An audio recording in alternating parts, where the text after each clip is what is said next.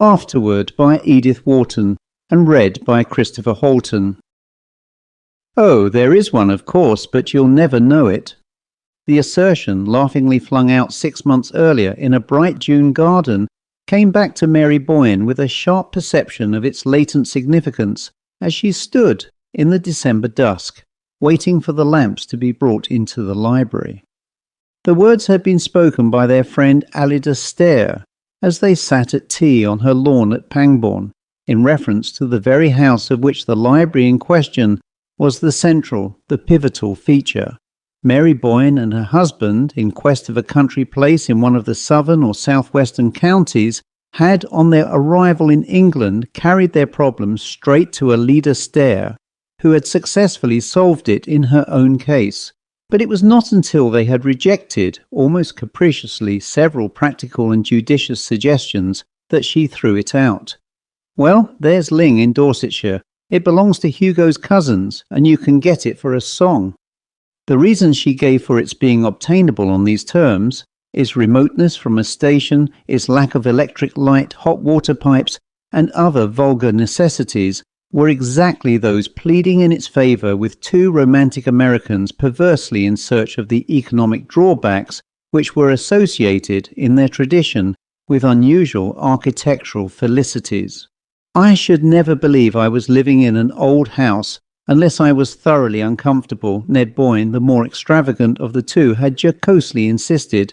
The least hint of convenience would make me think it had been bought out of an exhibition with the pieces numbered and set up again. And they had proceeded to enumerate with humorous precision their various suspicions and exactions, refusing to believe that the house their cousin recommended was really Tudor till they learned it had no heating system, or that the village church was literally in the grounds till she assured them of the deplorable uncertainty of the water supply. It's too uncomfortable to be true. Edward Boyne had continued to exult as the avowal of each disadvantage was successively wrung from her. But he had cut short his rhapsody to ask, with a sudden relapse to distrust, "And the ghost? You've been concealing from us the fact that there is no ghost." Mary at the moment had laughed with him, yet almost with her laugh, being possessed of several sets of independent perceptions, had noted a sudden flatness of tone in Alida's answering hilarity. "Oh, Dorsetshire is full of ghosts, you know. Yes, but that won't do. I don't want to have to drive 10 miles to see somebody else's ghost. I want one of my own on the premises. Is there a ghost at Ling?" His rejoinder had made Alida laugh again, and it was then that she had flung back tantalizingly, "Oh, there is one, of course, but you'll never know it." "Never know it," Boyne pulled her up. "But what in the world constitutes a ghost except the fact of its being known for one?" "I can't say, but that's the story. That there's a ghost, but that nobody knows it's a ghost. Well, not till afterward, at any rate." "Till afterward? Not till long, long afterward. But if it's once been identified as an unearthly visitant, why hasn't its signalman been handed down in the family? How has it managed to preserve its incognito?" Alida could only shake her head. "Don't ask me, but it has." And then suddenly, Mary spoke up as if from some cavernous depth of divination. Suddenly, long afterward, one says to oneself, that was it. She was oddly startled at the sepulchral sound with which her question fell on the banter of the other two, and she saw the shadow of the same surprise flit across Alida's clear pupils. "I suppose so. One just has to wait." "Oh, hang waiting," Ned broke in. "Life's too short for a ghost who can only be enjoyed in retrospect. Can't we do better than that, Mary?" But it turned out that in the event they were not destined to, for within 3 months of their conversation with Mrs. Stair, they were established at Ling, and the life they had yearned for to the point of planning it out in all its daily details had actually begun for them. It was to sit in the thick December dusk by just such a wide-hooded fireplace, under just such black oak rafters, with the sense that beyond the mullioned panes the downs were darkening to a deeper solitude.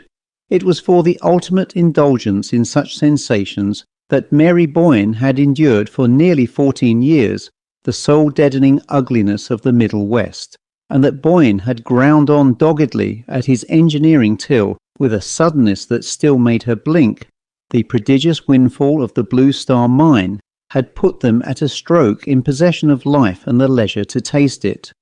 They had never for a moment meant their new state to be one of idleness, but they meant to give themselves only to harmonious activities. She had her vision of painting and gardening, against a background of grey walls. He dreamed of the production of his long-planned book on the economic basis of culture, and with such absorbing work ahead, no existence could be too sequestered. They could not get far enough from the world, or plunge deep enough into the past. Dorsetshire had attracted them from the first by a semblance of remoteness out of all proportion to its geographical position. But to the Boynes it was one of the ever-recurring wonders of the whole incredibly compressed island, a nest of counties, as they put it, that for the production of its effects so little of a given quality went so far, that so few miles made a distance, and so short a distance a difference. "It's that," Ned had once enthusiastically explained, "that gives such depth to their effects, such relief to their least contrasts. They've been able to lay the butter so thick on every exquisite mouthful." The butter had certainly been laid on thick at Ling. The old grey house, hidden under a shoulder of the downs, had almost all the finer marks of commerce with a protracted past. The mere fact that it was neither large nor exceptional made it, to the Boynes, abound the more richly in its special sense, the sense of having been for centuries a deep, dim reservoir of life. The life had probably not been of the most vivid order. For long periods, no doubt, it had fallen as noiselessly into the past as the quiet drizzle of autumn fell hour after hour into the green fish pond between the yews. But these backwaters of existence sometimes breed, in their sluggish depth, strange acuities of emotion, and Mary Boyne had felt from the first the occasional brush of an intenser memory. The feeling had never been stronger than on the December afternoon, when, waiting in the library for the belated lamps, she rose from her seat and stood among the shadows of the hearth. Her husband had gone off after luncheon for one of his long tramps on the downs. She had noticed of late that he preferred to be unaccompanied on these occasions, and in the tried security of their personal relations, had been driven to conclude that his book was bothering him, and that he needed the afternoons to turn over in solitude the problems left from the morning's work. Certainly the book was not going as smoothly as she had imagined it would, and the lines of perplexity between his eyes had never been there in his engineering days. Then he had often looked fagged to the verge of illness, but the native demon of worry had never branded his brow. Yet the few pages he had so far read to her, the introduction and a synopsis of the opening chapter, gave evidences of a firm possession of his subject and a deepening confidence in his powers. The fact threw her into deeper perplexity, since, now that he had done with business and its disturbing contingencies, the one other possible element of anxiety was eliminated. Unless it were his health, then. But physically he had gained since they had come to Dorsetshire, grown robuster, ruddier, and fresher-eyed. It was only within a week that she had felt in him the undefinable change that made her restless in his absence and as tongue-tied in his presence as though it were she who had a secret to keep from him. The thought that there was a secret somewhere between them struck her with a sudden smart rap of wonder, and she looked about her down the dim, long room. "Can it be the house?" she mused. The room itself might have been full of secrets. They seemed to be piling themselves up as evening fell, like the layers and layers of velvet shadow dropping from the low ceiling, the dusky walls of books, the smoke-blurred sculpture of the hooded hearth. "Why, of course, the house is haunted," she reflected. The ghost, Alida's imperceptible ghost, after figuring largely in the banter of their first month or two at Ling, had been gradually discarded as too ineffectual for imaginative use. Mary had indeed, as became the tenant of a haunted house, made the customary inquiries among her few rural neighbours, but beyond a vague "they do say so, mum," the villagers had nothing to impart. The elusive spectre had apparently never had sufficient identity for a legend to crystallize about it, and after a time the Boynes had laughingly set the matter down to their profit and loss account, agreeing that Ling was one of the few houses good enough in itself to dispense with supernatural enhancements. "And I suppose, poor ineffectual demon, that's why it beats its beautiful wings in vain in the void," Mary had laughingly concluded. Or rather, Ned answered in the same strain, "Why, amid so much that's ghostly, it can never affirm its separate existence as the ghost." And thereupon their invisible housemate had finally dropped out of their references, which were numerous enough to make them promptly unaware of the loss. Now, as she stood on the hearth, the subject of their earlier curiosity revived in her with a new sense of its meaning, a sense gradually acquired through close daily contact with the scene of the lurking mystery. It was the house itself, of course, that possessed the ghost-seeing faculty that communed visually but secretly with its own past, and if one could only get into close enough communion with the house, one might surprise its secret and acquire the ghost sight on one's own account. Perhaps in his long solitary hours in this very room, where she never trespassed till the afternoon, her husband had acquired it already, and was silently carrying the dread weight of whatever it had revealed to him. Mary was too well versed in the code of the spectral world not to know that one could not talk about the ghosts one saw. To do so was almost as great a breach of good breeding as to name a lady in a club. But this explanation did not really satisfy her.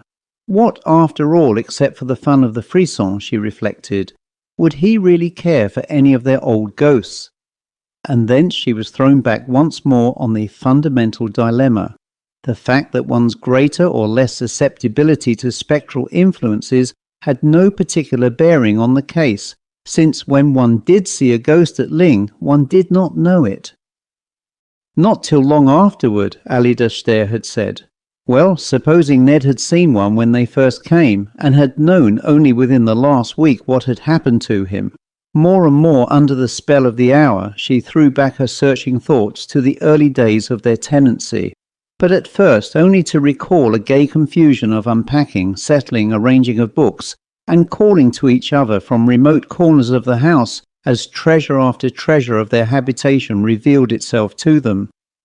It was in this particular connection that she presently recalled a certain soft afternoon of the previous October, when, passing from the first rapturous flurry of exploration to a detailed inspection of the old house, she had pressed, like a novel heroine, a panel that opened at her touch on a narrow flight of stairs leading to an unsuspected flat ledge of the roof which from below seemed to slope away on all sides too abruptly for any but practised feet to scale. The view from this hidden coign was enchanting, and she had flown down to snatch Ned from his papers and give him the freedom of her discovery. She remembered still how, standing on the narrow ledge, he had passed his arm about her while their gaze flew to the long tossed horizon line of the downs, and then dropped contentedly back to trace the arabesque of yew hedges about the fish pond and the shadow of the cedar on the lawn. "And now the other way," he had said, gently turning her about within his arm, and closely pressed to him, she had absorbed, like some long satisfying draught, the picture of the grey-walled court, the squat lions on the gates, and the lime avenue reaching up to the high road under the downs. It was just then, while they gazed and held each other, that she had felt his arm relax and heard a sharp "hello" that made her turn to glance at him. Distinctly, yes, she now recalled she had seen, as she glanced, a shadow of anxiety, of perplexity rather, fall across his face, and following his eyes had beheld the figure of a man in loose greyish clothes as it appeared to her, who was sauntering down the lime avenue to the court with the tentative gait of a stranger seeking his way. Her short-sighted eyes had given her but a blurred impression of slightness and greyness, with something foreign, or at least unlocal, in the cut of the figure or its garb. But her husband had apparently seen more, seen enough to make him push past her with a sharp "wait!" and dash down the twisting stairs without pausing to give her a hand for the descent. A slight tendency to dizziness obliged her, after a provisional clutch at the chimney against which they had been leaning, to follow him down more cautiously, and when she had reached the attic landing, she paused again for a less definite reason, leaning over the oak banister to strain her eyes through the silence of the brown sun-flecked depths below. She lingered there till, somewhere in those depths, she heard the closing of a door. Then, mechanically impelled, she went down the shallow flights of steps till she reached the lower hall. The front door stood open on the mild sunlight of the court, and hall and court were empty. The library door was open too, and after listening in vain for any sound of voices within, she quickly crossed the threshold and found her husband alone, vaguely fingering the papers on his desk. He looked up as if surprised at her precipitate entrance, but the shadow of anxiety had passed from his face, leaving it even, as she fancied, a little brighter and clearer than usual. "What was it? Who was it?" she asked. "Who?" he repeated, with the surprise still all on his side. "The man we saw coming towards the house." He seemed honestly to reflect. "The man? Why, I thought I saw Peters. I dashed after him to say a word about the stable drains, but he had disappeared before I could get down." Disappeared? Why, he seemed to be walking so slowly when we saw him. Boyne shrugged his shoulders. "So I thought, but he must have got up steam in the interval. What do you say to our trying a scramble up Meldon Steep before sunset?" That was all. At the time, the occurrence had been less than nothing, had indeed been immediately obliterated by the magic of their first vision from Meldon Steep, a height which they had dreamed of climbing ever since they had first seen its bare spine heaving itself above the low roof of Ling. Doubtless it was the mere fact of the other incidents having occurred on the very day of their ascent to Meldon that had kept it stored away in the unconscious fold of association from which it now emerged. For in itself it had no mark of the portentous. At the moment there could have been nothing more natural than that Ned should dash himself from the roof in the pursuit of dilatory tradesmen. It was the period when they were always on the watch for one or the other of the specialists employed about the place, always lying in wait for them, and dashing out at them with questions, reproaches, or reminders. And certainly in the distance the grey figure had looked like Peter's. Yet now, as she reviewed the rapid scene, she felt her husband's explanation of it to have been invalidated by the look of anxiety on his face. Why had the familiar appearance of Peter's made him anxious? Why, above all, if it was of such prime necessity to confer with that authority on the subject of the stable drains, had the failure to find him produced such a look of relief? Mary could not say that any one of these considerations had occurred to her at the time, yet from the promptness with which they now marshalled themselves at her summons, she had a sudden sense that they must all along have been there waiting their hour. Weary with her thoughts, she moved towards the window. The library was now completely dark, and she was surprised to see how much faint light the outer world still held. As she peered out into it across the court, a figure shaped itself in the tapering perspective of bare lines. It looked a mere blot of deeper grey in the greyness, and for an instant, as it moved toward her, her heart thumped to the thought, "It's the ghost!" She had time in that long instant to feel suddenly that the man of whom, 2 months earlier, she had a brief distant vision from the roof, was now, at his predestined hour, about to reveal himself as not having been Peter's, and her spirit sank under the impending fear of the disclosure. But almost with the next tick of the clock, the ambiguous figure, gaining substance and character, showed itself even to her weak sight as her husband's, and she turned away to meet him as he entered, with the confession of her folly. "It's really too absurd," she laughed out from the threshold, "but I never can remember." "Remember what?" Boyne questioned as they drew together. "That when one sees the Ling ghost one never knows it." Her hand was on his sleeve, and he kept it there, but with no response in his gesture or in the lines of his fagged, preoccupied face. "Did you think you'd seen it?" he asked, after an appreciable interval. "Why, I actually took you for it, my dear, in my mad determination to spot it." "Me, Just now." His arm dropped away and he turned from her with a faint echo of her laugh. "Really, dearest, you'd better give it up if that's the best you can do." "Yes, I give it up, I give it up. Have you?" she asked, turning round on him abruptly. The parlour-maid had entered with letters and a lamp, and the light struck up into Boyne's face as he bent above the tray she presented. "Have you?" Mary perversely insisted, when the servant had disappeared on her errand of illumination. "Have I what?" he rejoined absently, the light bringing out the sharp stamp of worry between his brows as he turned over the letters. "Given up trying to see the ghost?" Her heart beat a little at the experiment she was making. Her husband, laying his letters aside, moved away into the shadow of the hearth. "I never tried," he said, tearing open the wrapper of a newspaper. "Well, of course," Mary persisted, "the exasperating thing is that there's no use trying, since one can't be sure till so long afterward." He was unfolding the paper as if he had hardly heard her, but after a pause during which the sheets rustled spasmodically between his hands, he lifted his head to say abruptly, "Have you any idea how long?" Mary had sunk into a low chair beside the fireplace. From her seat she looked up startled at her husband's profile, which was darkly projected against the circle of lamplight. "No, none. Have you?" she retorted, repeating her former phrase with an added keenness of intention. Boyne crumpled the paper into a bunch, and then inconsequently turned back with it towards the lamp. "Lord, no, I only meant," he explained, with a faint tinge of impatience, "is there any legend, any tradition as to that?" "Not that I know of," she answered, but the impulse to add, "What makes you ask?" was checked by the reappearance of the parlour-maid with tea and a second lamp. With the dispersal of shadows and the repetition of the daily domestic office, Mary Boyne felt herself less oppressed by that sense of something mutely imminent which had darkened her solitary afternoon. For a few moments she gave herself silently to the details of her task, and when she looked up from it she was struck to the point of bewilderment by the change in her husband's face.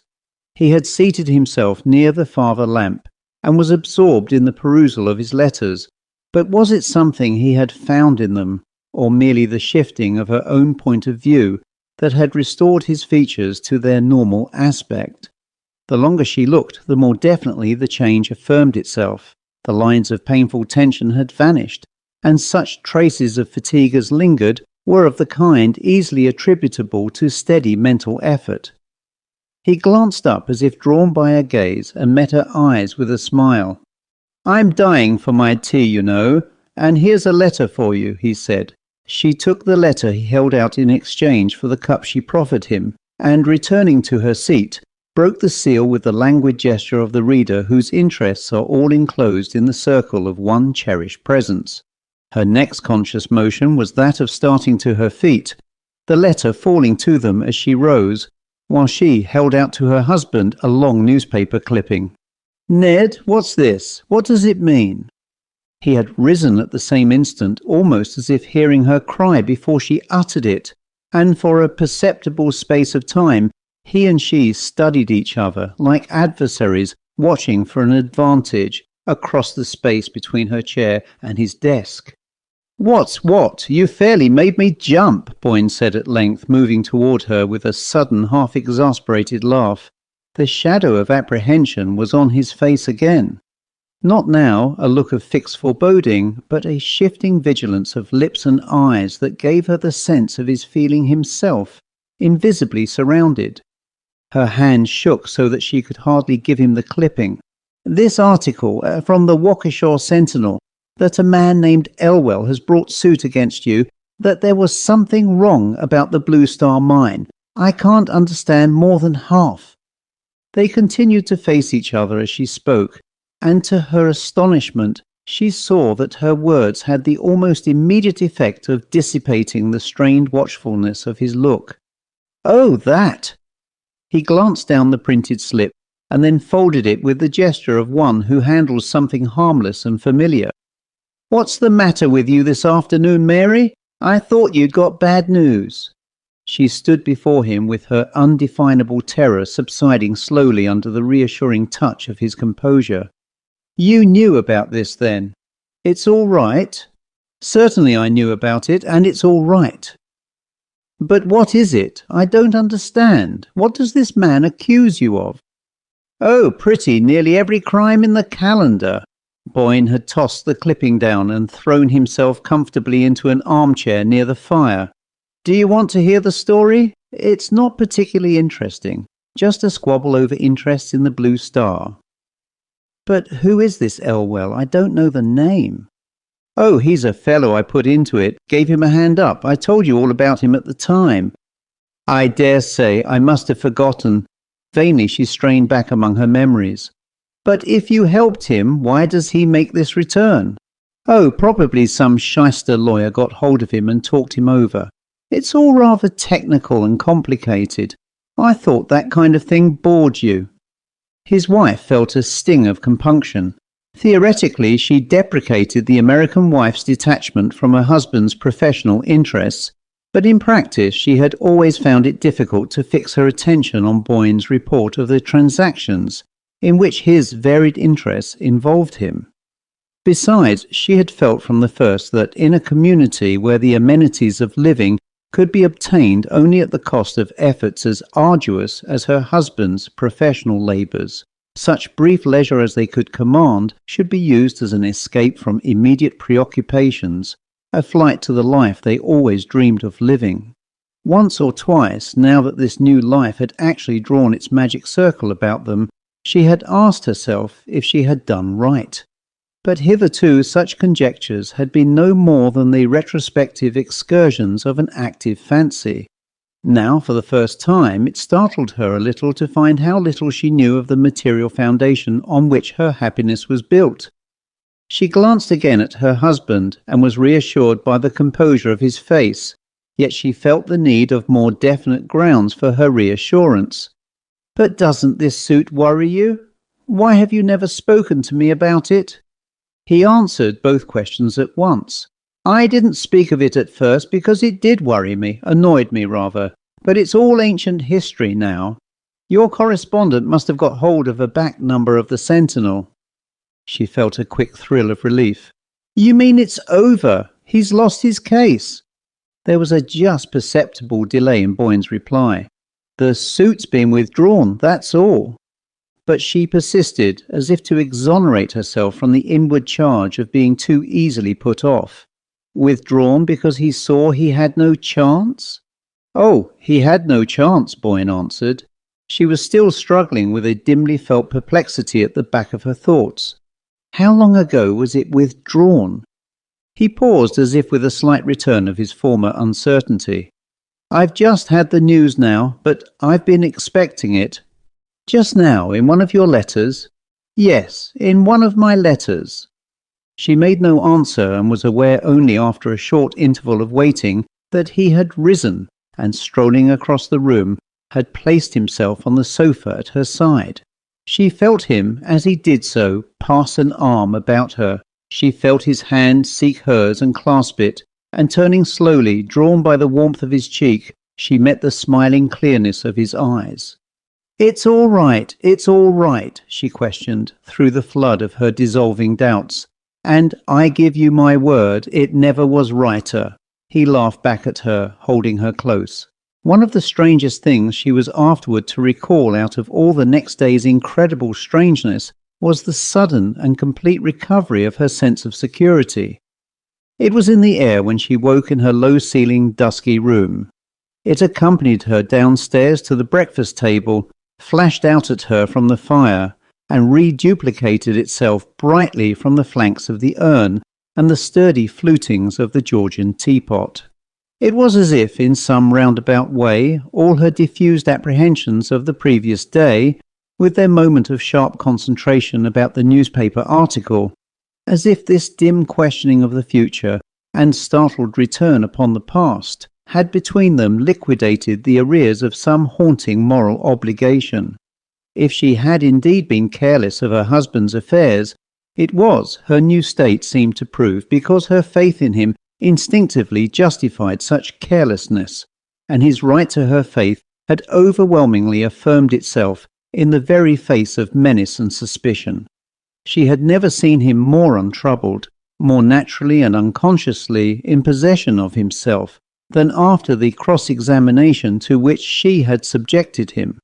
It was almost as if he had been aware of her lurking doubts, and had wanted the air cleared as much as she did.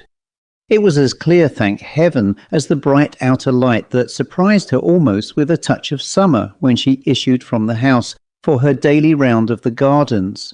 She had left Boyne at his desk, indulging herself as she passed the library door by a last peep at his quiet face, where he bent, pipe in his mouth, above his papers, and now she had her own morning's task to perform.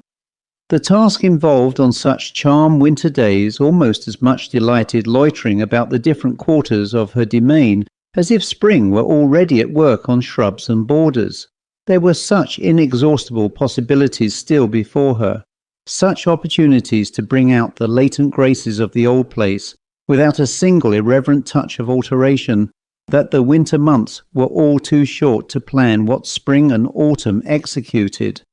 And her recovered sense of safety gave on this particular morning a peculiar zest to her progress through the sweet still place.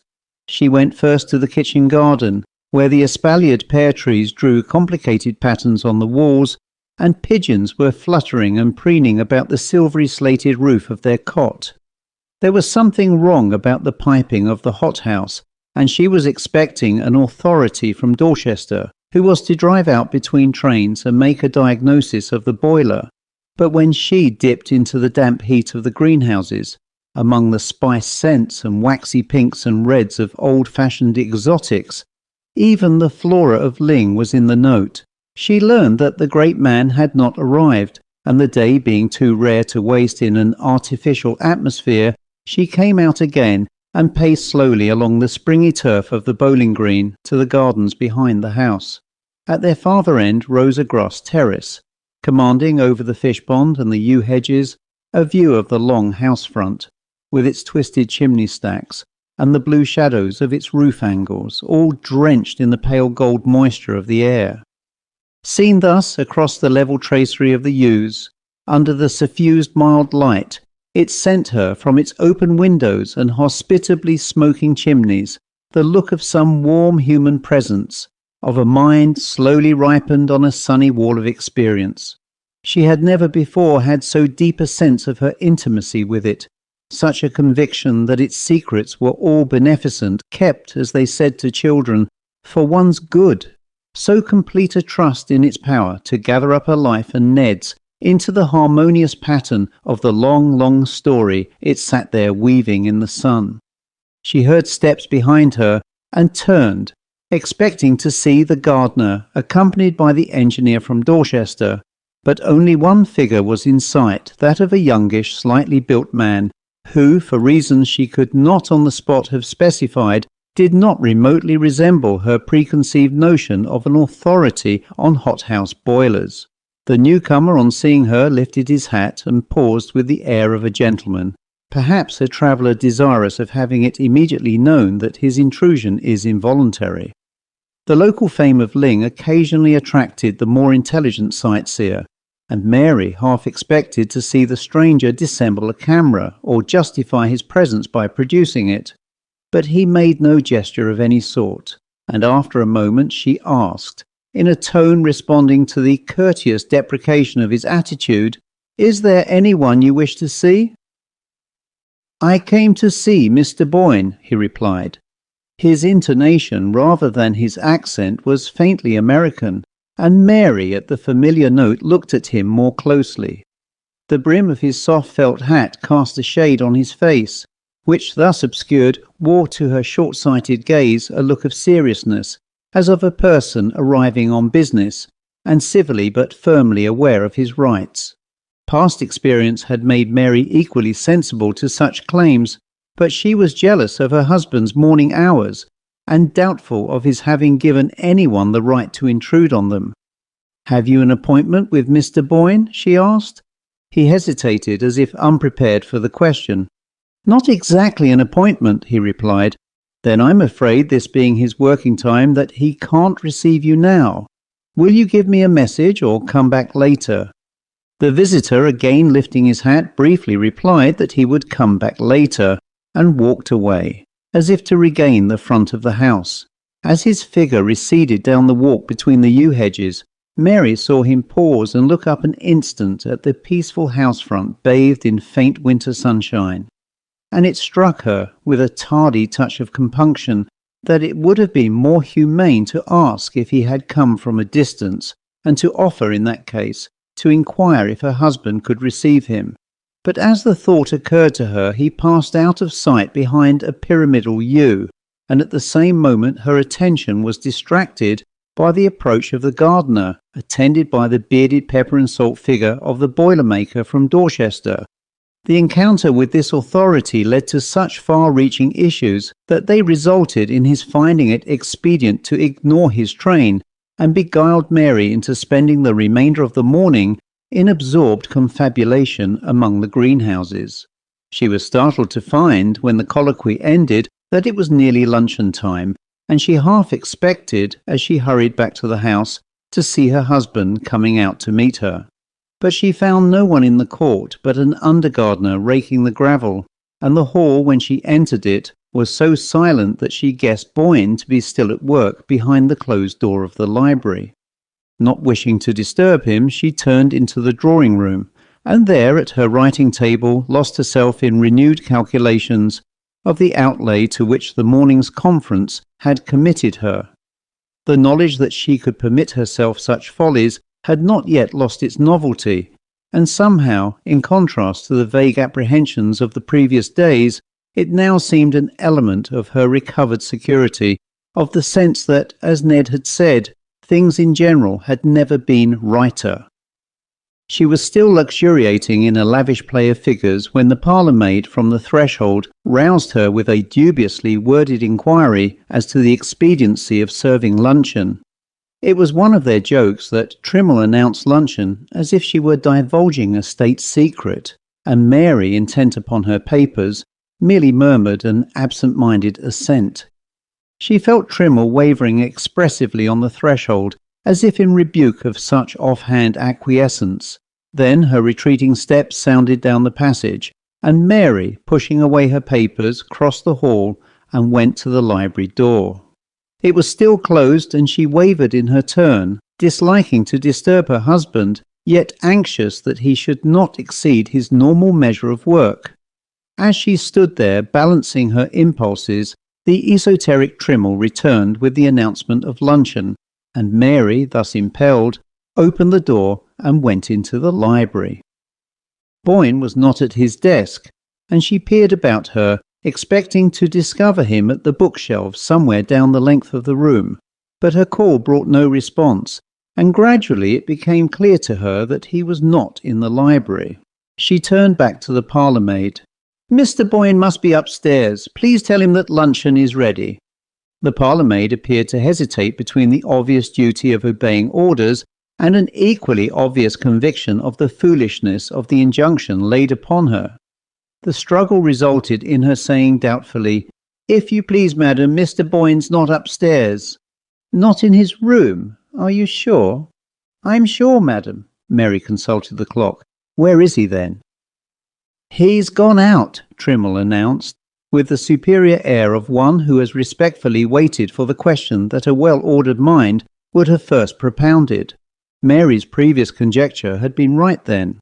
Boyne must have gone to the gardens to meet her, and since she had missed him, it was clear that he had taken the shorter way by the south door, instead of going around to the court. She crossed the hall to the glass portal opening directly on the yew garden, but the parlour-maid, after another moment of inner conflict, decided to bring out recklessly, "Please, madam, Mr. Boyne didn't go that way." Mary turned back. "Where did he go, and when—" "He went out of the front door, up the drive, madam." It was a matter of principle with Trimmel never to answer more than one question at a time. Up the drive? At this hour? Mary went to the door herself and glanced across the court through the long tunnel of bare limes, but its perspective was as empty as when she had scanned it on entering the house. "Did Mr. Boyne leave no message?" she asked. Trimmle seemed to surrender herself to a last struggle with the forces of chaos. "No, madam, he just went out with the gentleman." "The gentleman? What gentleman?" Mary wheeled about as if to front this new factor. "The gentleman who called, madam," said Trimmle resignedly. "When did a gentleman call? Do explain yourself, Trimmle." Only the fact that Mary was very hungry and that she wanted to consult her husband about the greenhouses would have caused her to lay so unusual an injunction on her attendant, and even now she was detached enough to note in Trimmle's eye the dawning defiance of the respectful subordinate who has been pressed too hard.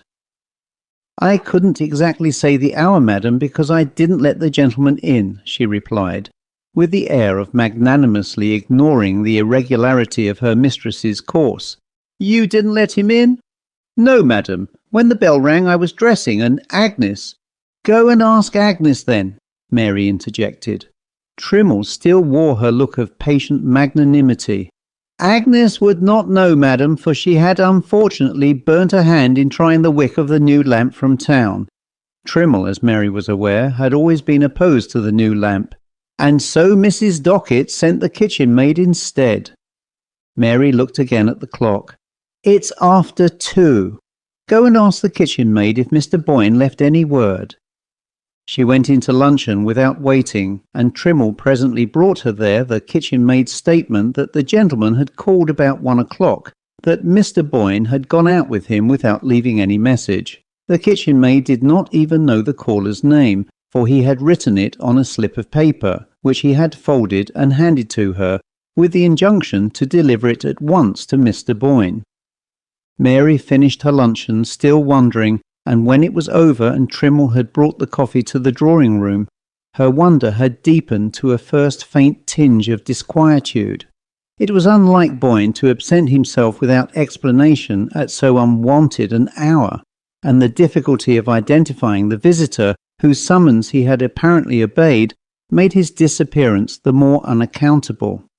Mary Boyne's experience as the wife of a busy engineer, subject to sudden calls and compelled to keep irregular hours, had trained her to the philosophic acceptance of surprises, but since Boyne's withdrawal from business he had adopted a Benedictine regularity of life, as if to make up for the dispersed and agitated years, with their stand-up lunches and dinners rattled down to the joltings of the dining car.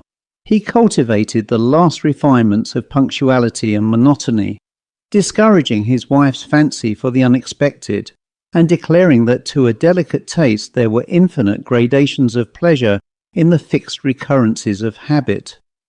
Still, since no life can completely defend itself from the unforeseen, it was evident that all Boyne's precautions would sooner or later prove unavailable, and Mary concluded that he had cut short a tiresome visit by walking with his caller to the station, or at least accompanying him for part of the way. This conclusion relieved her from farther preoccupation, and she went out herself to take up her conference with the gardener. Thence she walked to the village post office a mile or so away, and when she turned towards home the early twilight was setting in. She had taken a footpath across the downs, and as Boyne meanwhile had probably returned from the station by the high road, there was little likelihood of their meeting on the way. She felt sure, however, of his having reached the house before her, so sure that when she entered it herself, without even pausing to inquire of Trimmle, she made directly for the library. But the library was still empty, and with an unwonted precision of visual memory she immediately observed that the papers on her husband's desk lay precisely as they had lain when she had gone in to call him to luncheon. Then, of a sudden, she was seized by a vague dread of the unknown. She had closed the door behind her on entering, and as she stood alone in the long, silent, shadowy room, her dread seemed to take shape and sound, to be there audibly breathing and lurking among the shadows. Her short-sighted eyes strained through them, half discerning an actual presence, something aloof that watched and knew, and in the recoil from that intangible propinquity she threw herself suddenly on the bell rope and gave it a desperate pull. The long quavering summons brought Trimmle in precipitately with a lamp, and Mary breathed again at this sobering reappearance of the usual. "You may bring tea if Mr. Boyne is in," she said to justify her ring. "Very well, madam, but Mr. Boyne is not in," said Trimmle, putting down the lamp. "Not in? You mean he's come back and gone out again?" "No, madam, he's never been back." The dread stirred again, and Mary knew that now it had her fast. Not since he went out with the gentleman. Not since he went out with the gentleman. "But who was the gentleman?" Mary gasped out, with the sharp note of someone trying to be heard through a confusion of meaningless noises. "That I couldn't say, madam." Trimmle, standing there by the lamp, seemed suddenly to grow less round and rosy, as though eclipsed by the same creeping shade of apprehension. "But the kitchen maid knows. Wasn't it the kitchen maid who let him in?" "She doesn't know either, madam, for he wrote his name on a folded paper."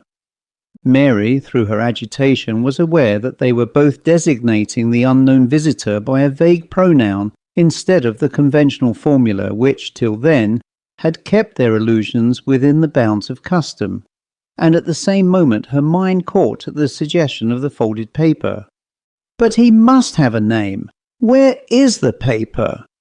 She moved to the desk and began to turn over the scattered documents that littered it. The first that caught her eye was an unfinished letter in her husband's hand, with his pen lying across it as though dropped there at a sudden summons. "My dear Parvis." Who was Parvis? "I have just received your letter announcing Elwell's death, and while I suppose there is now no farther risk of trouble, it might be safer." She tossed the sheet aside and continued her search, but no folded paper was discoverable among the letters and pages of manuscript which had been swept together in a promiscuous heap, as if by a hurried or a startled gesture. "But the kitchen maid saw him. Send her here," she commanded, wondering at her dullness in not thinking sooner of so simple a solution. Trimmle, at the behest, vanished in a flash, as if thankful to be out of the room, and when she reappeared, conducting the agitated underling, Mary had regained her self-possession and had her questions pat. The gentleman was a stranger, yes, and that she understood. But what had he said? And above all, what had he looked like? The first question was easily enough answered for the disconcerting reason that he had said so little, had merely asked for Mr. Boyne, and, scribbling something on a bit of paper, had requested that it should at once be carried in to him. "Then you don't know what he wrote? You're not sure it was his name?" The kitchen maid was not sure, but supposed it was, since he had written it in answer to her inquiry as to whom she should announce. "And when you carried the paper into Mr. Boyne, what did he say?" The kitchen maid did not think that Mr. Boyne had said anything, but she could not be sure, for just as she had handed him the paper and he was opening it, she had become aware that the visitor had followed her into the library, and she had slipped out, leaving the two gentlemen together. "But then, if you left them in the library, how do you know that they went out of the house?" This question plunged the witness into momentary inarticulateness, from which she was rescued by Trimmle, who, by means of ingenious circumlocutions, elicited the statement that before she could cross the hall to the back passage, she had heard the gentleman behind her, and had seen them go out of the front door together. "Then if you saw the gentleman twice, you must be able to tell me what he looked like." But with this final challenge to her powers of expression, it became clear that the limit of the kitchen maid's endurance had been reached. The obligation of going to the front door to show in a visitor was in itself so subversive of the fundamental order of things that it had thrown her faculties into hopeless disarray, and she could only stammer out after various panting efforts at evocation, "His hat, mum, was different like, as you might say." "Different? How different?" Mary flashed out at her own mind in the same instant, leaping back to an image left on it that morning, but temporarily lost under layers of subsequent impressions. "His hat had a wide brim, you mean, and his face was pale, a youngish face." Mary pressed her with a white-lipped intensity of interrogation, but if the kitchen maid found any adequate answer to this challenge, it was swept away for her listener down the rushing current of her own convictions. The stranger in the garden. Why had Mary not thought of him before? She needed no one now to tell her that it was he who had called for her husband and gone away with him. But who was he, and why had Boyne obeyed his call? It leaped out at her suddenly, like a grin out of the dark, that they had often called England so little, such a confoundedly hard place to get lost in. A confoundedly hard place to get lost in, that had been her husband's phrase. And now, with the whole machinery of official investigation sweeping its flashlights from shore to shore and across the dividing straits, now with Boyne's name blazing from the walls of every town and village, his portrait, how that wrung her, hawked up and down the country like the image of a hunted criminal. Now the little compact populous island, so policed, surveyed and administered, revealed itself as a sphinx-like guardian of abysmal mysteries, staring back into his wife's anguished eyes, as if with the malicious joy of knowing something they would never know. In the fortnight since Boyne's disappearance there had been no word of him, no trace of his movements. Even the usual misleading reports that raise expectancy in tortured bosoms had been few and fleeting. No one but the bewildered kitchen maid had seen him leave the house, and no one else had seen the gentleman who accompanied him.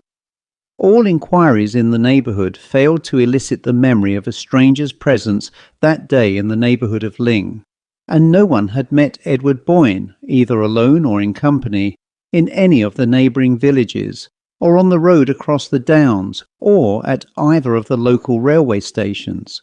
The sunny English noon had swallowed him as completely as if he had gone out into Cimmerian night. Mary, while every external means of investigation was working at its highest pressure, had ransacked her husband's papers for any trace of antecedent complications, of entanglements or obligations unknown to her, that might throw a faint ray into the darkness. But if any such had existed in the background of Boyne's life, they had disappeared as completely as the slip of paper on which the visitor had written his name. There remained no possible thread of guidance except, if it were indeed an exception, the letter which Boyne had apparently been in the act of writing when he received his mysterious summons. That letter, read and reread by his wife and submitted by her to the police, yielded little enough for conjecture to feed on. I have just heard of Elwell's death, and while I suppose there is now no farther risk of trouble, it might be safer. That was all. The risk of trouble was easily explained by the newspaper clipping which had apprised Mary of the suit brought against her husband by one of his associates in the Blue Star enterprise. The only new information conveyed in the letter was the fact of its showing Boyne, when he wrote it, to be still apprehensive of the results of the suit, though he had assured his wife that it had been withdrawn, and though the letter itself declared that the plaintiff was dead. It took several weeks of exhaustive cabling to fix the identity of the parvis to whom the fragmentary communication was addressed, but even after these inquiries had shown him to be a Waukesha lawyer, no new facts concerning the Elwell suit were elicited. He appeared to have had no direct concern in it, but to have been conversant with the facts merely as an acquaintance and possible intermediary, and he declared himself unable to divine with what object Boyne intended to seek his assistance. This negative information, sole fruit of the first fortnight's feverish search, was not increased by a jot during the slow weeks that followed. Mary knew that the investigations were still being carried on, but she had a vague sense of their gradually slackening as the actual march of time seemed to slacken. It was as though the days, flying horror-struck from the shrouded image of the one inscrutable day, gained assurance as the distance lengthened, till at last they fell back into their normal gait. And so with the human imaginations at work on the dark event.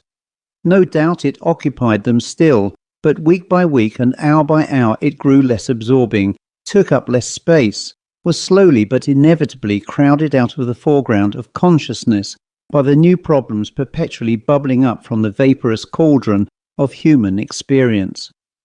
Even Mary Boyne's consciousness gradually felt the same lowering of velocity. It still swayed with the incessant oscillations of conjecture, but they were slower, more rhythmical in their beat. There were moments of overwhelming lassitude when, like the victim of some poison which leaves the brain clear but holds the body motionless, she saw herself domesticated with the horror, accepting its perpetual presence as one of the fixed conditions of life. These moments lengthened into hours and days, till she passed into a phase of stolid acquiescence. She watched the familiar routine of life with the incurious eye of a savage, on whom the meaningless processes of civilization make but the faintest impression. She had come to regard herself as part of the routine, a spoke of the wheel, revolving with its motion.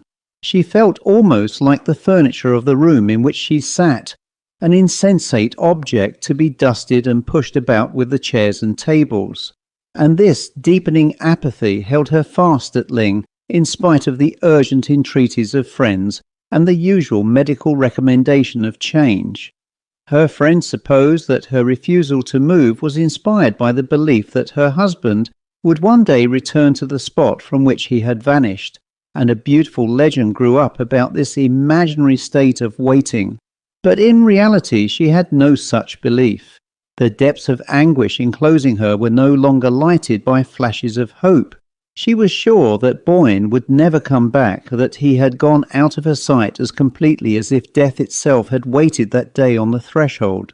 She had even renounced one by one the various theories as to his disappearance, which had been advanced by the press, the police, and her own agonized imagination. In sheer lassitude her mind turned from these alternatives of horror and sank back into the blank fact that he was gone. No, she would never know what had become of him. No one would ever know. But the house knew, the library in which she spent her long lonely evenings knew, for it was here that the last scene had been enacted, here that the stranger had come and spoken the word which had caused Boyne to rise and follow him. The floor she trod had felt his tread, the books on the shelves had seen his face, and there were moments when the intense consciousness of the old dusky walls seemed about to break out into some audible revelation of their secret. But the revelation never came, and she knew it would never come. Ling was not one of the garrulous old houses that betray the secrets entrusted to them. Its very legend proved that it had always been the mute accomplice, the incorruptible custodian of the mysteries it had surprised, and Mary Boyne, sitting face to face with its portentous silence, felt the futility of seeking to break it by any human means. "I don't say it wasn't straight, yet don't say it was straight. It was business." Mary, at the words, lifted her head with a start and looked intently at the speaker. When, half an hour before, a card with Mr. Parvis on it had been brought up to her, she had been immediately aware that the name had been a part of her consciousness ever since she had read it at the head of Boyne's unfinished letter. In the library she had found awaiting her a small neutral-tinted man, with a bald head and gold eyeglasses, and it sent a strange tremor through her to know that this was the person to whom her husband's last known thought had been directed. Parvis, civilly but without vain preamble, in the manner of a man who has his watch in his hand, had set forth the object of his visit. He had run over to England on business, and finding himself in the neighbourhood of Dorchester, had not wished to leave it without paying his respects to Mrs. Boyne, without asking her, if the occasion offered, what she meant to do about Bob Elwell's family. The words touched the spring of some obscure dread in Mary's bosom. Did her visitor, after all, know what Boyne had meant by his unfinished phrase? She asked for an elucidation of his question, and noticed at once that he seemed surprised at her continued ignorance of the subject. Was it possible that she really knew as little as she said? "I know nothing, you must tell me," she faltered out, and her visitor thereupon proceeded to unfold his story. It threw, even to her confused perceptions and imperfectly initiated vision, a lurid glare on the whole hazy episode of the Blue Star Mine. Her husband had made his money in that brilliant speculation at the cost of getting ahead of someone less alert to seize the chance, The victim of his ingenuity was young Robert Elwell, who had put him on to the Blue Star scheme. Parvis, at Mary's first startled cry, had thrown her a sobering glance through his impartial glasses. Bob Elwell wasn't smart enough, that's all. If he had been, he might have turned round and served Boyne the same way. It's the kind of thing that happens every day in business. I guess it's what the scientists call the survival of the fittest, said Mr. Parvis, evidently pleased with the aptness of his analogy. Mary felt a physical shrinking from the next question she tried to frame. It was as though the words on her lips had a taste that nauseated her. "But then, you accuse my husband of doing something dishonourable." Mr. Parvis surveyed the question dispassionately. "Oh, no, I don't even say it wasn't straight." He glanced up and down the long lines of books as if one of them might have supplied him with the definition he sought. "I don't say it wasn't straight, and yet I don't say it was straight. It was business. After all, no definition in his category could be more comprehensive than that." Mary sat staring at him with a look of terror. He seemed to her like the indifferent, implacable emissary of some dark, formless power. "But Mr. Elwell's lawyers apparently did not take your view, since I suppose the suit was withdrawn by their advice." "Oh yes, they knew he hadn't a leg to stand on technically. It was when they advised him to withdraw the suit that he got desperate. You see, he'd borrowed most of the money he lost in the Blue Star, and he was up a tree.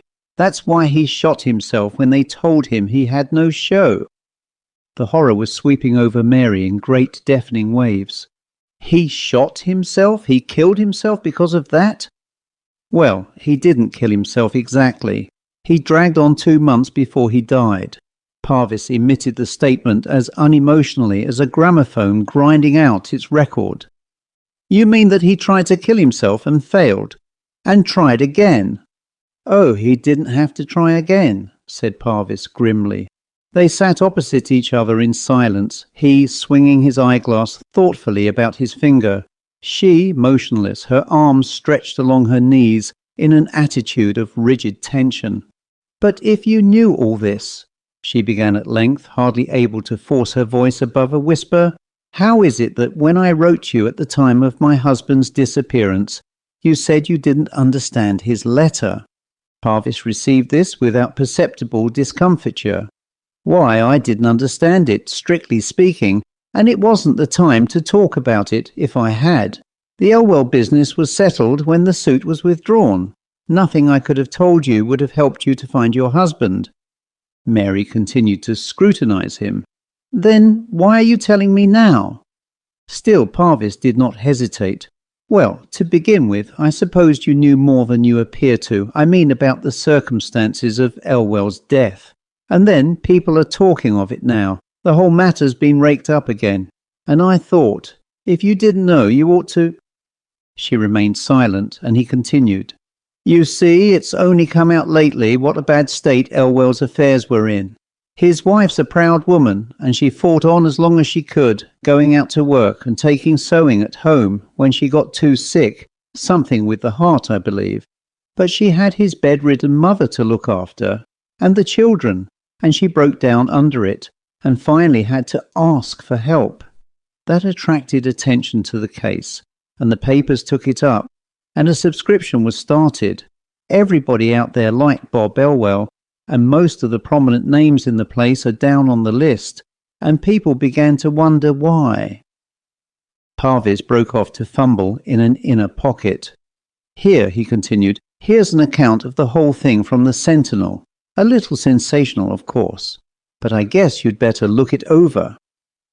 He held out a newspaper to Mary, who unfolded it slowly, remembering as she did so the evening when, in that same room, the perusal of a clipping from the Sentinel had first shaken the depths of her security.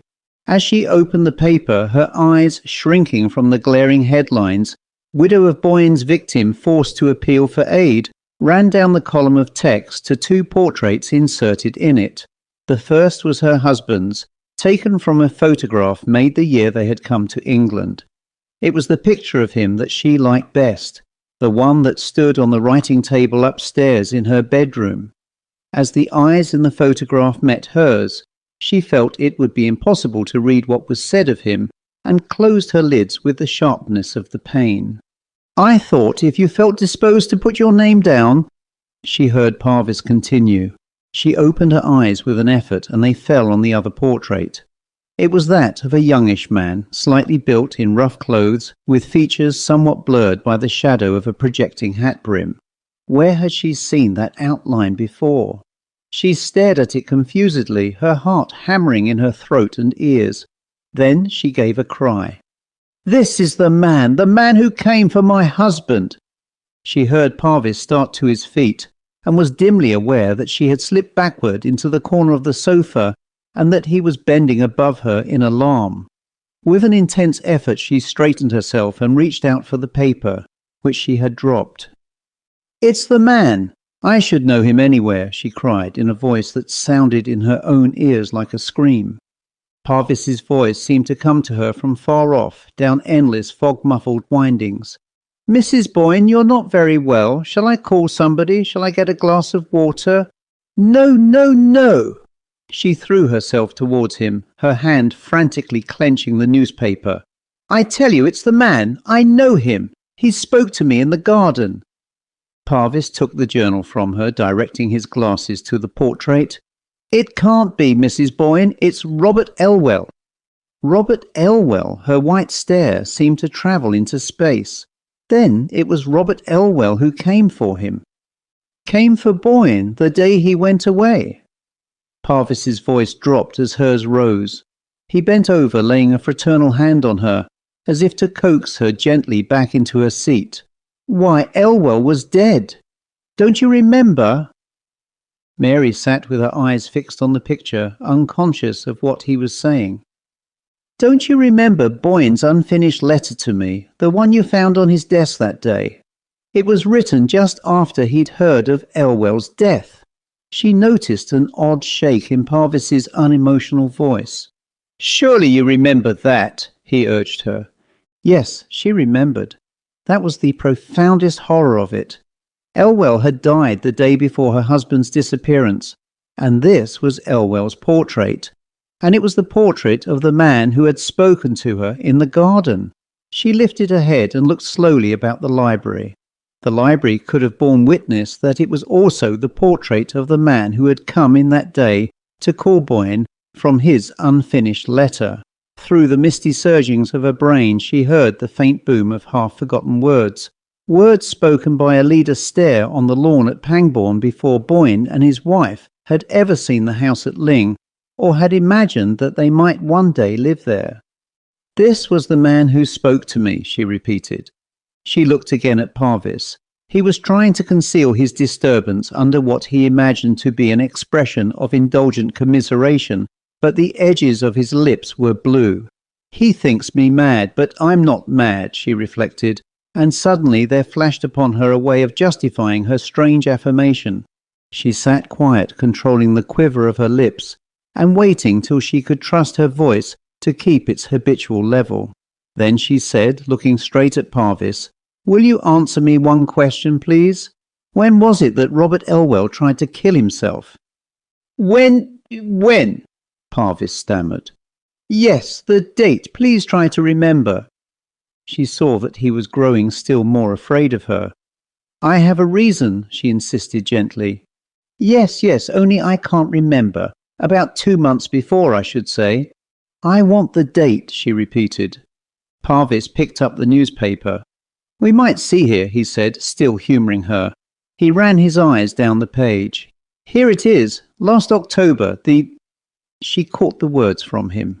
"The 20th, wasn't it?" With a sharp look at her, he verified. "Yes, the 20th. Then you did know." "I know now." Her white stare continued to travel past him. "Sunday, the 20th. That was the day he came first." Parvis's voice was almost inaudible. "Came here first?" "Yes." "You saw him twice, then?" "Yes, twice." She breathed it at him with dilated eyes. "He came first on the 20th of October. I remember the date because it was the day we went up Meldon Steep for the first time." She felt a faint gasp of inward laughter at the thought that, but for that, she might have forgotten. Parvis continued to scrutinize her, as if trying to intercept her gaze. "We saw him from the roof," she went on. "He came down the lime avenue toward the house. He was dressed just as he is in that picture. My husband saw him first. He was frightened and ran down ahead of me, but there was no one there. He had vanished." "Elwell had vanished?" Parvis faltered. "Yes." Their two whispers seemed to grope for each other. "I couldn't think what had happened. I see now. He tried to come then, but he wasn't dead enough. He couldn't reach us. He had to wait for 2 months, and then he came back again, and Ned went with him." She nodded at Parvis with the look of triumph of a child who has successfully worked out a difficult puzzle, but suddenly she lifted her hands with a desperate gesture, pressing them to her bursting temples. "Oh my God! I sent him to Ned! I told him where to go! I sent him to this room!" she screamed out. She felt the walls of the room rush toward her, like inward falling ruins, and she heard Parvis, a long way off as if through the ruins, crying to her and struggling to get at her. But she was numb to his touch. She did not know what he was saying. Through the tumult she heard but one clear note, the voice of Alida Stair, speaking on the lawn at Pangbourne. "You won't know till afterward," it said. "You won't know till long, long afterward." The end. The Phantom Coach by Amelia Edwards and read by Christopher Holton. The circumstances I am about to relate to you have truth to recommend them. They happened to myself, and my recollection of them is as vivid as if they had taken place only yesterday. 20 years, however, have gone by since that night. During those 20 years I have told the story to but one other person. I tell it now with a reluctance which I find it difficult to overcome. All I entreat, meanwhile, is that you will abstain from forcing your own conclusions upon me. I want nothing explained away. I desire no arguments. My mind on this subject is quite made up, and having the testimony of my own senses to rely upon, I prefer to abide by it. Well, it was just 20 years ago, and within a day or two of the end of the grouse season. I had been out all day with my gun, and had had no sport to speak of. The wind was due east, the month December, the place a bleak wide moor in the far north of England, and I had lost my way. It was not a pleasant place in which to lose one's way, with the first feathery flakes of a coming snowstorm just fluttering down upon the heather, and the leaden evening closing in all around. I shaded my eyes with my hand and stared anxiously into the gathering darkness, where the purple moorland melted into a range of low hills some 10 or 12 miles distant. Not the faintest smoke wreath, not the tiniest cultivated patch or fence or sheep track met my eyes in any direction. There was nothing for it but to walk on and take my chance of finding what shelter I could by the way. So I shouldered my gun again and pushed wearily forward, for I had been on foot since an hour after daybreak and had eaten nothing since breakfast. Meanwhile the snow began to come down with ominous steadiness, and the wind fell. After this the cold became more intense, and the night came rapidly up. As for me, my prospects darkened with the darkening sky, and my heart grew heavy as I thought how my young wife was already watching for me through the window of our little inn parlour, and thought of all the suffering in store for her throughout this weary night. We had been married 4 months, and having spent our autumn in the Highlands, were now lodging in a remote little village situated just on the verge of the great English moorlands. We were very much in love and of course, very happy.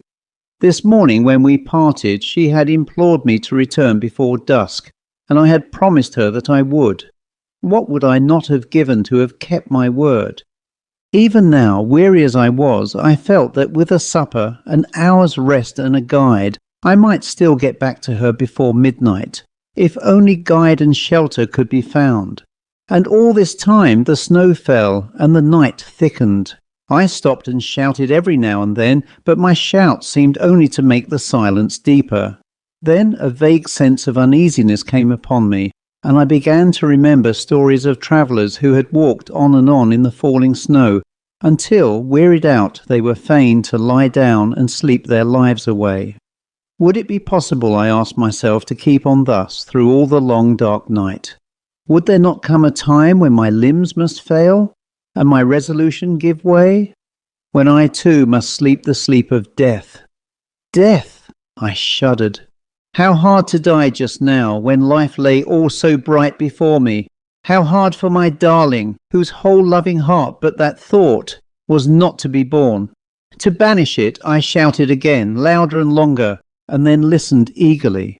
Was my shout answered, or did I only fancy that I heard a far-off cry? I hallooed again, and again the echo followed. Then a wavering speck of light came suddenly out of the dark, shifting, disappearing, growing momentarily nearer and brighter. Running towards it at full speed, I found myself, to my great joy, face to face with an old man and a lantern.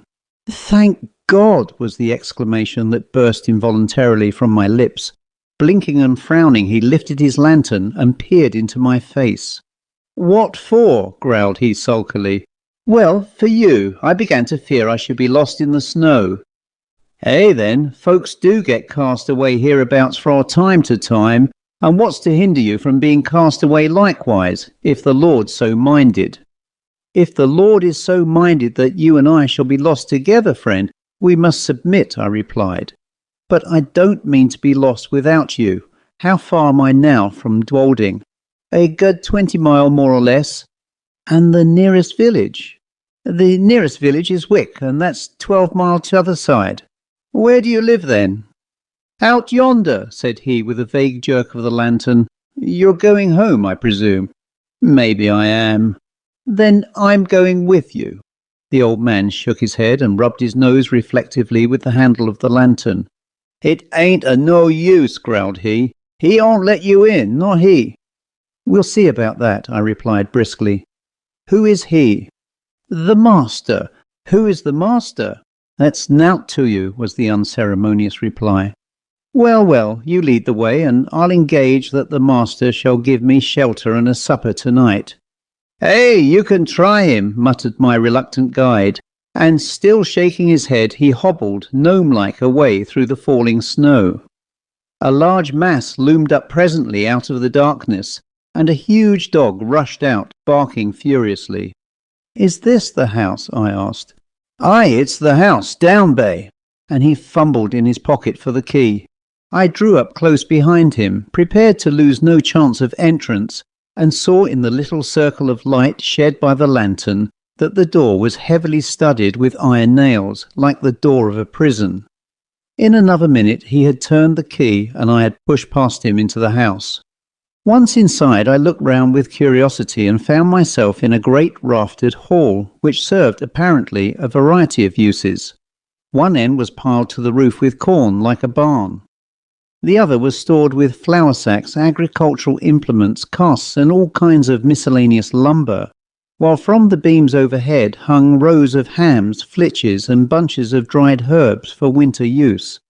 In the centre of the floor stood some huge object gauntly dressed in a dingy wrapping cloth and reaching halfway to the rafters.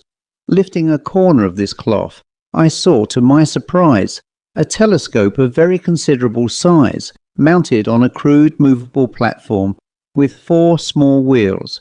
The tube was made of painted wood, bound round with bands of metal crudely fashioned. The speculum, so far as I could estimate its size in the dim light, measured at least 15 inches in diameter. While I was yet examining the instrument and asking myself whether it was not the work of some self-taught optician, a bell rang sharply. "That's for you," said my guide with a malicious grin. "Yonder's his room." He pointed to a low black door at the opposite side of the hall. I crossed over, rapped somewhat loudly, and went in without waiting for an invitation. A huge white-haired old man rose from a table covered with books and papers and confronted me sternly. "Who are you?" said he. "How came you here? What do you want?" "James Murray, barrister at law, on foot across the moor. Meat, drink and sleep." He bent his bushy brows into a portentous frown. "Mine is not a house of entertainment," he said haughtily. "Jacob, how dared you admit this stranger?"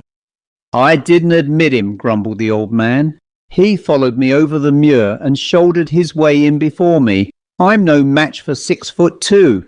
"And pray, sir, by what right have you forced an entrance into my house?"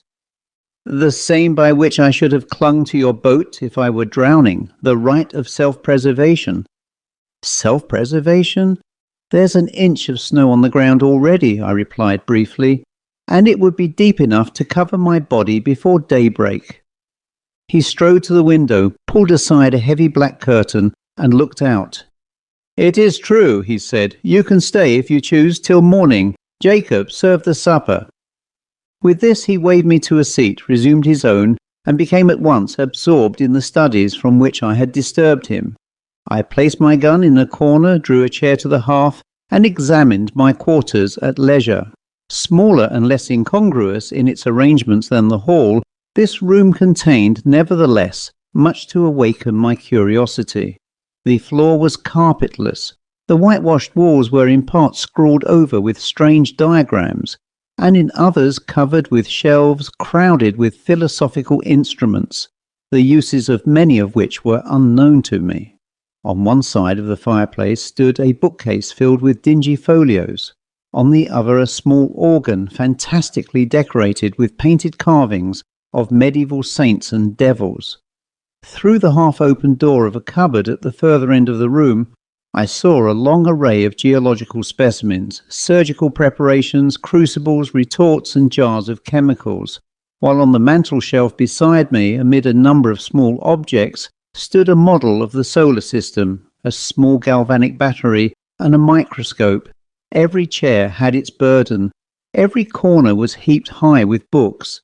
The very floor was littered over with maps, casts, papers, tracings, and learned lumber of all conceivable kinds. I stared about me with an amazement increased by every fresh object upon which my eyes chanced to rest. So strange a room I had never seen. Yet seemed it stranger still to find such a room in a lone farmhouse amid those wild and solitary moors. Over and over again I looked from my host to his surroundings, and from his surroundings back to my host, asking myself who and what he could be. His head was singularly fine, but it was more the head of a poet than of a philosopher. Broad in the temples, prominent over the eyes, and clothed with a rough profusion of perfectly white hair, it had all the ideality and much of the ruggedness that characterizes the head of Louis von Beethoven. There were the same deep lines about the mouth and the same stern furrows in the brow. There was the same concentration of expression. While I was yet observing him, the door opened, and Jacob brought in the supper. His master then closed his book, rose, and with more courtesy of manner than he had yet shown, invited me to the table. A dish of ham and eggs, a loaf of brown bread, and a bottle of admirable sherry were placed before me. "I have but the homeliest farmhouse fare to offer you, sir," said my entertainer. "Your appetite, I trust, will make up for the deficiencies of our larder." I had already fallen upon the viands, and now protested, with the enthusiasm of a starving sportsman, that I had never eaten anything so delicious. He bowed stiffly and sat down to his own supper, which consisted primitively of a jug of milk and a basin of porridge. We ate in silence, and when we had done, Jacob removed the tray. I then drew my chair back to the fireside. My host, somewhat to my surprise, did the same, and turning abruptly towards me, said, "Sir, I have lived here in strict retirement for 23 years. During that time I have not seen as many strange faces, and I have not read a single newspaper. You are the first stranger who has crossed my threshold for more than 4 years. Will you favour me with a few words of information respecting that outer world, from which I have parted company so long?" "Pray interrogate me," I replied. "I am heartily at your service." He bent his head in acknowledgment, leaned forward with his elbows resting on his knees, and his chin supported in the palms of his hands, stared fixedly into the fire, and proceeded to question me. His inquiries related chiefly to scientific matters, with the later progress of which, as applied to the practical purposes of life, he was almost wholly unacquainted. No student of science myself, I replied, as well as my slight information permitted, but the task was far from easy, and I was much relieved when, passing from interrogation to discussion, he began pouring forth his own conclusions upon the facts which I had been attempting to place before him. He talked, and I listened spellbound. He talked till I believe he almost forgot my presence, and only thought aloud. I had never heard anything like it then. I have never heard anything like it since. Familiar with all systems of all philosophies, subtle in analysis, bold in generalization, he poured forth his thoughts in an uninterrupted stream, and, still leaning forward in the same moody attitude, with his eyes fixed upon the fire, wandered from topic to topic, from speculation to speculation, like an inspired dreamer. From practical science to mental philosophy, from electricity in the wire to electricity in the nerve, from Watts to Mesmer, from Mesmer to Reichenbach, from Reichenbach to Swedenborg, Spinoza, Condillac, Descartes, Berkeley, Aristotle, Plato, and the Magi and mystics of the East were transitions which, however bewildering in their variety and scope, seemed easy and harmonious upon his lips as sequences in music. By and by, I forget now by what link of conjecture or illustration, he passed on to that field which lies beyond the boundary line of even conjectural philosophy, and reaches no man knows whither. He spoke of the soul and its aspirations, of the spirit and its powers, of second sight, of prophecy, of those phenomena which, under the names of ghosts, spectres, and supernatural appearances, have been denied by the sceptics and attested by the credulous of all ages. The world, he said, grows hourly more and more sceptical of all that lies beyond its own narrow radius, and our men of science foster the fatal tendency. They condemn as fable all that resists experiment. They reject as false all that cannot be brought to the test of the laboratory or the dissecting room. Against what superstition have they waged so long and obstinate a war as against the belief in apparitions? And yet what superstition has maintained its hold upon the minds of men so long and so firmly? Show me any fact in physics, in history, in archaeology, which is supported by testimony so wide and so various, attested by all races of men, in all ages and in all climates, by the soberest sages of antiquity, by the rudest savage of today, by the Christian, the pagan, the pantheist, the materialist. This phenomenon is treated as a nursery tale by the philosophers of our century. Circumstantial evidence weighs with them as a feather in the balance.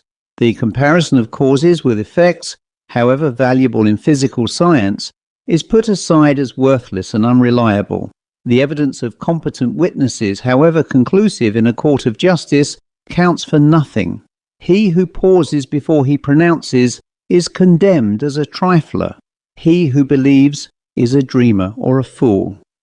He spoke with bitterness and, having said thus, relapsed for some minutes into silence. Presently he raised his head from his hands and added, with an altered voice and manner, "I, sir, paused, investigated, believed, and was not ashamed to state my convictions to the world. I too was branded as a visionary, held up to ridicule by my contemporaries, and hooted from that field of science in which I had laboured with honour during all the best years of my life. These things happened just 23 years ago. Since then I have lived as you see me living now, and the world has forgotten me as I have forgotten the world. You have my history." "It is a very sad one," I murmured, scarcely knowing what to answer. "It is a very common one," he replied. "I have only suffered for the truth, as many a better and wiser man has suffered before me." He rose as if desirous of ending the conversation and went over to the window. "It has ceased snowing," he observed as he dropped the curtain and came back to the fireside. "Ceased!" I exclaimed, starting eagerly to my feet. "Oh, if it were only possible! But no, it is hopeless. Even if I could find my way across the moor, I could not walk 20 miles tonight." "Walk 20 miles tonight," repeated my host. "What are you thinking of?" "Of my wife," I replied impatiently. "Of my young wife, who does not know that I have lost my way, and who is at this moment breaking her heart with suspense and terror." "Where is she?" "At Dwalding, 20 miles away." "At Dwalding," he echoed thoughtfully. "Yes, the distance, it is true, is 20 miles. But are you so very anxious to save the next 6 or 8 hours?" "So very, very anxious that I would give 10 guineas at this moment for a guide and a horse." "Your wish can be gratified at a less costly rate," said he, smiling. "The night mail from the north, which changes horses at Dwalding, passes within 5 miles of this spot, and will be due at a certain crossroad in about an hour and a quarter. If Jacob were to go with you across the moor and put you into the old coach road, you could find your way, I suppose, to where it joins the new one." "Easily, gladly." He smiled again, rang the bell, gave the old servant his directions, and taking a bottle of whisky and a wine-glass from the cupboard in which he kept his chemicals, said, "The snow lies deep, and it will be difficult walking tonight on the moor. A glass of usquebaugh before you start?" I would have declined the spirit, but he pressed it on me, and I drank it. It went down my throat like liquid flame, and almost took my breath away. "It is strong," he said, "but it will help to keep out the cold. And now you have no moments to spare. Good night." I thanked him for his hospitality, and would have shaken hands, but that he had turned away before I could finish my sentence. In another minute I had traversed the hall, Jacob had locked the outer door behind me, and we were out on the wide white moor. Although the wind had fallen, it was still bitterly cold. Not a star glimmered in the black vault overhead.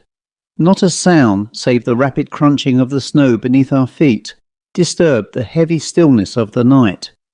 Jacob, not too well pleased with his mission, shambled on before in sullen silence, his lantern in his hand, and his shadow at his feet. I followed with my gun over my shoulder, as little inclined for conversation as himself. My thoughts were full of my late host. His voice yet rang in my ears. His eloquence yet held my imagination captive. I remember to this day with surprise how my overexcited brain retained whole sentences and parts of sentences, troops of brilliant images, and fragments of splendid reasoning in the very words in which he had uttered them.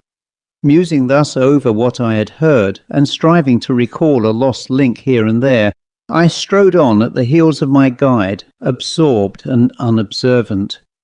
Presently, at the end, as it seemed to me, of only a few minutes, he came to a sudden halt and said, "Yon's your road. Keep the stone fence to your right hand, and you can't fail of the way." "This, then, is the old coach road?" "Aye, 'tis the old coach road." "And how far do I go before I reach the crossroads?" "Nigh upon 3 mile." I pulled out my purse, and he became more communicative. "The road's a fair road enough," said he, "for foot passengers, but 'twas over steep and narrow for the northern traffic. You'll mind where the parapet's broken away, close again the signpost. It's never been mended since the accident." "What accident?" The night mail pitched right over into the valley below, a good 50 feet and more, just at the worst bit of road in the whole county." "Horrible. Were many lives lost?" "All. 4 were found dead, and t'other 2 died next morning." "How long is it since this happened?" "Just 9 year. Near the signpost, you say? I will bear it in mind. Good night." "Good night, sir, and thankee." Jacob pocketed his half-crown, made a faint pretence of touching his hat, and trudged back by the way he had come. I watched the light of his lantern till it quite disappeared, and then turned to pursue my way alone. This was no longer matter of the slightest difficulty, for despite the dead darkness overhead, the line of stone fence showed distinctly enough against the pale gleam of the snow. How silent it seemed now, with only my footsteps to listen to. How silent and how solitary. A strange, disagreeable sense of loneliness stole over me. I walked faster, I hummed a fragment of a tune. I cast up enormous sums in my head and accumulated them at compound interest. I did my best, in short, to forget the startling speculations to which I had but just been listening, and to some extent I succeeded. Meanwhile, the night air seemed to become colder and colder, and though I walked fast, I found it impossible to keep myself warm. My feet were like ice, I lost sensation in my hands, and grasped my gun mechanically. I even breathed with difficulty, as though, instead of traversing a quiet north country highway, I was scaling the uppermost heights of some gigantic Alp. This last symptom became presently so distressing that I was forced to stop for a few minutes and lean against the stone fence. As I did so, I chanced to look back up the road, and there, to my infinite relief, I saw a distant point of light, like the gleam of an approaching lantern.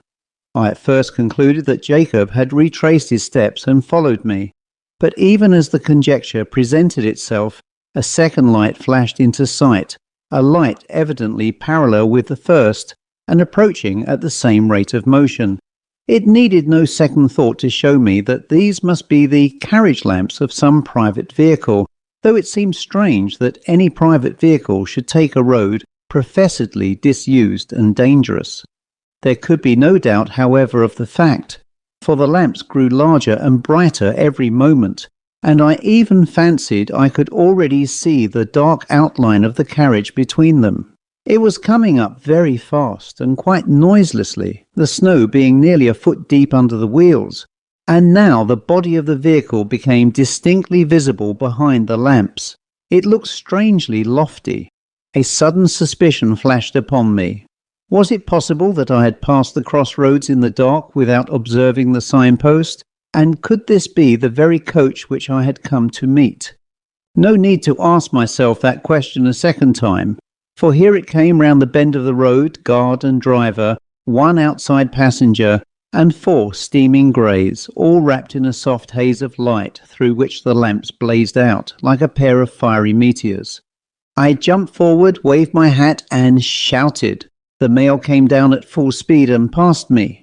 For a moment I feared that I had not been seen or heard, but it was only for a moment. The coachman pulled up, the guard, muffled to the eyes in capes and comforters, and apparently sound asleep in the rumble, neither answered my hail nor made the slightest effort to dismount. The outside passenger did not even turn his head. I opened the door for myself and looked in. There were but 3 travellers inside, so I stepped in, shut the door, slipped into the vacant corner, and congratulated myself on my good fortune. The atmosphere of the coach seemed, if possible, colder than that of the outer air, and was pervaded by a singularly damp and disagreeable smell. I looked round at my fellow passengers. They were all 3 men, and all silent. They did not seem to be asleep, but each leaned back in his corner of the vehicle, as if absorbed in his own reflections. I attempted to open a conversation. "How intensely cold it is tonight," I said, addressing my opposite neighbour. He lifted his head, looked at me, but made no reply. The winter," I added, "seems to have begun in earnest." Although the corner in which he sat was so dim that I could distinguish none of his features very clearly, I saw that his eyes were still turned full upon me. And yet he answered never a word. At any other time I should have felt, and perhaps expressed, some annoyance, but at the moment I felt too ill to do either. The icy coldness of the night air had struck a chill to my very marrow, and the strange smell inside the coach was affecting me with an intolerable nausea. I shivered from head to foot, and turning to my left-hand neighbour, asked if he had any objection to an open window. He neither spoke nor stirred. I repeated the question somewhat more loudly, but with the same result. Then I lost patience and let the sash down. As I did so, the leather strap broke in my hand, and I observed that the glass was covered with a thick coat of mildew, the accumulation, apparently, of years. My attention being thus drawn to the condition of the coach, I examined it more narrowly, and saw by the uncertain light of the outer lamps that it was in the last stage of dilapidation. every part of it was not only out of repair, but in a condition of decay. The sashes splintered at a touch. The leather fittings were crusted over with mould and literally rotting from the woodwork. The floor was almost breaking away beneath my feet.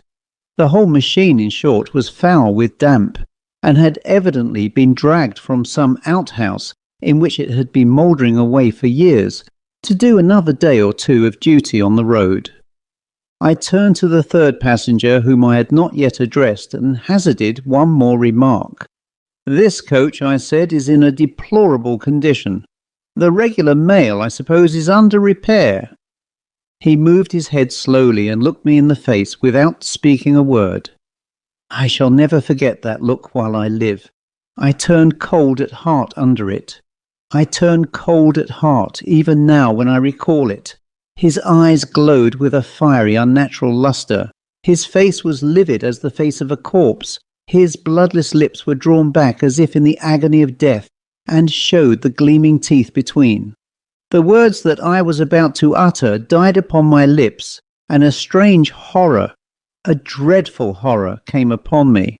My sight had by this time become used to the gloom of the coach, and I could see with tolerable distinctness. I turned to my opposite neighbour. He too was looking at me with the same startling pallor in his face, and the same stony glitter in his eyes. I passed my hand across my brow. I turned to the passenger on the seat beside my own, and saw— oh, heaven, how shall I describe what I saw? I saw that he was no living man, that none of them were living men like myself.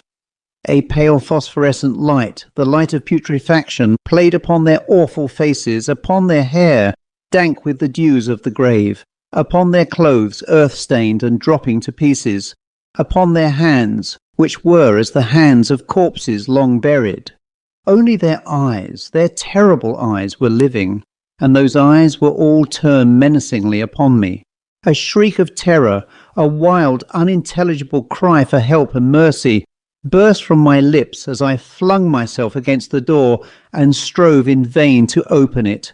In that single instant, brief and vivid as a landscape beheld in the flash of summer lightning, I saw the moon shining down through a rift of stormy cloud, the ghastly signpost rearing its warning finger by the wayside, the broken parapet, the plunging horses, the black gulf below.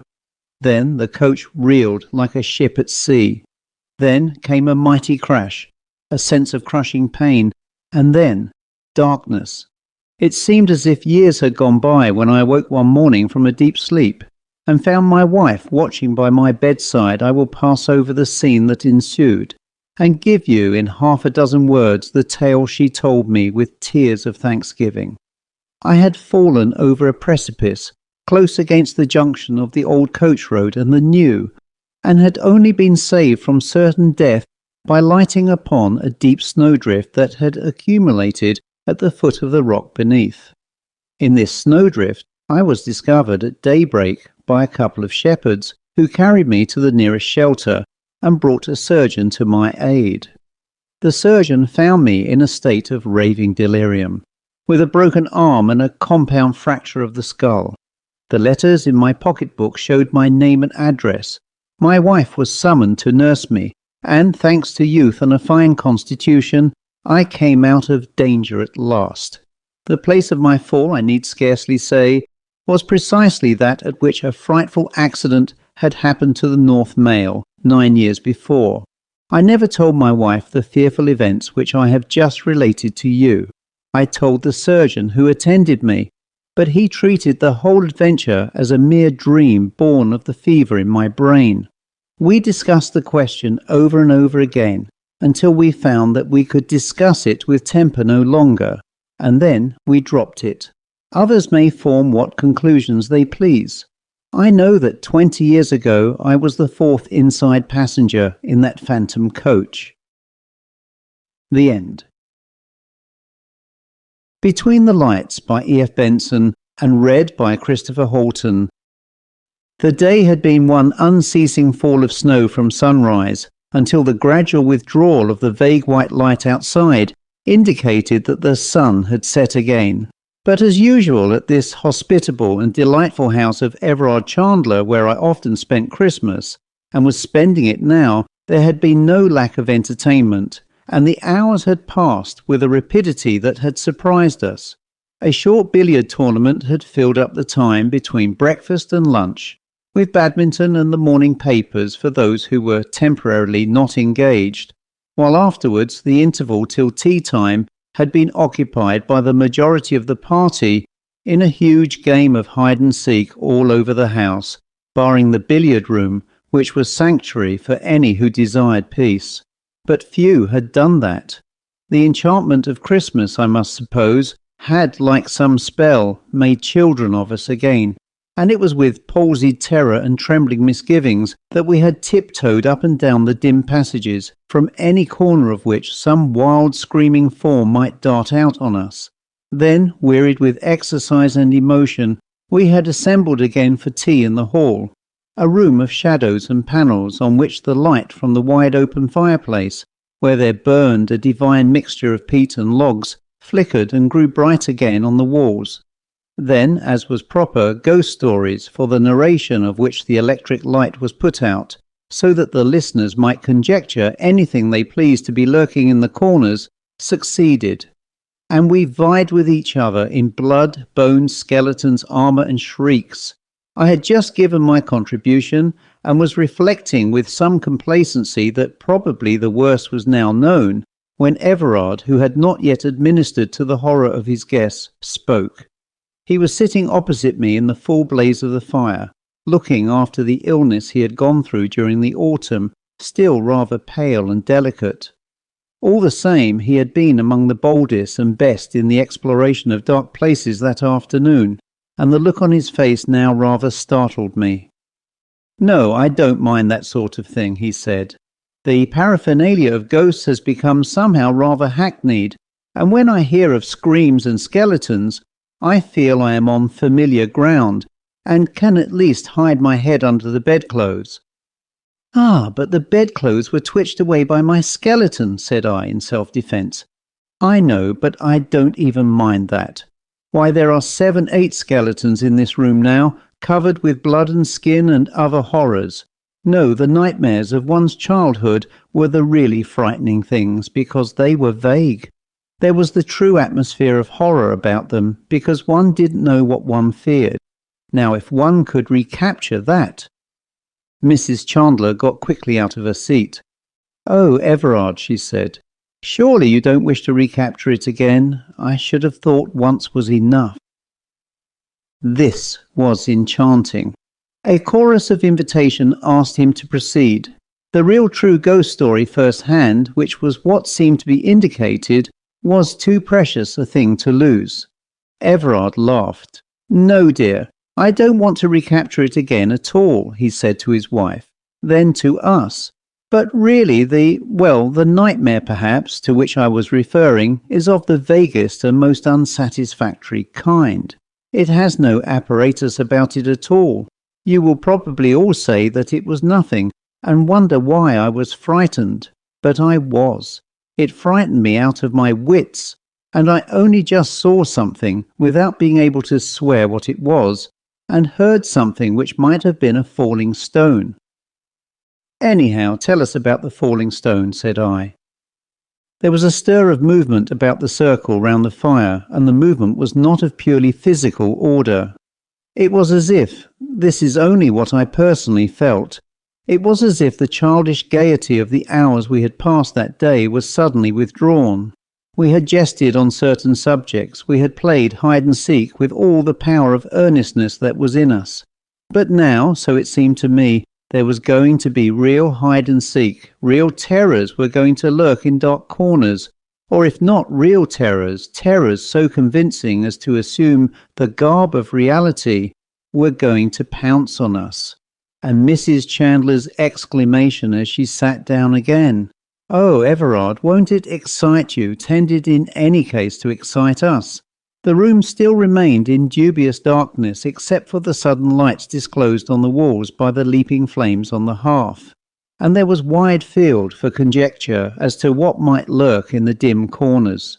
Everard, moreover, who had been sitting in bright light before, was banished by the extinction of some flaming log into the shadows. A voice alone spoke to us as he sat back in his low chair, a voice rather slow but very distinct.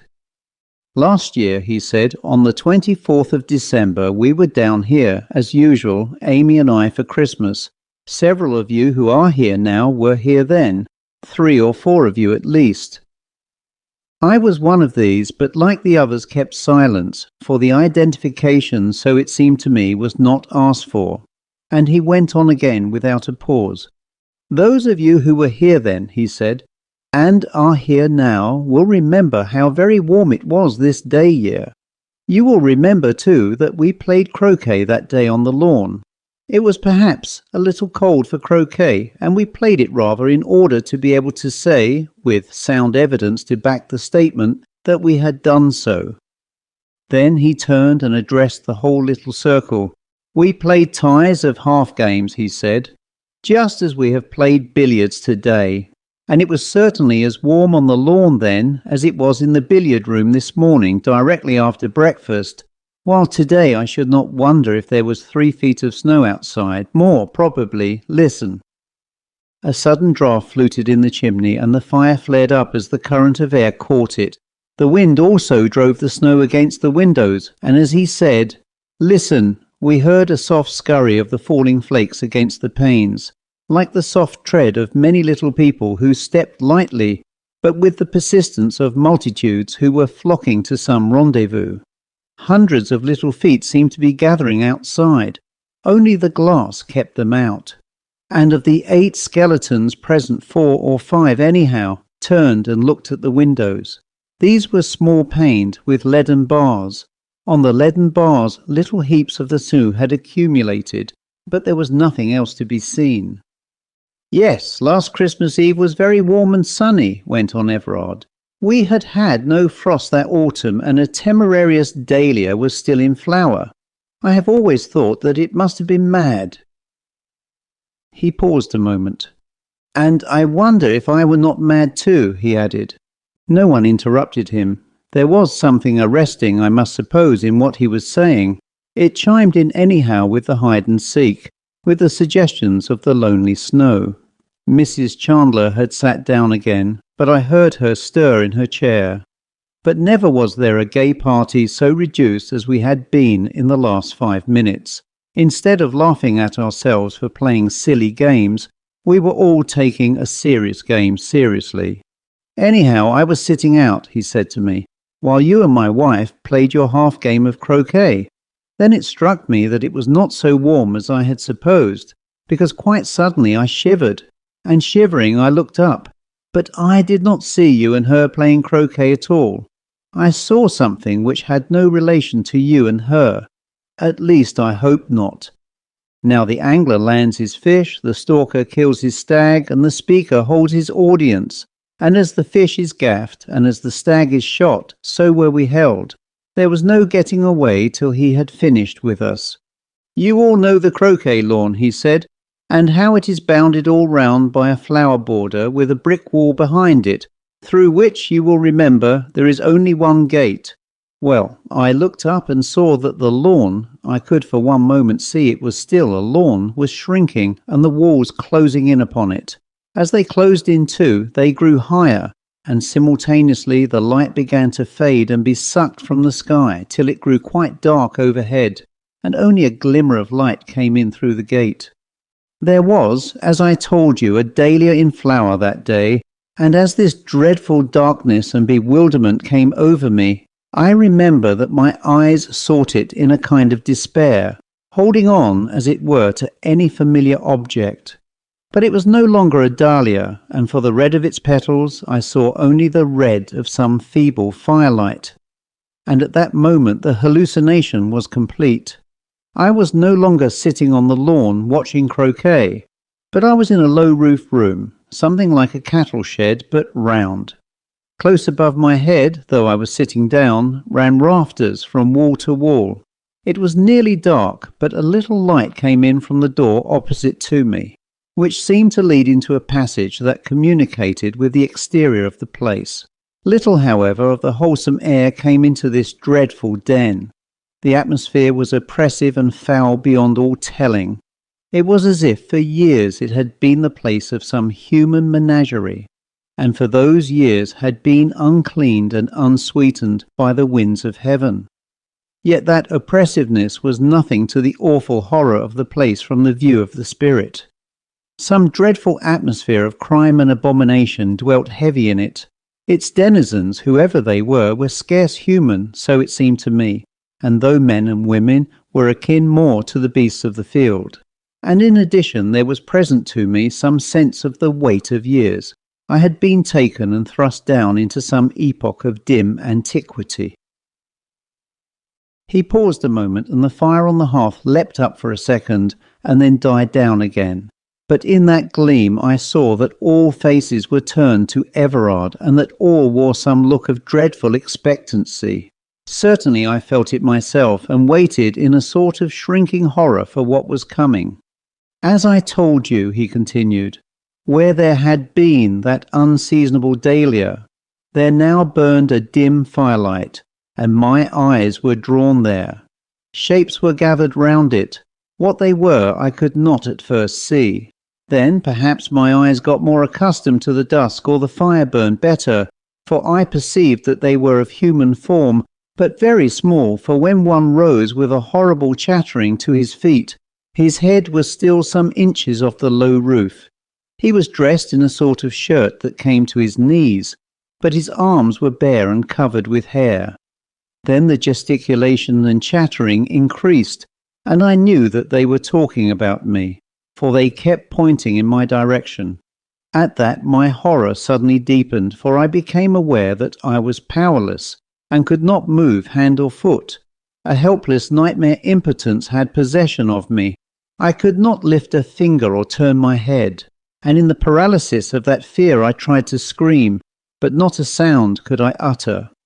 All this, I suppose, took place with the instantaneousness of a dream, for at once and without transition the whole thing had vanished, and I was back on the lawn again, while the stroke for which my wife was aiming was still unplayed. But my face was dripping with perspiration, and I was trembling all over. Now you may all say that I had fallen asleep and had a sudden nightmare. That may be so, but I was conscious of no sense of sleepiness before, and I was conscious of none afterwards. It was as if someone had held a book before me, whisked the pages open for a second, and closed them again. Somebody, I don't know who, got up from his chair with a sudden movement that made me start and turned on the electric light. I do not mind confessing that I was rather glad of this. Everard laughed. Really, I feel like Hamlet in the play scene, he said, and as if there was a guilty uncle present. Shall I go on? I don't think anyone replied, and he went on. Well, let us say for the moment that it was not a dream exactly, but a hallucination. Whichever it was, in any case it haunted me. For months, I think, it was never quite out of my mind, but lingered somewhere in the dusk of consciousness, sometimes sleeping quietly, so to speak, but sometimes stirring in its sleep. It was no good my telling myself that I was disquieting myself in vain, for it was as if something had actually entered into my very soul, as if some seed of horror had been planted there. And as the weeks went on, the seed began to sprout, so that I could no longer even tell myself that that vision had been a moment's disorderment only. I can't say that it actually affected my health. I did not, as far as I know, sleep or eat insufficiently, but morning after morning I used to wake, not gradually and through pleasant dozings into full consciousness, but with absolute suddenness, and find myself plunged in an abyss of despair. Often, too, eating or drinking, I used to pause and wonder if it was worth while. Eventually I told 2 people about my trouble, hoping that perhaps the mere communication would help matters, hoping also, but very distantly, that though I could not believe at present that digestion or the obscurities of the nervous system were at fault, a doctor by some simple dose might convince me of it. In other words, I told my wife, who laughed at me, and my doctor, who laughed also, and assured me that my health was quite unnecessarily robust. At the same time, he suggested that change of air and scene does wonders for the delusions that exist merely in the imagination. He also told me, in answer to a direct question, that he would stake his reputation on the certainty that I was not going mad.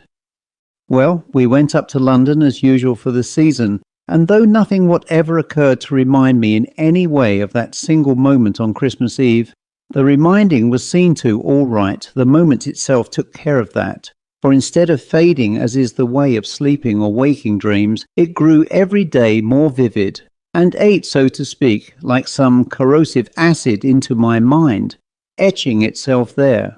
And to London succeeded Scotland.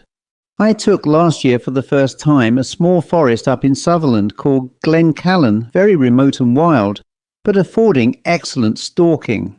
It was not far from the sea, and the gillies used always to warn me to carry a compass on the hill, because sea mists were liable to come up with frightful rapidity, and there was always a danger of being caught by one, and of having perhaps to wait hours till it cleared again.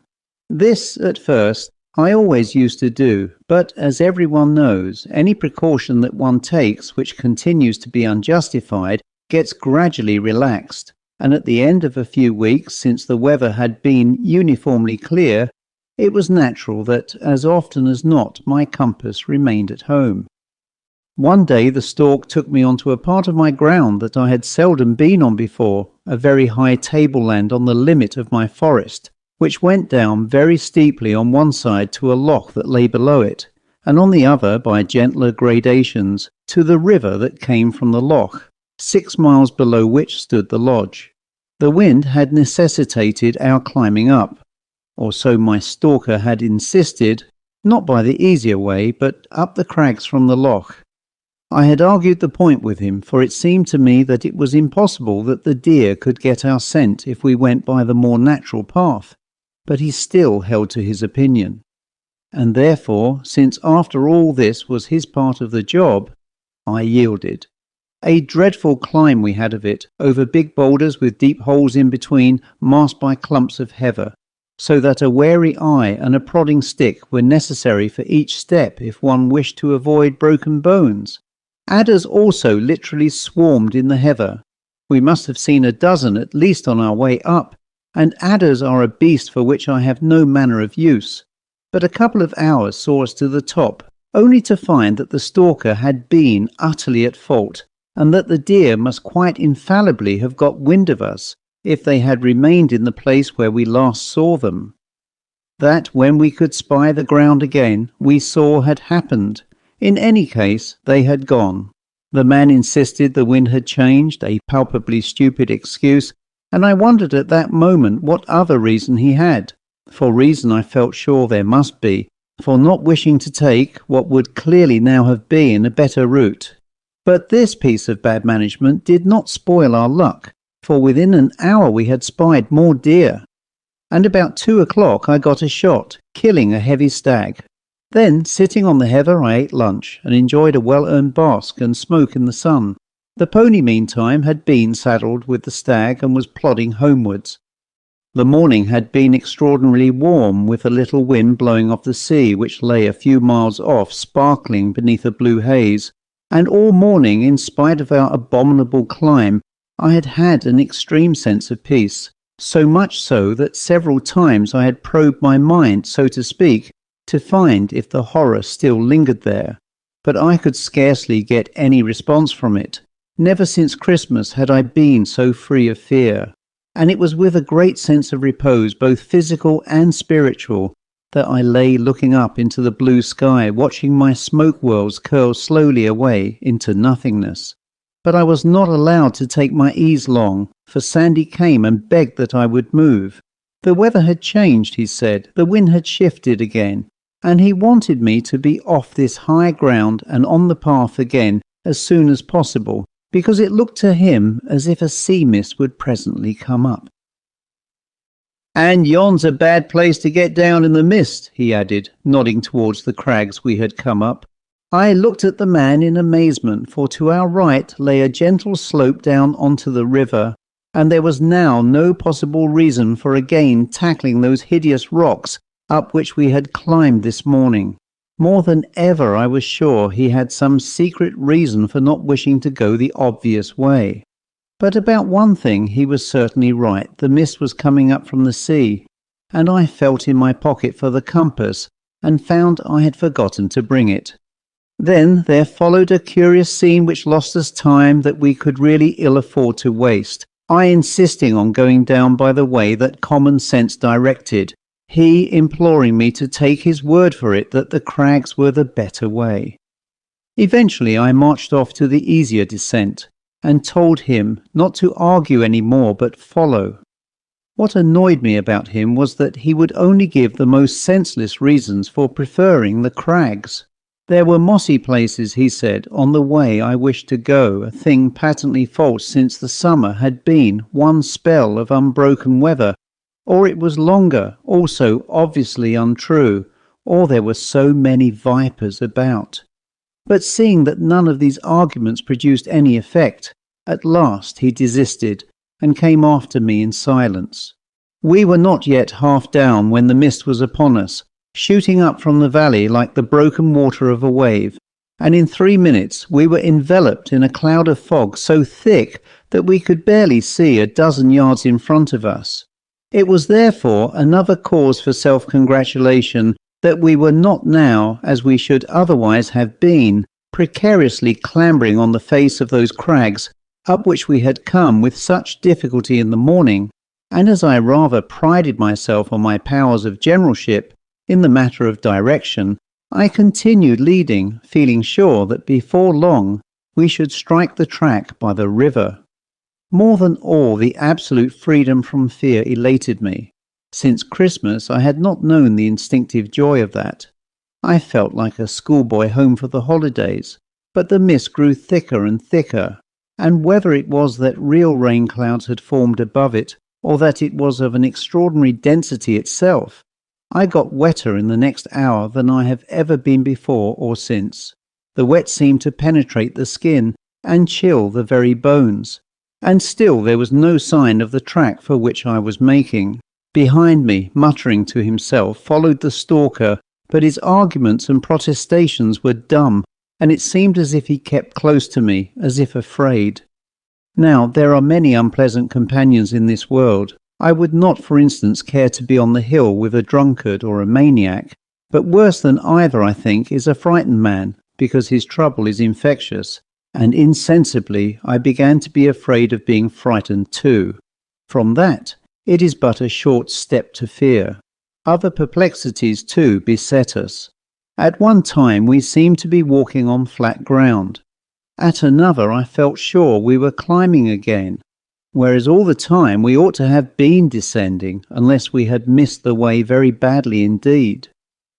Also, for the month was October, it was beginning to get dark, and it was with a sense of relief that I remembered that the full moon would rise soon after sunset, but it had grown very much colder, and soon, instead of rain, we found we were walking through a steady fall of snow.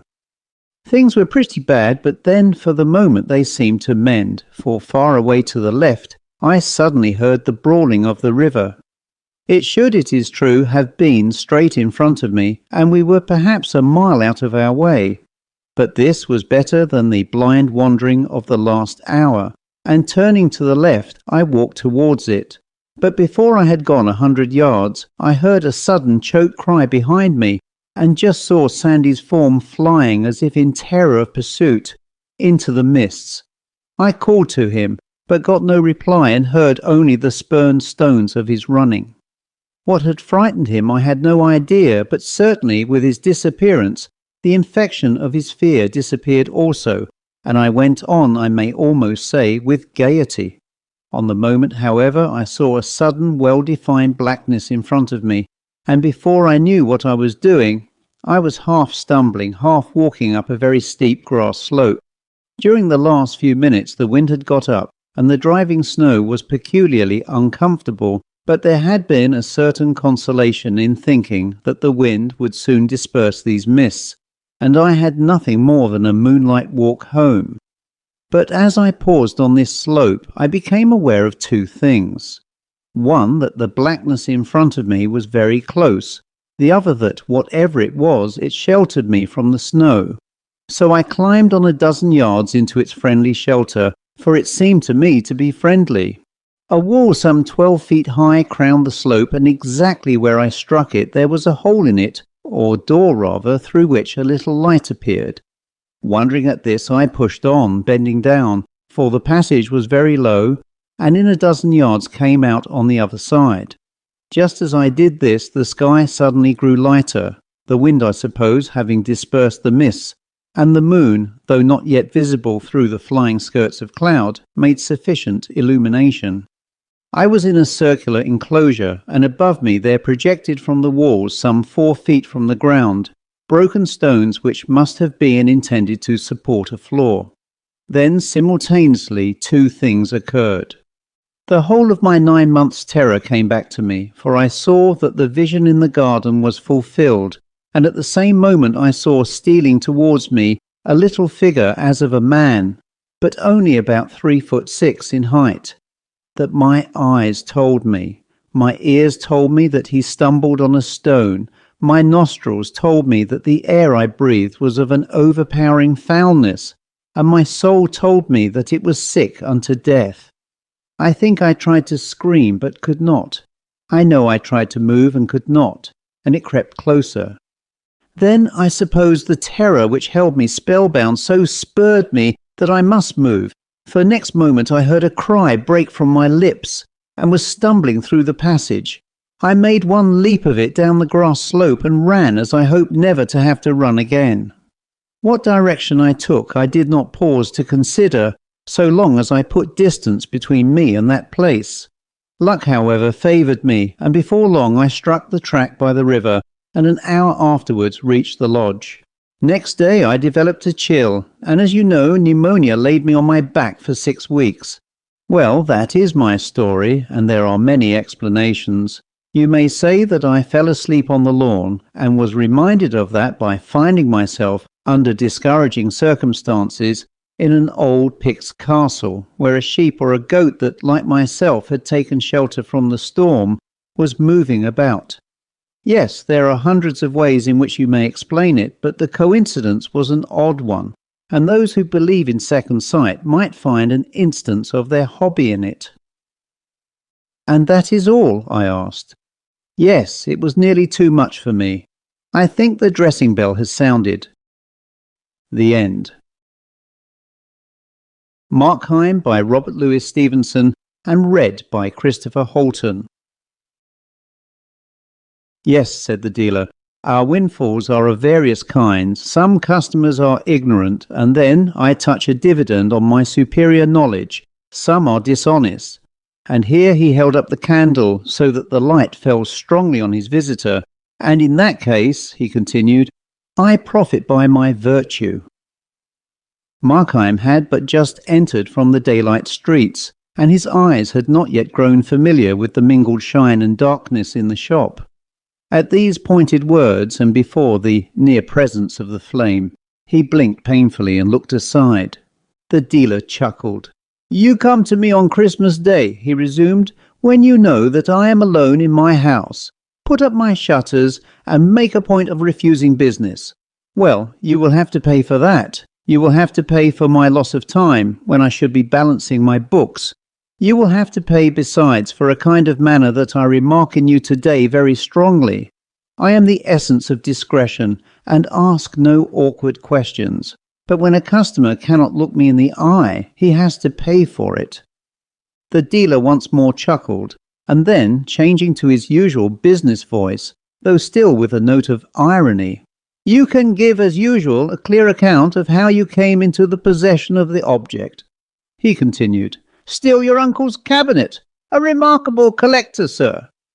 And the little pale round-shouldered dealer stood almost on tiptoe, looking over the top of his gold spectacles, and nodding his head with every mark of disbelief. Markheim returned his gaze with one of infinite pity and a touch of horror. "This time," said he, "you are in error. I have not come to sell, but to buy. I have no curios to dispose of. My uncle's cabinet is bare to the wainscot.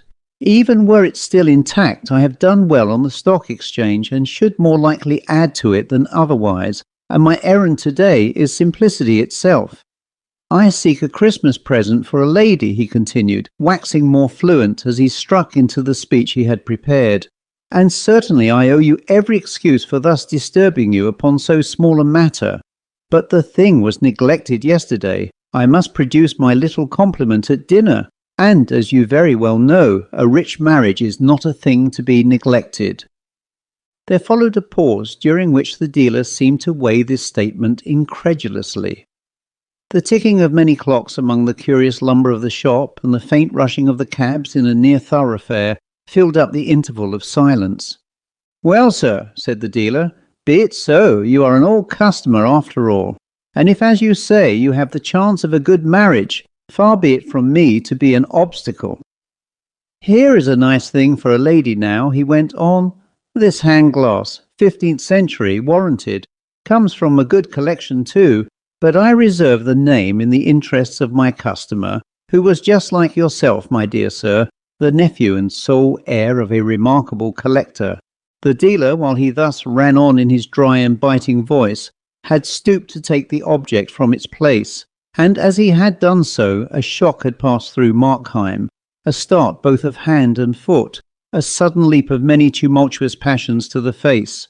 It passed as swiftly as it came, and left no trace beyond a certain trembling of the hand that now received the glass. "A glass," he said hoarsely, and then paused and repeated it more clearly. "A glass for Christmas, surely not." "And why not?" cried the dealer. "Why not a glass?" Markheim was looking upon him with an indefinable expression. "You ask me why not?" he said. "Why, look here, look in it, look at yourself. Do you like to see it? No, nor any man." The little man had jumped back when Markheim had so suddenly confronted him with the mirror, but now, perceiving there was nothing worse on hand, he chuckled. "Your future lady, sir, must be pretty hard-favoured," said he. "I ask you," said Markheim, "for a Christmas present, and you give me this damned reminder of the years and sins and follies, this hand conscience. Did you mean it? Had you a thought in your mind? Tell me. It will be better for you if you do. Come, tell me about yourself. I hazard a guess now that you are in secret a very charitable man." The dealer looked closely at his companion. It was very odd. Markheim did not appear to be laughing. There was something in his face like an eager sparkle of hope, but nothing of mirth. "What are you driving at?" the dealer asked. "Not charitable," returned the other gloomily. "Not charitable, not pious, not scrupulous, unloving, unbeloved. A hand to get money, a safe to keep it. Is that all? Dear God, man, is that all?" "I will tell you what it is," began the dealer with some sharpness, and then broke off again into a chuckle. "But I see this is a love match of yours, and you have been drinking the lady's health." "Ah," cried Markheim with a strange curiosity. "Ah, have you been in love? Tell me about that." "I," cried the dealer, "I in love. I never had the time, nor have I the time today for all this nonsense. Will you take the glass?" "Where is the hurry?" returned Markheim. "It is very pleasant to stand here talking, and life is so short and insecure that I would not hurry away from any pleasure, no, not even from so mild a one as this. We should rather cling to what little we can get, like a man at a cliff's edge. Every second is a cliff if you think upon it, a cliff a mile high, high enough, if we fall, to dash us out of every feature of humanity. Hence it is best to talk pleasantly. Let us talk of each other. Why should we wear this mask? Let us be confidential. Who knows, we might become friends." "I have just one word to say to you," said the dealer. "Either make your purchase or walk out of my shop." "True, true," said Markheim. "Enough fooling. To business. Show me something else." The dealer stooped once more, this time to replace the glass upon the shelf, his thin blonde hair falling over his eyes as he did so. Markheim moved a little nearer, with one hand in the pocket of his greatcoat. He drew himself up and filled his lungs. At the same time, many different emotions were depicted together on his face. Terror, horror, and resolve, fascination, and a physical repulsion. And through a haggard lift of his upper lip, his teeth looked out. "This perhaps may suit," observed the dealer, and then, as he began to re-arise, Markheim bounded from behind upon his victim. The long, skewer-like dagger flashed and fell. The dealer struggled like a hen, striking his temple on the shelf, and then tumbled on the floor in a heap.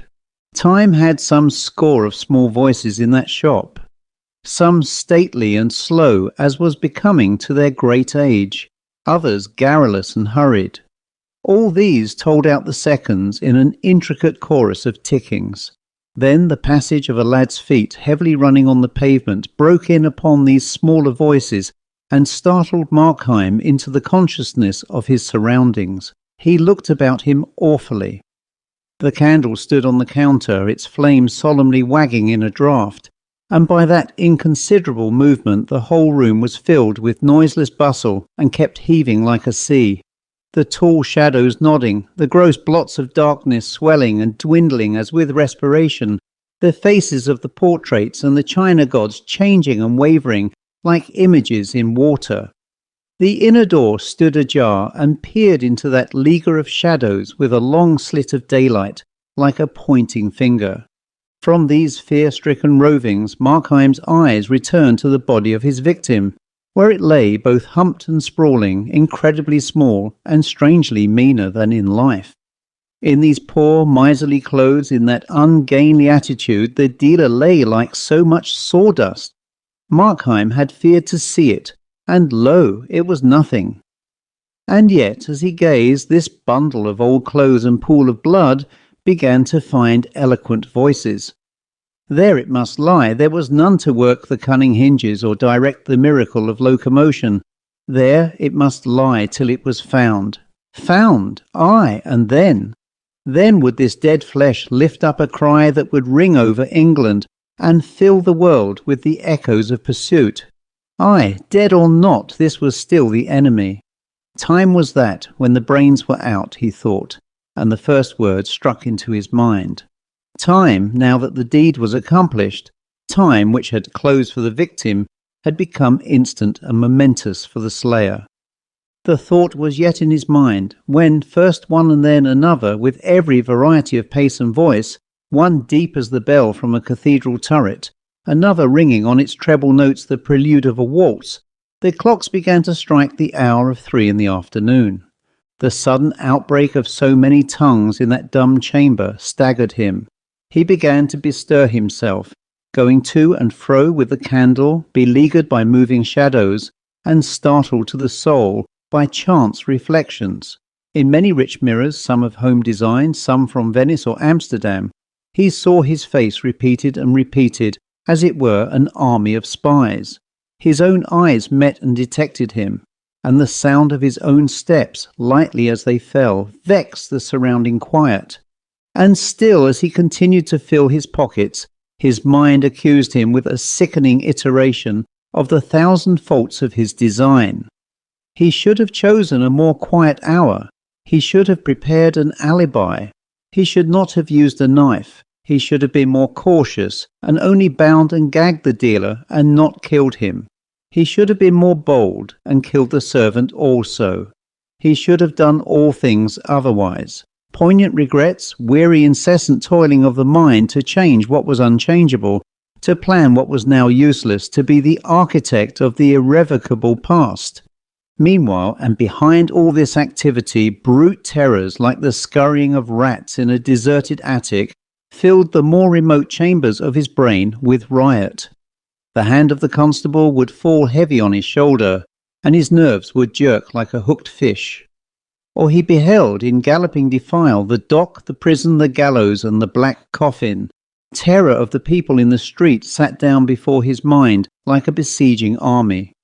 It was impossible, he thought, but that some rumour of the struggle must have reached their ears and set on edge their curiosity.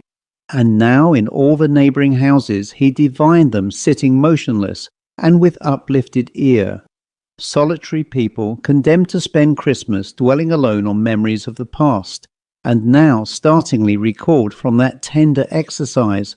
Happy family parties struck into silence around the table, the mother still with raised finger, every degree and age and humour, but all by their own halves, prying and hearkening and weaving the rope that was to hang him. Sometimes it seemed to him he could not move too softly. The clink of the tall Bohemian goblets rang out loudly like a bell, and alarmed by the bigness of the ticking, he was tempted to stop the clocks.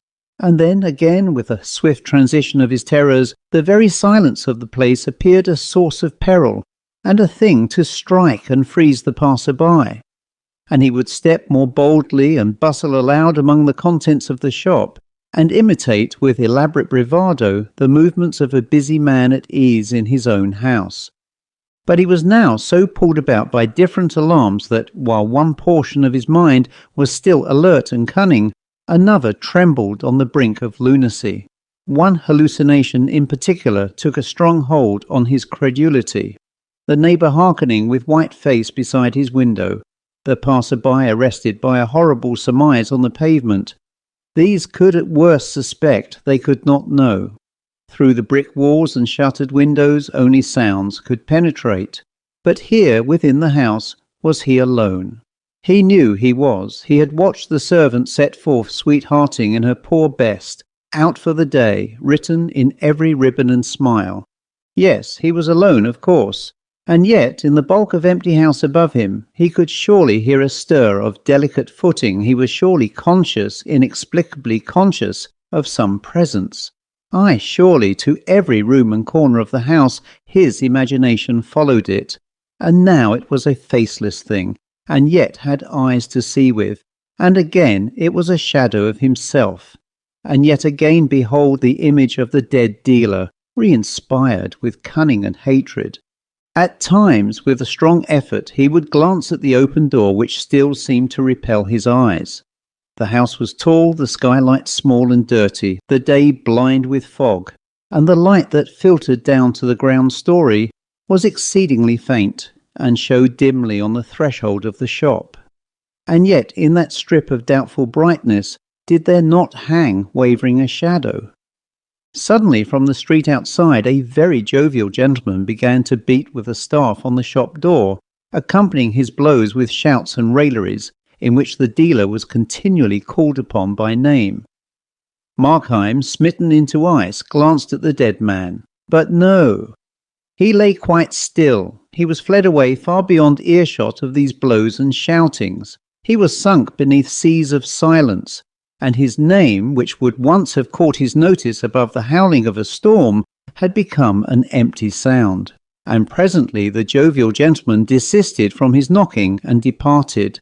Here was a broad hint to hurry what remained to be done, to get forth from this accusing neighbourhood, to plunge into a bath of London multitudes, and to reach on the other side of day that haven of safety and apparent innocence, his bed. One visitor had come, at any moment another might follow and be more obstinate. To have done the deed and yet not to reap the profit would be too abhorrent a failure. The money, that was now Markheim's concern, and as a means to that, the keys. He glanced over his shoulder at the open door, where the shadow was still lingering and shivering, and with no conscious repugnance of the mind, yet with a tremor of the belly, he drew near the body of his victim. The human character had quite departed. Like a suit half stuffed with bran, the limbs lay scattered, the trunk doubled on the floor, and yet the thing repelled him. Although so dingy and inconsiderable to the eye, he feared it might have more significance to the touch. He took the body by the shoulders and turned it on its back.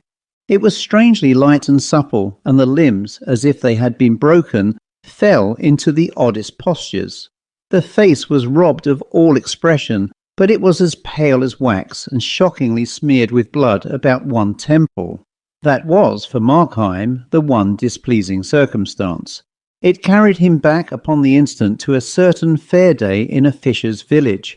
A grey day, a piping wind, a crowd upon the street, the blare of the brasses, the booming of drums, the nasal voice of a ballad singer, and a boy going to and fro, buried overhead in the crowd, and divided between interest and fear, until, coming out upon the chief place of concourse, he beheld a booth and a great screen with pictures, dismally designed, garishly coloured, Brownrigg with her apprentice, the Mannings with their murdered guest, Ware in the death grip of Thurtell, and a score besides of famous crimes. The thing was as clear as an illusion. He was once again that little boy. He was looking once again, and with the same sense of physical revolt, at these vile pictures. He was still stunned by the thumping of the drums. A bar of that day's music returned upon his memory, and at that, for the first time, a qualm came over him, a breath of nausea, a sudden weakness of the joints, which he must instantly resist and conquer. He judged it more prudent to confront than to flee from these considerations, looking the more hardly in the dead face, bending his mind to realize the nature and greatness of his crime. So little a while ago that face had moved with every change of sentiment, that pale mouth had spoken, that body had been all on fire with governable energies, and now, and by his act, that piece of life had been arrested as the horologist with interjected finger arrests the beating of the clock. So he reasoned in vain. He could rise to no more remorseful consciousness. The same heart which had shuddered before the painted effigies of crime looked on its reality unmoved. At best he felt a gleam of pity for one who had been endowed in vain with all those faculties that can make the world a garden of enchantment, one who had never lived and who was now dead. But of penitence, no, not a tremor. With that, shaking himself clear of these considerations, he found the keys and advanced towards the open door of the shop. Outside it had begun to rain smartly, and the sound of the shower upon the roof had banished silence. Like some dripping cavern, the chambers of the house were haunted by an incessant echoing which filled the ear and mingled with the ticking of the clocks. And as Markheim approached the door, he seemed to hear, in answer to his own cautious tread, the steps of another foot withdrawing up the stair. The shadow still palpitated loosely on the threshold. He threw a ton's weight of resolve upon his muscles and drew back the door.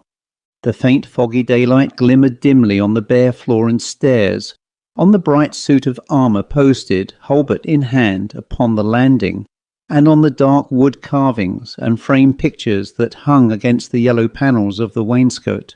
So loud was the beating of the rain through all the house that in Markheim's ears it began to be distinguished into many different sounds. Footsteps and sighs, the tread of regiments marching in the distance, the chink of money in the counting, and the creaking of doors held stealthily ajar, appeared to mingle with the patter of the drops upon the cupola and the gushing of the water in the pipes. He sensed that he was not alone, grew upon him to the verge of madness. On every side he was haunted and begirt by presences. He heard them moving in the upper chambers. From the shop he heard the dead man getting to his legs, and as he began with a great effort to mount the stairs, feet fled quietly before him and followed stealthily behind. If he were but deaf, he thought, how tranquilly he would possess his soul. And then again, and hearkening with ever fresh attention, he blessed himself for that unresting sense which held the outposts and stood a trusty sentinel upon his life. His head turned continually on his neck. His eyes, which seemed starting from their orbits, scouted on every side, and on every side were half rewarded as with the tail of something nameless vanishing. The 24 steps to the first floor were 24 agonies. On that first story, the doors stood ajar, 3 of them like 3 ambushes, shaking his nerves like the throats of cannon. He could never again, he felt, be sufficiently immured and fortified from men's observing eyes. He longed to be home, girt in by walls, buried among bedclothes, and invisible to all but God. And at that thought he wondered a little, recollecting tales of other murderers and the fear they were said to entertain of heavenly avengers. It was not so, at least, with him. He feared the laws of nature, lest in their callous and immutable procedure they should preserve some damning evidence of his crime. He feared tenfold more, with a slavish, superstitious terror, some scission in the continuity of man's experience, some willful illegality of nature. He played a game of skill depending on the rules, calculating consequence from cause. And what if nature, as the defeated tyrant overthrew the chessboard, should break the mould of their succession? The like had befallen Napoleon, so writers said, when the winter changed the time of its appearance. The like might befall Markheim.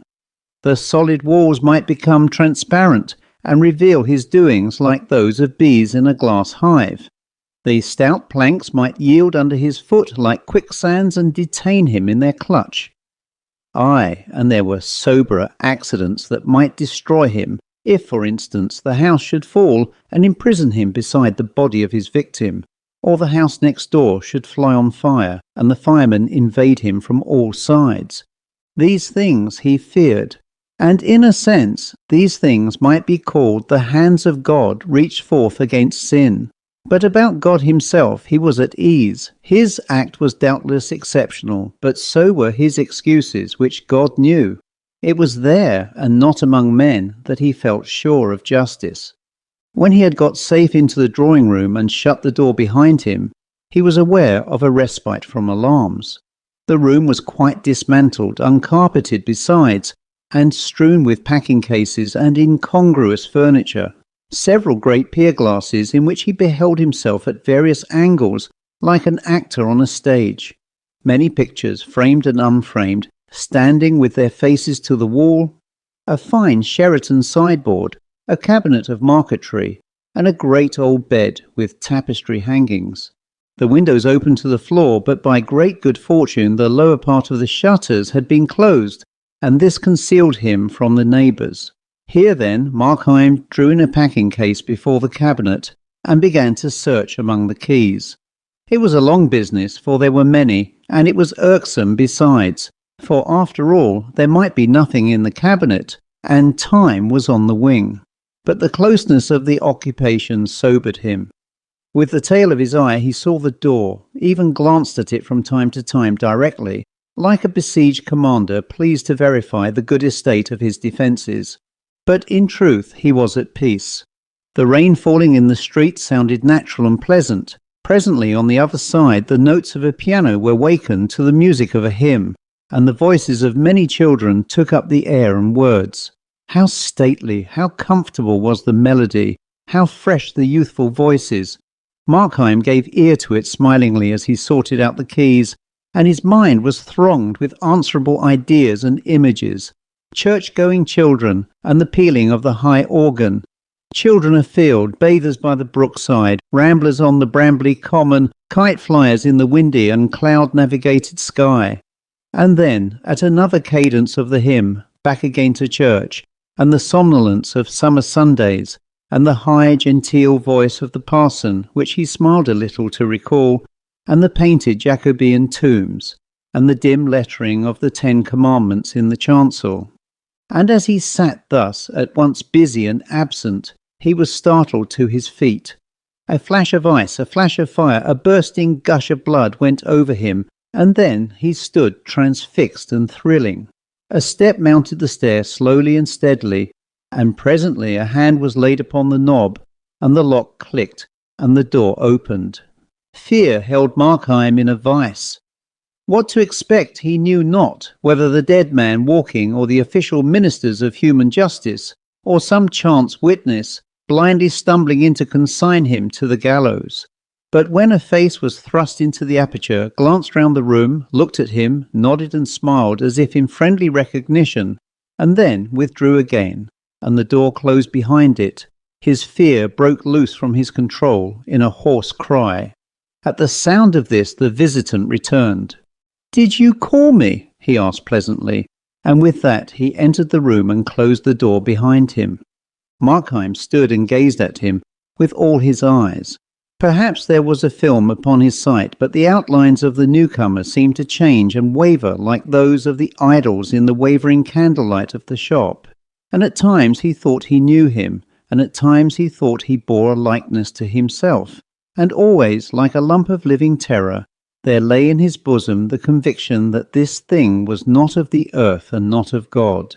and yet the creature had a strange air of the commonplace, as he stood looking on Markheim with a smile, and when he added, "You are looking for the money, I believe," it was in the tones of everyday politeness.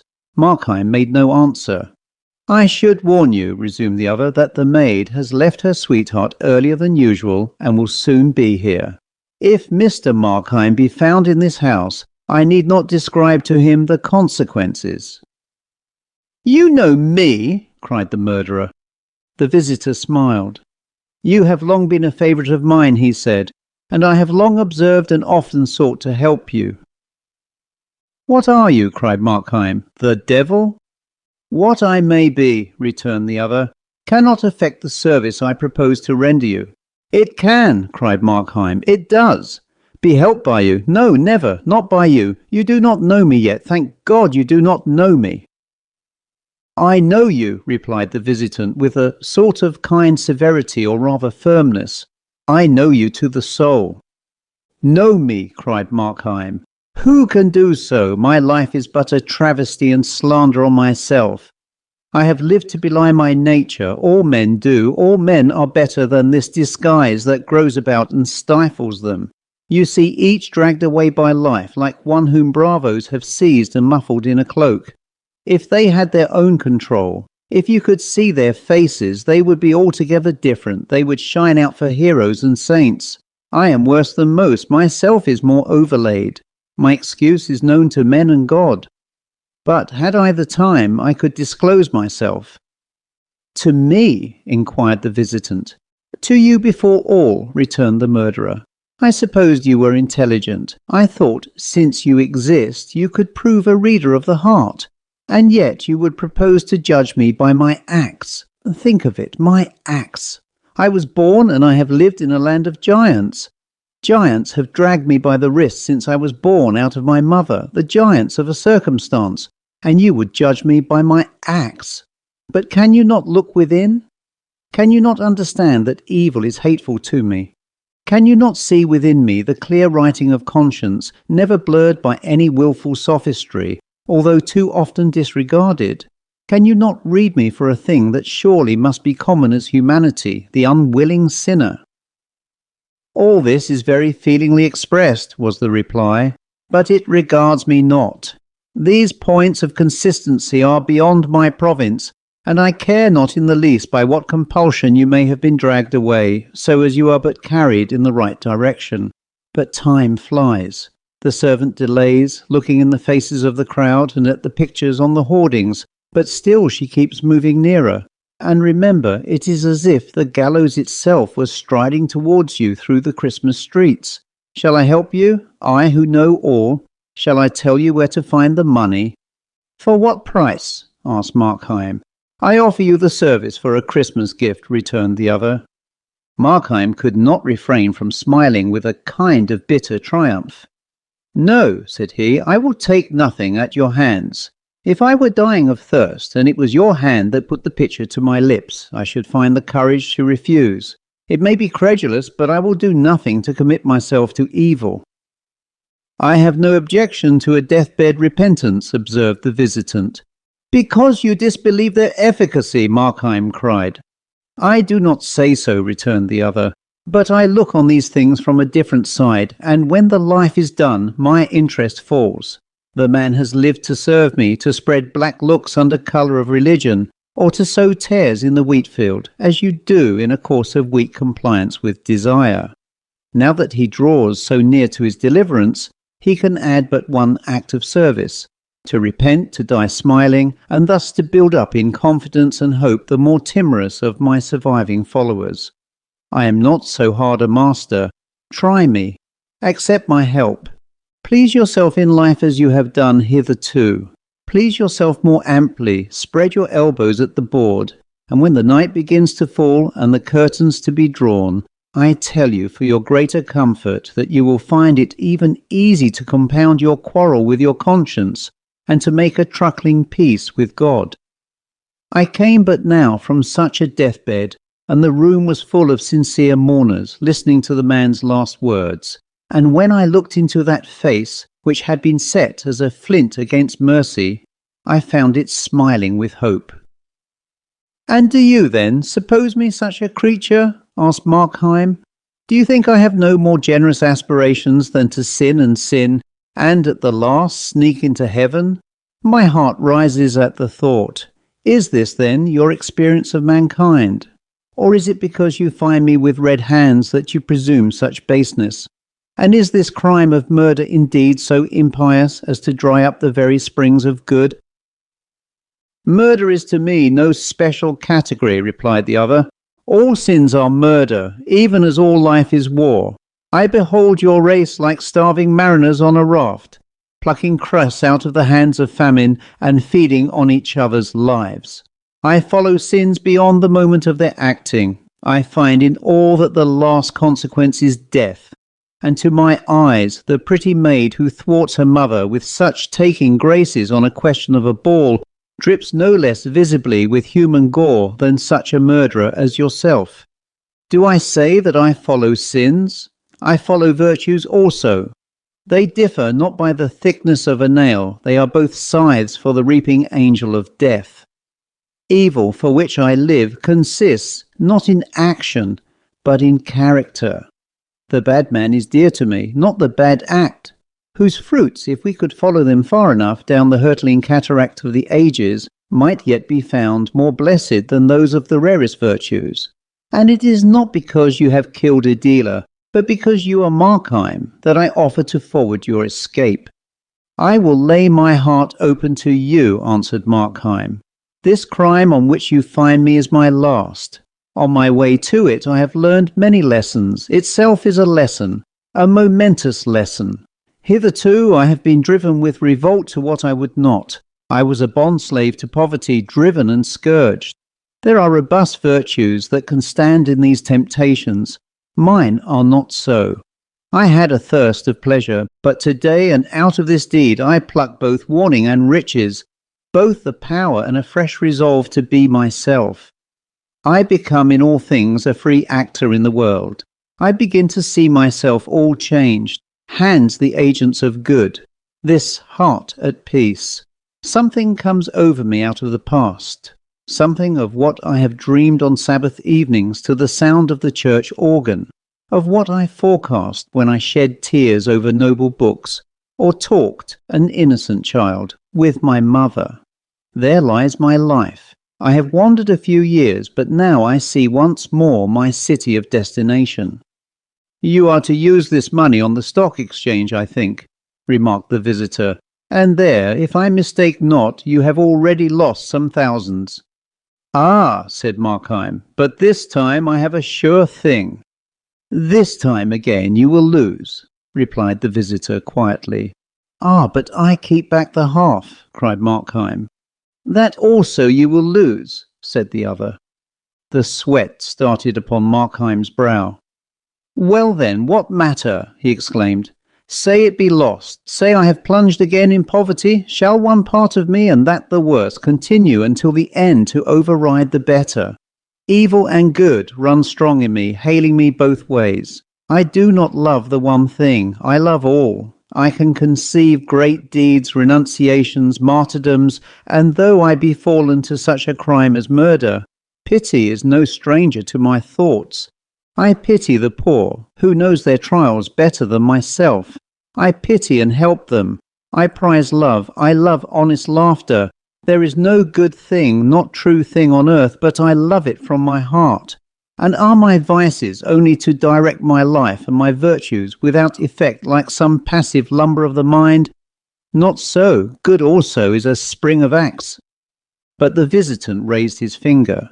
"For 36 years that you have been in this world," said he, "through many changes of fortune and varieties of humour, I have watched you steadily fall. 15 years ago you would have started at a theft. 3 years back you would have blenched at the name of murder.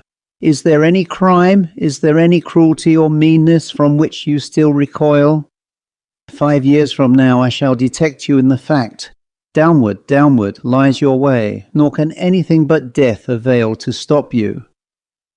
"It is true," Markheim said huskily, "I have in some degree complied with evil. But it is so with all. The very saints, in the mere exercise of living, grow less dainty and take on the tone of their surroundings. "I will propound to you one simple question," said the other, "and as you answer, I shall read to you your moral horoscope. You have grown in many things more lax. Possibly you do right to be so, and at any account it is the same with all men. But granting that, are you in any one particular, however trifling, more difficult to please with your own conduct, or do you go in all things with a looser rein?" "In anyone," repeated Markheim with an anguish of consideration. "No," he added with despair, "in none. I have gone down in all." "Then," said the visitor, "content yourself with what you are, for you will never change, and the words of your part on this stage are irrevocably written down." Markheim stood for a long while silent, and indeed it was the visitor who first broke the silence. "That being so," he said, "shall I show you the money?"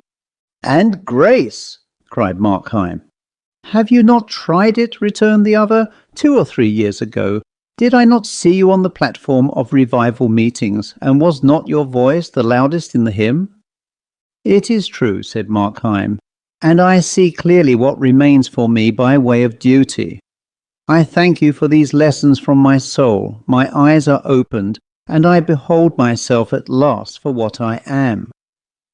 At this moment the sharp note of the doorbell rang through the house, and the visitant, as though this were some concerted signal for which he had been waiting, changed at once in his demeanour. "The maid!" he cried. "She has returned as I forewarned you, and there is now before you one more difficult passage. Her master, you must say, is ill. You must let her in, with an assured but rather serious countenance. No smiles, no overacting, and I promise you success.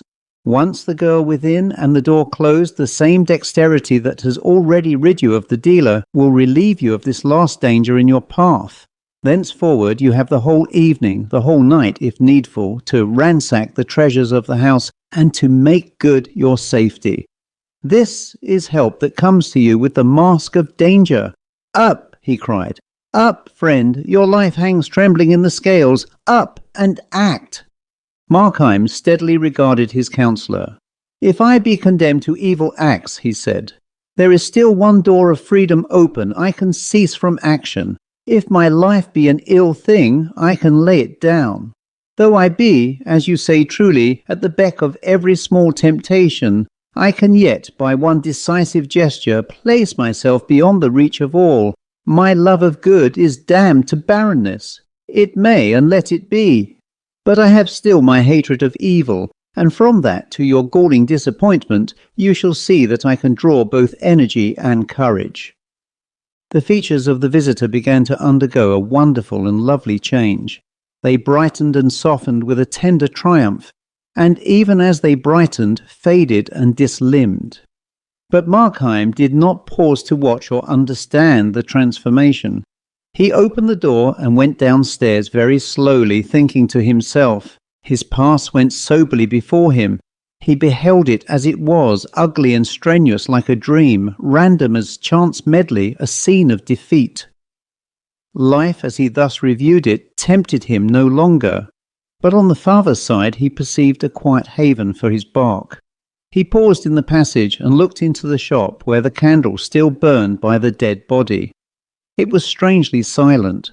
Thoughts of the dealer swarmed into his mind as he stood gazing. And then the bell once more broke out into impatient clamour. He confronted the maid upon the threshold with something like a smile. "You had better go for the police," said he. "I have killed your master." The End. The Old Nurse's Story by Elizabeth Gaskell and read by Christopher Holton. You know, my dears, that your mother was an orphan and an only child, and I dare say you have heard that your grandfather was a clergyman up in Westmoreland, where I come from.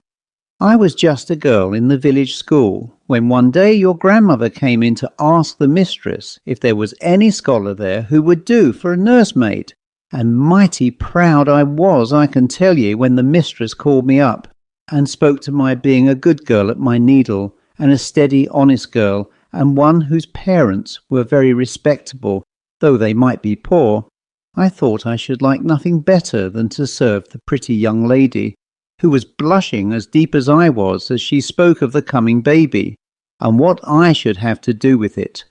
However, I see you don't care so much for this part of my story as for what you think is to come, so I'll tell you at once. I was engaged and settled at the parsonage before Miss Rosamond, that was the baby who is now your mother, was born. To be sure, I had little enough to do with her when she came, for she was never out of her mother's arms, and slept by her all night long, and proud enough was I sometimes when Missus trusted her to me.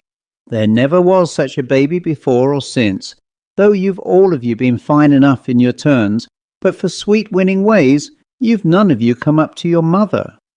She took after her mother, who was a real lady born, a Miss Furnivall, a granddaughter of Lord Furnivall's in Northumberland.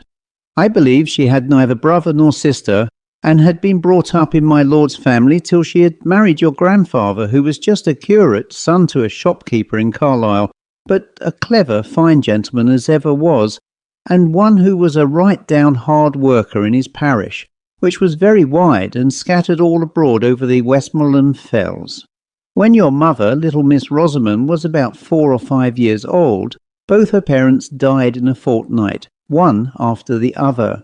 Ah, that was a sad time. My pretty young mistress and me was looking for another baby when my master came home from one of his long rides, wet and tired, and took the fever he died of, and then she never held up her head again, but lived just to see her dead baby, and have it laid on her breast before she sighed away her life. My mistress had asked me on her deathbed never to leave Miss Rosamond, but if she had never spoken a word, I would have gone with the little child to the end of the world. The next thing, and before we had well stilled our sobs, the executors and guardians came to settle the affairs. They were my poor young mistress's own cousin, Lord Furnivall, and Mr. Esthwaite, my master's brother, a shopkeeper in Manchester, not so well to do then as he was afterwards, and with a large family rising about him.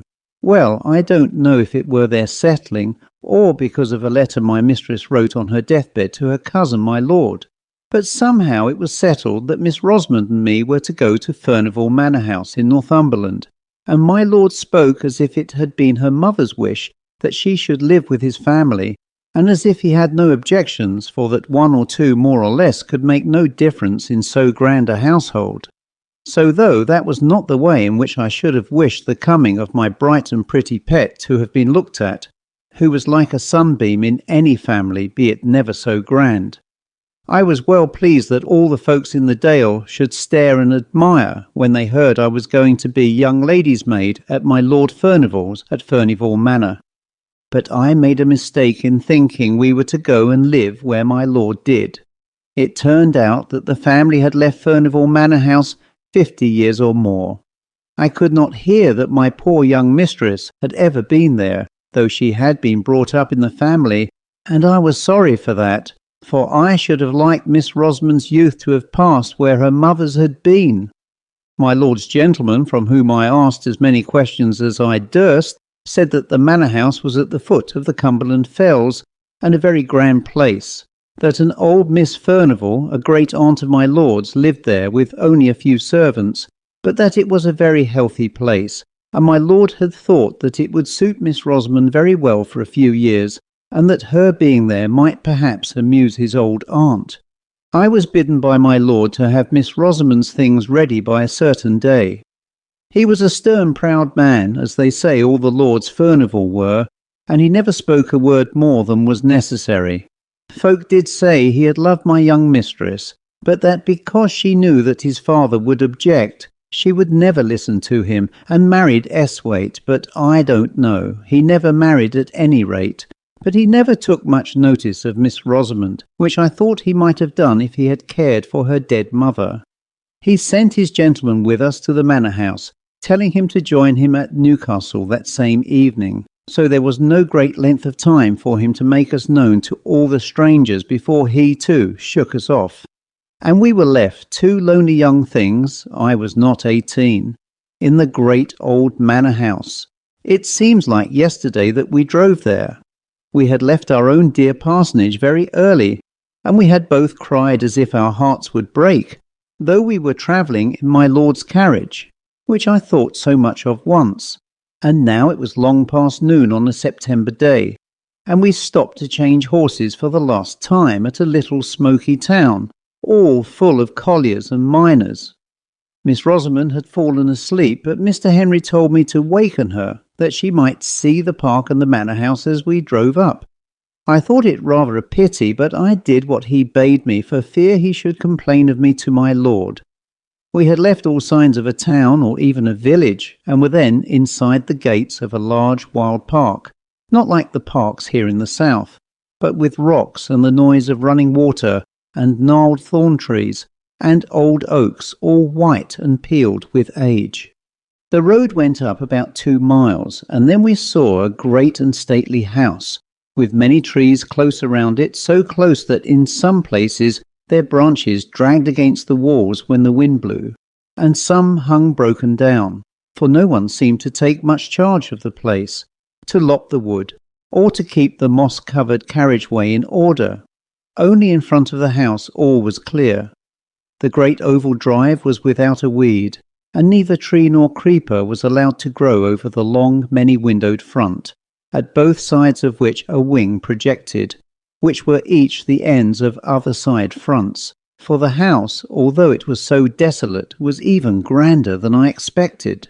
Behind it rose the fells, which seemed unenclosed and bare enough, and on the left hand of the house, as you stood facing it, was a little old-fashioned flower garden, as I found out afterwards. A door opened out upon it from the west front. It had been scooped out of the thick dark wood for some old Lady Furnival, but the branches of the great forest trees had grown and overshadowed it again, and there were very few flowers that would live there at that time. When we drove up to the great front entrance and went into the hall, I thought we should be lost. It was so large and vast and grand. There was a chandelier all of bronze hung down from the middle of the ceiling, and I had never seen one before, and looked at it all in amaze. Then at one end of the hall was a great fireplace, as large as the sides of the houses in my country, with massy andirons and dogs to hold the wood, and by it were heavy old-fashioned sofas. At the opposite end of the hall, to the left as you went in, on the western side, was an organ built into the wall, and so large that it filled up the best part of that end. Beyond it, on the same side, was a door, and opposite, on each side of the fireplace, were also doors leading to the east front, but those I never went through as long as I stayed in the house, so I can't tell you what lay beyond. The afternoon was closing in, and the hall, which had no fire lighted in it, looked dark and gloomy, but we did not stay there a moment.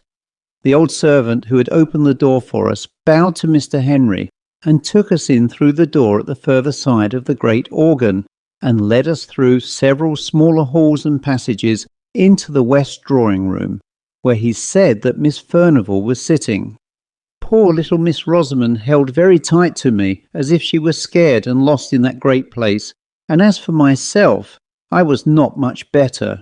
The west drawing-room was very cheerful-looking, with a warm fire in it and plenty of good comfortable furniture about. Miss Furnival was an old lady not far from 80, I should think, but I do not know. She was thin and tall, and had a face as full of fine wrinkles as if they had been drawn all over it with a needle's point.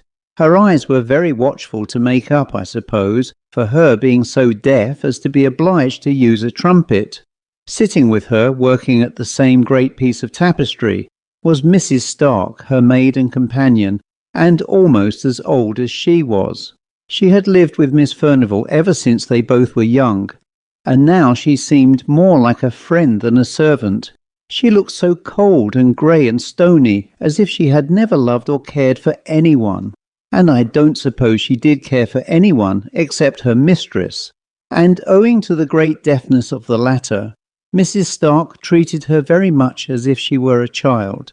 Mr. Henry gave some message from my lord, and then he bowed goodbye to us all, taking no notice of my sweet little Miss Rosamond's outstretched hand, and left us standing there being looked at by the two old ladies through their spectacles.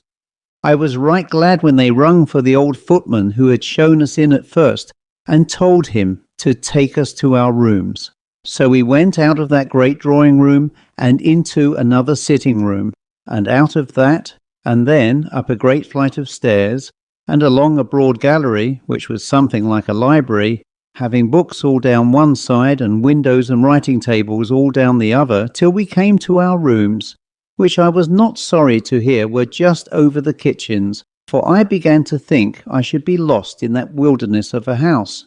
There was an old nursery that had been used for all the little lords and ladies long ago, with a pleasant fire burning in the grate and the kettle boiling on the bob, and tea things spread out on the table. And out of that room was the night nursery, with a little crib for Miss Rosamond close to my bed. And old James called up Dorothy, his wife, to bid us welcome, and both he and she were so hospitable and kind that by and by Miss Rosamond and me felt quite at home, and by the time tea was over she was sitting on Dorothy's knee and chattering away as fast as her little tongue could go. I soon found out that Dorothy was from Westmoreland, and that bound her and me together, as it were, and I would never wish to meet with kinder people than were old James and his wife.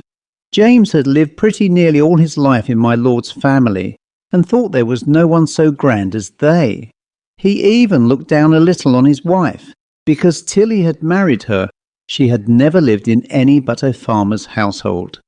But he was very fond of her, as well he might be. They had one servant under them to do all the rough work, Agnes they called her, and she and me and James and Dorothy, with Miss Furnivall and Mrs. Stark, made up the family, always remembering my sweet little Miss Rosamond. I used to wonder what they had done before she came. They thought so much of her now. Kitchen and drawing room, it was all the same. The hard, sad Miss Furnivall and the cold Mrs. Stark looked pleased when she came fluttering in like a bird, playing and pranking hither and thither, with a continual murmur and pretty prattle of gladness. I am sure they were sorry many a time when she flitted away into the kitchen, though they were too proud to ask her to stay with them, and were a little surprised at her taste, though to be sure, as Mrs. Stark said, it was not to be wondered at, remembering what stock her father had come of. The great old rambling house was a famous place for little Miss Rosamond. She made expeditions all over it, with me at her heels, all except the east wing, which was never opened and whither we never thought of going. But in the western and northern part was many a pleasant room, full of things that were curiosities to us, though they might not have been to people who had seen more.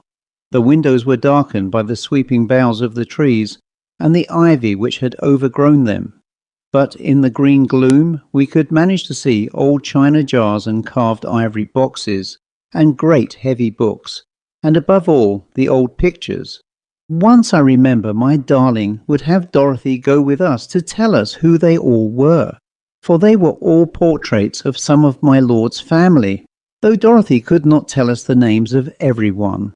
We had gone through most of the rooms when we came to the old state drawing-room over the hall, and there was a picture of Miss Furnivall, or, as she was called in those days, Miss Grace, for she was the younger sister. Such a beauty she must have been, but with such a set, proud look, and such scorn looking out of her handsome eyes, with her eyebrows just a little raised, as if she wondered how anyone could have the impertinence to look at her, and her lip curled at us as we stood there gazing. She had a dress on, the like of which I had never seen before, but it was all the fashion when she was young. A hat of some soft white stuff like beaver pulled a little over her brows, and a beautiful plume of feathers sweeping round it on one side, and her gown of blue satin was open in front to a quilted white stomacher. "Well, to be sure," said I, when I had gazed my fill. "Flesh is grass, they do say. But who would have thought that Miss Furnivall had been such an out-and-out beauty to see her now?"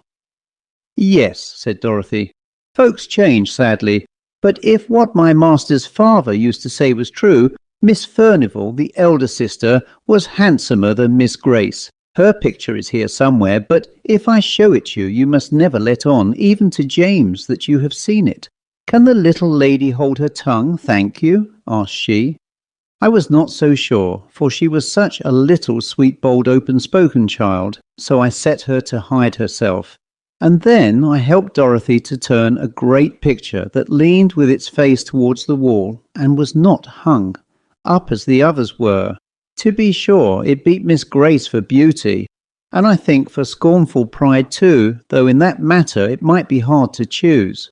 I could have looked at it an hour, but Dorothy seemed half frightened at having shown it to me, and hurried it back again, and bade me run and find Miss Rosamond, for that there were some ugly places about the house where she should like ill for the child to go.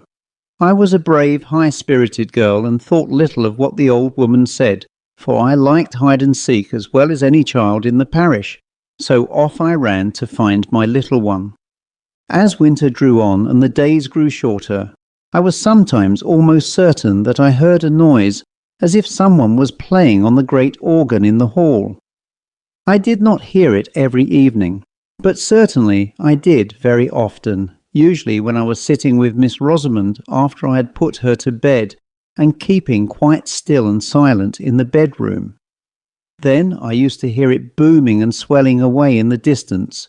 The first night when I went down to my supper, I asked Dorothy who had been playing music, and James said very shortly that I was a gowk to take the wind soughing among the trees for music. But I saw Dorothy look at him very fearfully, and Agnes, the kitchen maid, said something beneath her breath and went quite white. I saw they did not like my question, so I held my peace till I was with Dorothy alone, when I knew I could get a good deal out of her. So the next day I watched my time, and I coaxed and asked her who it was that played the organ, for I knew that it was the organ and not the wind well enough, for all I had kept silence before James. But Dorothy had had her lesson, I'll warrant, and never a word could I get from her. So then I tried Agnes, though I had always held my head rather above her, as I was even to James and Dorothy, and she was little better than their servant. So she said I must never, never tell, and if I ever told, I was never to say she had told me. But it was a very strange noise, and she had heard it many a time, but most of all on winter nights and before storms. And folks did say it was the old lord playing on the great organ in the hall, just as he used to do when he was alive. But who the old lord was, or why he played, and why he played on stormy winter evenings in particular, she either could not or would not tell me. Well, I told you I had a brave heart, and I thought it was rather pleasant to have that grand music rolling about the house, let who would be the player. For now it rose above the great gusts of wind, and wailed and triumphed just like a living creature, and then it fell to a softness most complete. Only it was always music and tunes, so it was nonsense to call it the wind. I thought at first that it might be Miss Furnivall who played, unknown to Agnes, but one day when I was in the hall by myself, I opened the organ and peeped all about it and around it, as I had done to the organ in Crossthwaite Church once before, and I saw it was all broken and destroyed inside, though it looked so brave and fine. And then, though it was noonday, my flesh began to creep a little, and I shut it up and run away pretty quickly to my own bright nursery, and I did not like hearing the music for some time after that, any more than James and Dorothy did. All this time Miss Rosamond was making herself more and more beloved. The old ladies liked her to dine with them at their early dinner. James stood behind Miss Furnivall's chair, and I behind Miss Rosamond's, all in state, and after dinner she would play about in a corner of the great drawing-room, as still as any mouse, while Miss Furnivall slept, and I had my dinner in the kitchen. But she was glad enough to come to me in the nursery afterwards, for, as she said, Miss Furnivall was so sad and Mrs. Stark so dull, but she and I were merry enough, and by I got not to care for that weird rolling music which did one no harm if we did not know where it came from. That winter was very cold. In the middle of October the frost began and lasted many, many weeks. I remember one day at dinner Miss Furnivall lifted up her sad, heavy eyes and said to Mrs. Stark, "I'm afraid we shall have a terrible winter," in a strange kind of meaning way. but Mrs. Stark pretended not to hear, and talked very loud of something else. My little lady and I did not care for the frost, not we. As long as it was dry, we climbed up the steep brows behind the house and went up on the fells, which were bleak and bare enough, and there we ran races in the fresh, sharp air. And once we came down by a new path that took us past the 2 old gnarled holly trees, which grew about halfway down by the east side of the house. But the days grew shorter and shorter, and the old lord, if it was he, played away more and more stormily and sadly on the great organ. One Sunday afternoon, it must have been towards the end of November, I asked Dorothy to take charge of little Missy when she came out of the drawing-room, after Miss Furnivall had had a nap, for it was too cold to take her with me to church, and yet I wanted to go. And Dorothy was glad enough to promise, and was so fond of the child that all seemed well.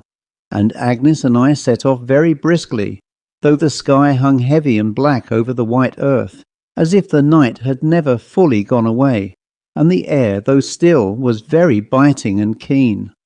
"We shall have a fall of snow," said Agnes to me, and sure enough, even while we were in church, it came down thick in great large flakes, so thick it almost darkened the windows.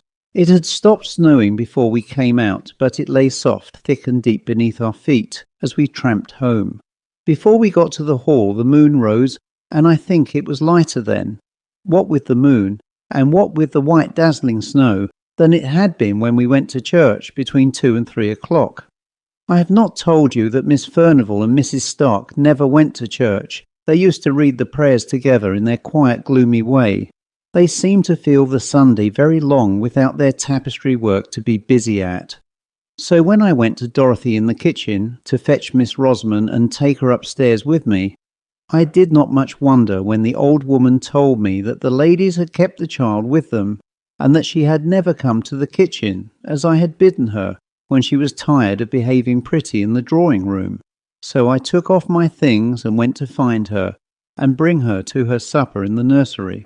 But when I went into the best drawing-room, there sat the 2 old ladies very still and quiet, dropping out a word now and then, but looking as if nothing so bright and merry as Miss Rosamond had ever been near them.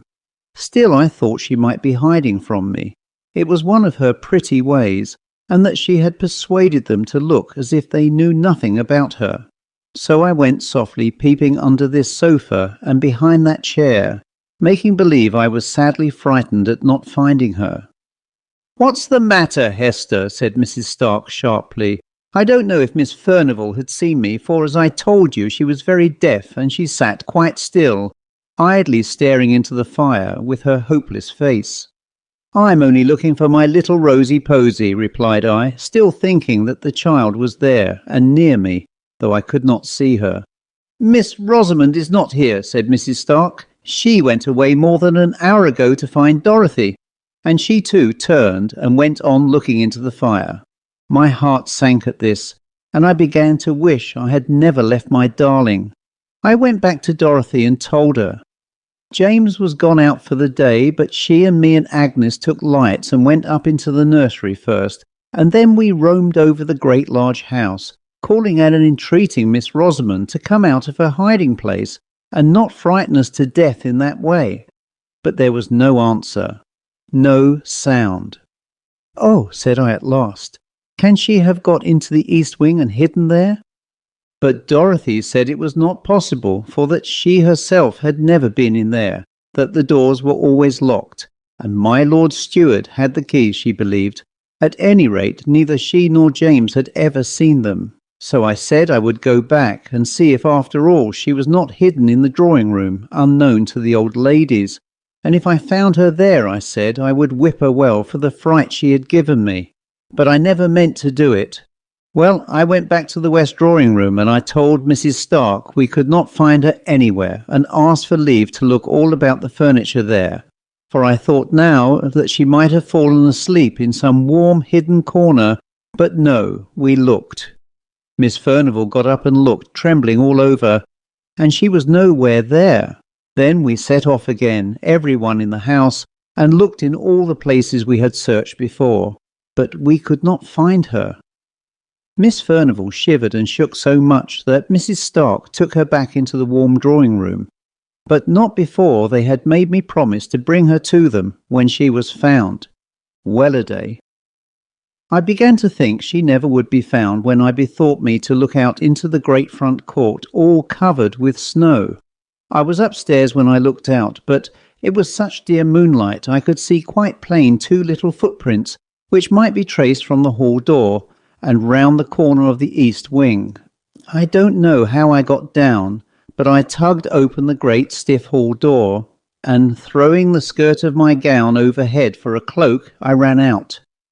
I turned the east corner, and there a black shadow fell on the snow. But when I came again into the moonlight, there were the little footmarks going up to the fells. It was bitter cold, so cold that the air almost took the skin off my face as I ran. But I ran on, crying to think how my poor little darling must be perished and frightened. I was within sight of the holly trees when I saw a shepherd coming down the hill, bearing something in his arms wrapped in his maud. He shouted to me and asked me if I had lost a bairn, and when I could not speak for crying, he bore towards me, and I saw my wee bairnie lying still, and white and stiff, in his arms, as if she had been dead. He told me he had been up the fells to gather in his sheep before the deep cold of night came on, and that under the holly trees, black marks on the hillside, where no other bush was for miles around, he had found my little lady, my lamb, my queen, my darling, stiff and cold, in the terrible sleep which is frost begotten. Oh, the joy and the tears of having her in my arms once again! For I would not let him carry her, but took her, maud and all, into my own arms, and held her near my own warm neck and heart, and felt the life stealing slowly back again into her little gentle limbs. But she was still insensible when we reached the hall, and I had no breath for speech. We went in by the kitchen door. "Bring the warming pan," said I, and I carried her upstairs and began undressing her by the nursery fire which Agnes had kept up. I called my little lammie all the sweet and playful names I could think of, even while my eyes were blinded by my tears, and at length she opened her large blue eyes. Then I put her into her warm bed, and sent Dorothy down to tell Miss Furnivall that all was well, and I made up my mind to sit by my darling's bedside the livelong night. She fell away into a soft sleep as soon as her pretty head had touched the pillow, and I watched by her till morning light, when she wakened up bright and clear, or so I thought at first, and, my dears, so I think now. She said that she had fancied that she should like to go to Dorothy, for that both the old ladies were asleep, and it was very dull in the drawing-room, and that, as she was going through the west lobby, she saw the snow through the high window falling, soft and steady, but she wanted to see it lying pretty and white on the ground. So she made her way into the great hall, and then, going to the window, she saw it bright and soft upon the drive. But while she stood there, she saw a little girl, not as old as she was, but so pretty, said my darling, and this little girl beckoned to me to come out, and oh, she was so pretty and so sweet, I could not choose but go. And then this other little girl had taken her by the hand, and side by side the two had gone around the east corner. "Now you are a naughty little girl and telling stories," said I. "What would your good mamma that is in heaven, and never told a story in her life, say to her little Rosamond if she heard her? And I dare say she does, telling stories." "Indeed, Hester," sobbed out my child, "I'm telling you true, indeed I am." "Don't tell me," said I, very stern. "I tracked you by your footmarks through the snow. There were only yours to be seen. And if you had had a little girl to go hand in hand with you up the hill, don't you think the footprints would have gone along with yours?" "I can't help it, dear Hester," said she, crying, "if they did not. I never looked at her feet." But she held my hand fast and tight in her little one, and it was very, very cold. She took me up the fell path, up to the holly trees, and there I saw a lady weeping and crying. But when she saw me, she hushed her weeping, and smiled very proud and grand, and took me on her knee, and began to lull me to sleep. "And that's all, Hester, but that is true, and my dear mamma knows it is," said she, crying. So I thought the child was in a fever, and pretended to believe her as she went over her story, over and over again, and always the same. At last Dorothy knocked at the door with Miss Rosamond's breakfast, and she told me the old ladies were down in the eating parlour, and that they wanted to speak to me. They had both been into the night nursery the evening before, but it was after Miss Rosamond was asleep, so they had only looked at her, not asked me any questions. I shall catch it, thought I to myself, as I went along the north gallery. And yet, I thought, taking courage, it was in their charge I left her. And it's they that's to blame for letting her steal away unknown and unwatched. So I went in boldly and told my story. I told it all to Miss Furnivall, shouting it close to her ear, but when I came to the mention of the other little girl out in the snow, coaxing and tempting her out, and her up to the grand and beautiful lady by the holly tree, she threw her arms up, her old and withered arms, and cried aloud, "Oh, heaven forgive, have mercy!" Mrs. Stark took hold of her, roughly enough, I thought, but she was past Mrs. Stark's management, and spoke to me in a kind of wild warning and authority. "Hester, keep her from that child. It will lure her to her death. That evil child. Tell her it is a wicked, naughty child." Then Mrs. Stark hurried me out of the room, where indeed I was glad enough to go. But Miss Furnivall kept shrieking out, "Oh, have mercy, wilt thou never forgive? It is many a long year ago." I was very uneasy in my mind after that. I durst never leave Miss Rosamond night or day, for fear lest she might slip off again, after some fancy or other.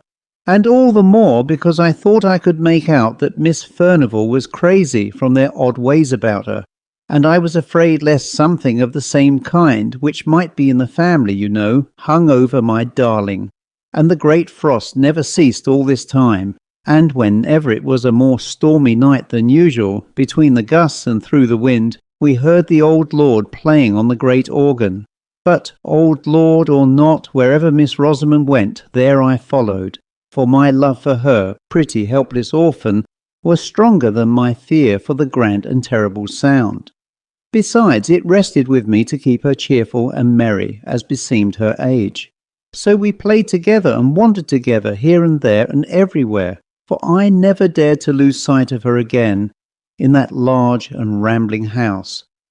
And so it happened that one afternoon, not long before Christmas Day, we were playing together on the billiard table in the great hall. Not that we knew the right way of playing, but she liked to roll the smooth ivory balls with her pretty hands, and I liked to do whatever she did. And by, without our noticing it, it grew dusk indoors, though it was still light in the open air. And I was thinking of taking her back into the nursery when, all of a sudden, she cried out, "Look, Hester, look, there is my poor little girl out in the snow." I turned towards the long narrow windows, and there, sure enough, I saw a little girl, less than my Miss Rosamond, dressed all unfit to be out of doors such a bitter night, crying and beating against the window panes, as if she wanted to be let in. She seemed to sob and wail, till Miss Rosamond could bear it no longer, and was flying to the door to open it, when all of a sudden, and close upon us, the great organ pealed out so loud and thundering it fairly made me tremble, and all the more when I remembered me that even in the stillness of that dead cold weather I had heard no sound of little battering hands upon the window glass, although the phantom child had seemed to put forth all its force, and although I had seen it wail and cry, no faintest touch of sound had fallen upon my ears. Whether I remembered all this at the very moment, I do not know. The great organ sound had so stunned me into terror, but this I know, I caught up Miss Rosamond before she got the hall door opened, and clutched her, and carried her away, kicking and screaming, into the large, bright kitchen, where Dorothy and Agnes were busy with their mince pies. "What is the matter with my sweet one?" cried Dorothy as I bore in Miss Rosamond, who was sobbing as if her heart would break. "She won't let me open the door for my little girl to come in, and she'll die if she is out on the fells all night. Cruel, naughty Hester," she said, slapping me, but she might have struck harder, for I had seen a look of ghastly terror on Dorothy's face, which made my very blood run cold. "Shut the back kitchen door fast and bolt it well," said she to Agnes. She said no more. She gave me raisins and almonds to quiet Miss Rosamond, but she sobbed about the little girl in the snow, and would not touch any of the good things. I was thankful when she cried herself to sleep in bed. Then I stole down to the kitchen, and told Dorothy I had made up my mind I would carry my darling back to my father's house in Applethwaite, where, if we lived humbly, we lived at peace. I said I had been frightened enough with the old lord's organ playing, but now that I had seen for myself this little moaning child, all decked out as no child in the neighbourhood could be, beating and battering to get in, yet always without any sound or noise, with the dark wound on its right shoulder, and that Miss Rosamond had known it again for the phantom that had nearly lured her to her death, which Dorothy knew was true. I would stand it no longer. I saw Dorothy change colour once or twice. When I had done, she told me she did not think I could take Miss Rosamond with me, for that she was my lord's ward, and I had no right over her. And she asked me, would I leave the child that I was so fond of, just for sounds and sights that could do me no harm, and that they had all had to get used to in their turns. I was all in a hot, trembling passion, and I said it was very well for her to talk, that knew what these sights and noises betokened, and that had perhaps had something to do with the spectre child while it was alive. And I taunted her so that she told me all she knew at last. And then I wished I had never been told, for it only made me more afraid than ever. She said she had heard the tale from old neighbours that were alive when she was first married, when folks used to come to the hall sometimes, before it had got such a bad name on the countryside. It might not be true, or it might what she had been told. The old lord was Miss Furnival's father, Miss Grace as Dorothy called her, for Miss Maud was the elder, and Miss Furnival by rights. The old lord was eaten up with pride. Such a proud man was never seen or heard of, and his daughters were like him. No one was good enough to wed them, although they had choice enough, for they were the great beauties of their day, as I had seen by their portraits where they hung in the state drawing-room. But, as the old saying is, pride will have a fall. And these two haughty beauties fell in love with the same man, and he no better than a foreign musician, whom their father had down from London to play music with him at the manor house. For above all things, next to his pride, the old lord loved music. He could play on nearly every instrument that ever was heard of, and it was a strange thing it did not soften him. But he was a fierce, dour old man, and had broken his poor wife's heart with his cruelty, they said. He was mad after music, and would pay any money for it. So he got this foreigner to come, who made such beautiful music that they said the very birds on the trees stopped their singing to listen. And by degrees this foreign gentleman got such a hold over the old lord that nothing would serve him but that he must come every year. And it was he that had the great organ brought from Holland and built up in the hall where it stood now. He taught the old lord to play on it, but many and many a time, when Lord Furnival was thinking of nothing but his fine organ and his finer music, the dark foreigner was walking abroad in the woods with one of the young ladies, now Miss Maud and then Miss Grace. Miss Maud won the day and carried off the prize such as it was, and he and she were married, all unknown to anyone, and before he made his next yearly visit she had been confined of a little girl at a farmhouse on the moors, while her father and Miss Grace thought she was away at Doncaster races. But though she was a wife and a mother, she was not a bit softened, but as haughty and as passionate as ever, and perhaps more so, for she was jealous of Miss Grace, to whom her foreign husband paid a deal of court by way of blinding her, as he told his wife. But Miss Grace triumphed over Miss Maud, and Miss Maud grew fiercer and fiercer, both with her husband and with her sister. And the former, who could easily shake off what was disagreeable and hide himself in foreign countries, went away a month before his usual time that summer, and half threatened that he would never come back again. Meanwhile, the little girl was left at the farmhouse, and her mother used to have her horse saddled and gallop wildly over the hills to see her once every week, at the very least. For where she loved, and where she hated. And the old lord went on playing on his organ, and the servants thought the sweet music he made had soothed down his awful temper, of which, Dorothy said, some terrible tales could be told. He grew infirm too, and had to walk with a crutch, and his son, that was the present Lord Furnival's father, was with the army in America, and the other son at sea. So Miss Maud had it pretty much her own way, and she and Miss Grace grew colder and bitterer to each other every day, till at last they hardly ever spoke, except when the old lord was by. The foreign musician came again the next summer, but it was for the last time, for they led him such a life with their jealousy and their passions that he grew weary and went away, and never was heard of again.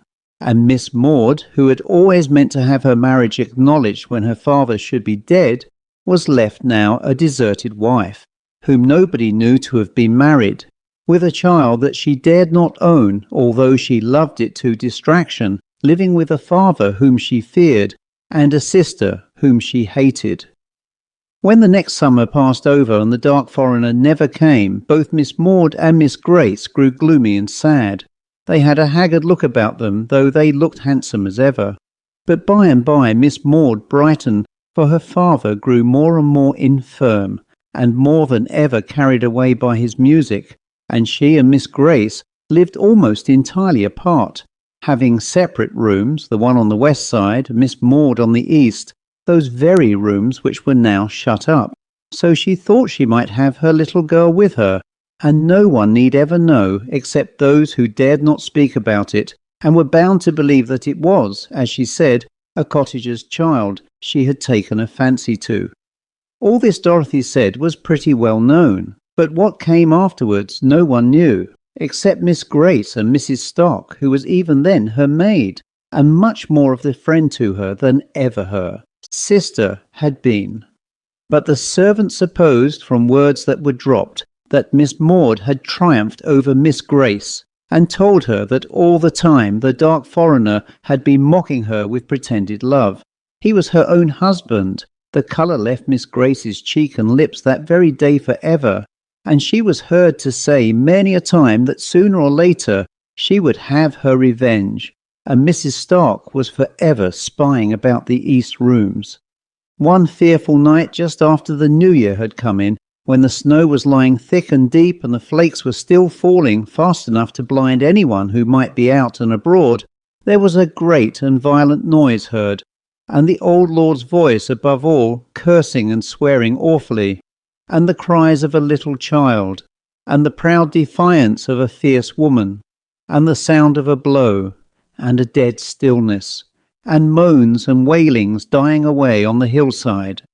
Then the old lord summoned all his servants, and told them with terrible oaths and words more terrible, that his daughter had disgraced herself, and that he had turned her out of doors, her and her child, and that if ever they gave her help, or food, or shelter, he prayed that they might never enter heaven. And all the while Miss Grace stood by him, white and still as any stone, and when he had ended she heaved a great sigh, as much as to say her work was done and her end was accomplished. But the old lord never touched his organ again, and died within the year. And no wonder, for on the morrow of that wild and fearful night the shepherds, coming down the fellside, found Miss Maud sitting all crazy and smiling under the holly trees, nursing a dead child, with a terrible mark on its right shoulder. But that was not what killed it, said. It was the frost and the cold. Every wild creature was in its hole, and every beast in its fold, while the child and its mother were turned out to wander on the fells. And now you know all. and I wonder if you are less frightened now." I was more frightened than ever, but I said I was not. I wished Miss Rosamond and myself well out of that dreadful house for ever. But I would not leave her, and I dared not take her away. But oh, how I watched her and guarded her. We bolted the doors and shut the window shutters fast, an hour or more before dark, rather than leave them open 5 minutes too late. But my little lady still heard the weird child crying and mourning, and not all we could do or say could keep her from wanting to go to her, and let her in from the cruel wind and the snow. All this time I kept away from Miss Furnivall and Mrs. Stark as much as ever I could, for I feared them. I knew no good could be about them, with their grey hard faces and their dreamy eyes looking back into the ghastly years that were gone. But even in my fear, I had a kind of pity for Miss Furnivall at least. Those gone down to the pit can hardly have a more hopeless look than that which was ever on her face. At last I even got so sorry for her, who never said a word but what was quite forced from her, that I prayed for her, and I taught Miss Rosamond to pray for one who had done a deadly sin. But often when she came to those words, she would listen and start up from her knees and say, "I hear my little girl plaining and crying very sad. Oh, let her in, or she will die." One night, just after New Year's Day had come at last, and the long winter had taken a turn, as I hoped, I heard the west drawing-room bell ring 3 times, which was the signal for me. I would not leave Miss Rosamond alone for all she was asleep, for the old lord had been playing wilder than ever, and I feared lest my darling should waken to hear the spectre child. See her I knew she could not. I had fastened the windows too well for that. So I took her out of her bed and wrapped her up in such outer clothes as were most handy, and carried her down to the drawing-room, where the old ladies sat at their tapestry work as usual. They looked up when I came in, and Mrs. Stark asked, quite astounded, why did I bring Miss Rosamond there out of her warm bed? I had begun to whisper, because I was afraid of her being tempted out while I was away by the wild child in the snow, when she stopped me short with a glance at Miss Furnivall, and said Miss Furnivall wanted me to undo some work she had done wrong, and which neither of them could see to unpick. So I laid my pretty dear on the sofa, and sat down on the stool by them, and hardened my heart against them, as I heard the wind rising and howling. Miss Rosamond slept on sound, for all the wind blew so, and Miss Furnivall said never a word, nor looked round when the gust shook the windows. All at once she started up to her full height, and put up one hand as if to bid us listen. "I hear voices," said she. "I hear terrible screams. I hear my father's voice." Just at that moment my darling wakened with a sudden start. "My little girl is crying. Oh, how she is crying!" And she tried to get up and go to her, but she got her feet entangled in the blanket, and I caught her up, for my flesh had begun to creep at these noises, which they heard while we could catch no sound. In a minute or two the noises came and gathered fast and filled our ears. We too heard voices and screams, and no longer heard the winter's wind that raged abroad. Mrs. Stark looked at me, and I at her, but we dared not speak. Suddenly Miss Furnivall went towards the door, out into the anteroom, through the west lobby, and opened the door into the great hall. Mrs. Stark followed, and I durst not be left, though my heart almost stopped beating for fear. I wrapped my darling tight in my arms and went out with them. In the hall the screams were louder than ever. They sounded to come from the east wing, nearer and nearer, close on the other side of the locked-up doors, close behind them. Then I noticed that the great bronze chandelier seemed all alight, though the hall was dim, and that a fire was blazing in the vast hearth-place, though it gave no heat, and I shuddered up with terror, and folded my darling closer to me. But as I did so, the east door shook, and she, suddenly struggling to get free from me, cried, "Hester, I must go. My little girl is there. I hear her. She is coming. Hester, I must go." I held her tight with all my strength. With a set will, I held her. If I had died, my hands would have grasped her still, I was so resolved in my mind. Miss Furnivall stood listening, and paid no regard to my darling, who had got down to the ground, and whom I, upon my knees now, was holding with both my arms clasped round her neck, she still striving and crying to get free. All at once the east door gave way with a thundering crash, as if torn open in a violent passion, and there came into that broad and mysterious light the figure of a tall old man, with grey hair and gleaming eyes. He drove before him with many a relentless gesture of abhorrence a stern and beautiful woman, with a little child clinging to her dress. "Oh, Hester, Hester!" cried Miss Rosamond. "It's the lady below the holly trees, and my little girl is with her. Hester, Hester, let me go to her. They are drawing me to them. I feel them, I must go." Again she was almost convulsed by her efforts to get away, but I held her tighter and tighter till I feared I should do her a hurt. But rather that than let her go towards those terrible phantoms, they passed along towards the great hall door, where the winds howled and ravine for their prey. But before they reached that, the lady turned, and I could see that she defied the old man with a fierce and proud defiance. But then she quailed, and then she threw her arms wildly and piteously to save her child, her little child, from a blow from his uplifted crutch. And Miss Rosamond was torn as by a power stronger than mine, and writhed in my arms and sobbed, for by this time the poor darling was growing faint. "They want me to go with them on to the fells. They are drawing me to them. Oh, my little girl! I would come, but cruel, wicked Hester holds me very tight." But when she saw the uplifted crutch, she swooned away, and I thanked God for it. Just at this moment, when the tall old man, his hair streaming as in the blast of a furnace, was going to strike the little shrinking child, Miss Furnivall, the old woman by my side, cried out, "Oh, father, father, spare the little innocent child." But just then we all saw another phantom shape itself, and grow clear out of the blue and misty light that filled the hall.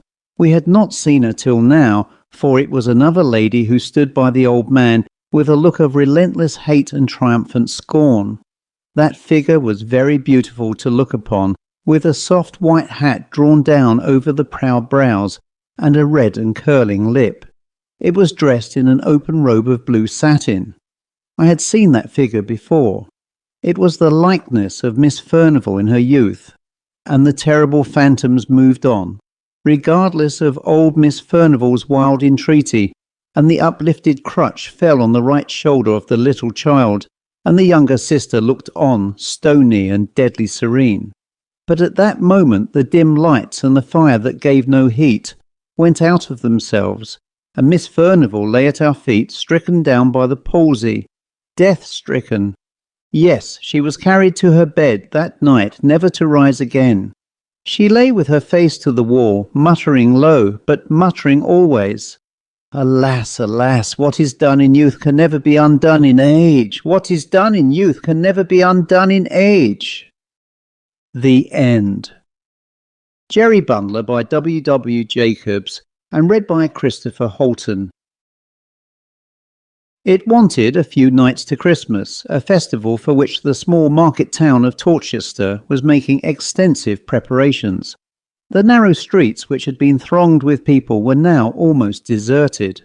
The cheapjack from London, with the remnant of breath left him after his evening's exertions, was making feeble attempts to blow out his naphtha lamp, and the last shops open were rapidly closing for the night. In the comfortable coffee-room of the Old Boar's Head, half a dozen guests, principally commercial travellers, sat talking by the light of the fire. The talk had drifted from trade to politics, from politics to religion, and so by easy stages to the supernatural. 3 ghost stories, never known to fail before, had fallen flat. There was too much noise outside, too much light within. The 4th story was told by an old hand with more success. The streets were quiet, and he had turned the gas out.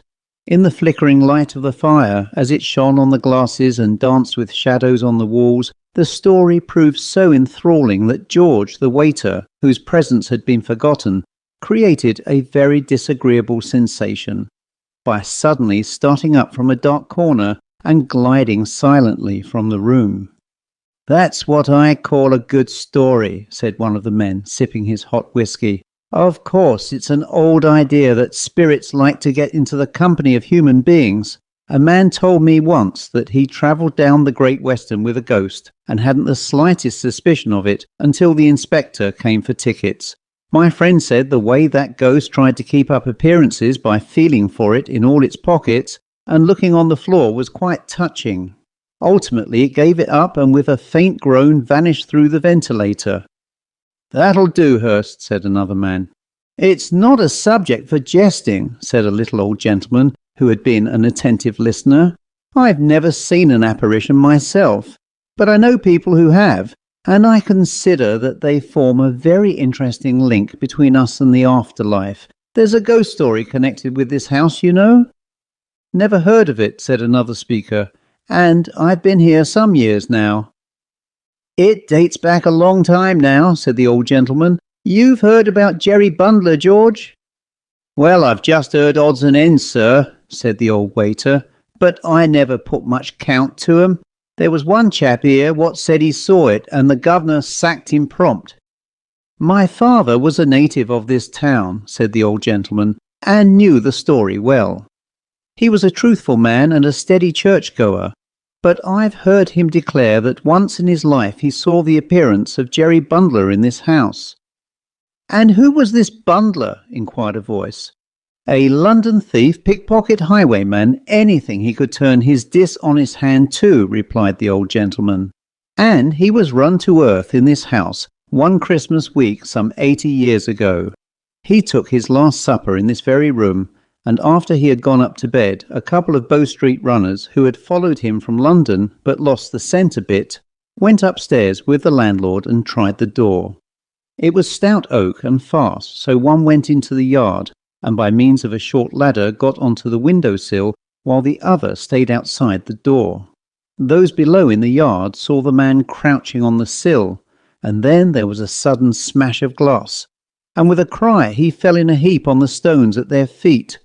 Then in the moonlight they saw the white face of the pickpocket peeping over the sill, and while some stayed in the yard, others ran into the house and helped the other man to break the door in. It was difficult to obtain an entrance even then, for it was barred with heavy furniture, but they got in at last, and the first thing that met their eyes was the body of Jerry dangling from the top of the bed by his own handkerchief." "Which bedroom was it?" asked 2 or 3 voices together. The narrator shook his head. "That I can't tell you, but the story goes that Jerry still haunts this house, and my father used to declare positively that the last time he slept here, the ghost of Jerry Bundler lowered itself from the top of his bed and tried to strangle him." "That'll do," said an uneasy voice. "I wish you'd thought to ask your father which bedroom it was." "What for?" inquired the old gentleman. "Well, I should take care not to sleep in it, that's all," said the voice shortly. "There's nothing to fear," said the other. "I don't believe for a moment that ghosts could really hurt one. In fact, my father used to confess that it was only the unpleasantness of the thing that upset him, and that for all practical purposes Jerry's fingers might have been made of cotton wool for all the harm they could do." "That's all very fine," said the last speaker again. "A ghost story is a ghost story, sir, but when a gentleman tells a tale of a ghost in the house in which one is going to sleep, I call it most ungentlemanly." "Pooh! Nonsense!" said the old gentleman, rising. "Ghosts can't hurt you. For my own part, I should rather like to see one. Good night, gentlemen." "Good night," said the others. "And I only hope Jerry'll pay you a visit," added the nervous man as the door closed. "Bring some more whiskey, George," said a stout commercial. "I want keeping up when the talk turns this way." "Shall I light the gas, Mr. Malcolm?" said George. "No, the fire's very comfortable," said the traveller. "Now, gentlemen, any of you know any more?" "I think we've had enough," said another man. "We shall be thinking we see spirits next, and we're not all like the old gentleman who's just gone." "Old humbug," said Hurst. "I should like to put him to the test. Suppose I dress up as Jerry Bundler and go and give him a chance of displaying his courage." "Bravo!" said Malcolm huskily, drowning one or two faint no's. "Just for the joke, gentlemen." "No, no, drop it, Hurst," said another man. "Only for the joke," said Hurst somewhat eagerly. "I've got some things upstairs in which I'm going to play in the rivals, knee breeches, buckles, and all that sort of thing. It's a rare chance. If you'll wait a bit, I'll give you a full dress rehearsal entitled Jerry Bundler or the Nocturnal Strangler." "You won't frighten us," said the commercial with a husky laugh. "I don't know that," said Hurst sharply. "It's a question of acting, that's all. I'm pretty good, ain't I, Summers?" "Oh, you're all right for an amateur," said his friend with a laugh. "I'll bet you a level sovereign you don't frighten me," said the stout traveller. "Done," said Hurst. "I'll take the bet to frighten you first and the old gentleman afterwards. These gentlemen shall be the judges." "You won't frighten us, sir," said another man, "because we're prepared for you, but you'd better leave the old man alone. It's dangerous play." "Well, I'll try you first," said Hurst, springing up. "No gas, mind." He ran lightly upstairs to his room, leaving the others, most of whom had been drinking somewhat freely, to wrangle about his proceedings. It ended in two of them going to bed. "He's crazy on acting," said Summers, lighting his pipe. "Thinks he's the equal of anybody almost. It doesn't matter with us, but I won't let him go to the old man. And he won't mind so long as he gets an opportunity of acting to us." "Well, I hope he'll hurry up," said Malcolm, yawning. "It's after 12 now." Nearly half an hour passed. Malcolm drew his watch from his pocket and was busy winding it when George, the waiter, who had been sent on an errand to the bar, burst suddenly into the room and rushed towards them. "He's coming, gentlemen," he said breathlessly. "Why, you're frightened, George," said the stout commercial with a chuckle. "It was the suddenness of it," said George sheepishly. "And besides, I didn't look for seeing him in the bar. There's only a glimmer of light there, and he was sitting on the floor behind the bar. I nearly trod on him." "Oh, you'll never make a man, George," said Malcolm. "Well, it took me unawares," said the waiter. "Not that I'd have gone to the bar by myself if I'd known he was there, and I don't believe you would either, sir." "Nonsense," said Malcolm. "I'll go and fetch him in." "You don't know what it's like, sir," said George, catching him by the sleeve. "It ain't fit to look at by yourself, it ain't indeed. It's got the... What's that?"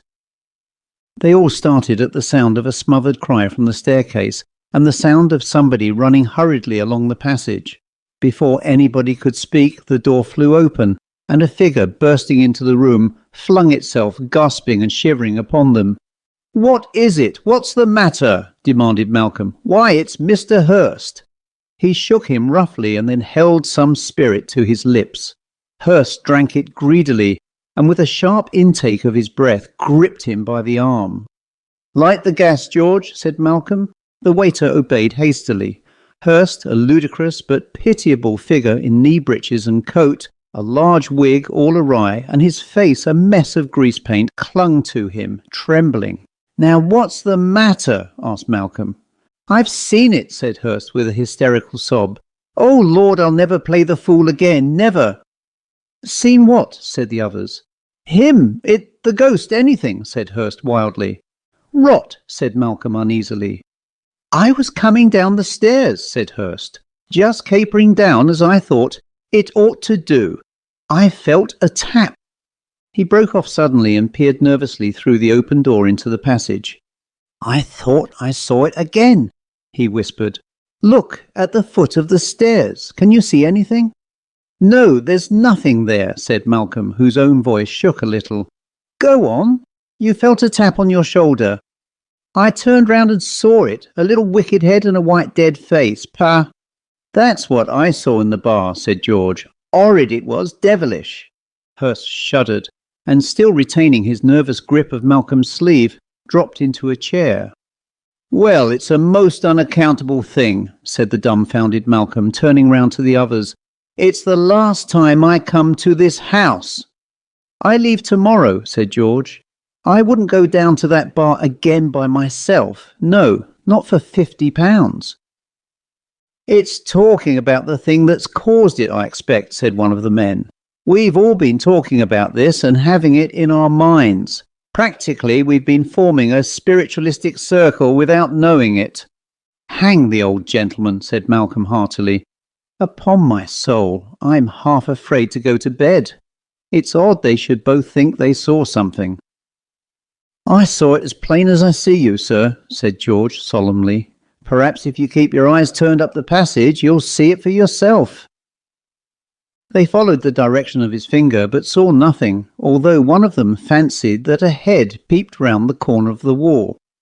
Who'll come down to the bar? Said Malcolm, looking round. You can go if you like, said one of the others with a faint laugh. We'll wait here for you. The stout traveller walked towards the door and took a few steps up the passage. Then he stopped. All was quite silent, and he walked slowly to the end and looked down fearfully towards the glass partition, which shut off the bar. 3 times he made as though to go to it. Then he turned back and, glancing over his shoulder, came hurriedly back to the room. Did you see it, sir? Whispered George. Don't know, said Malcolm shortly.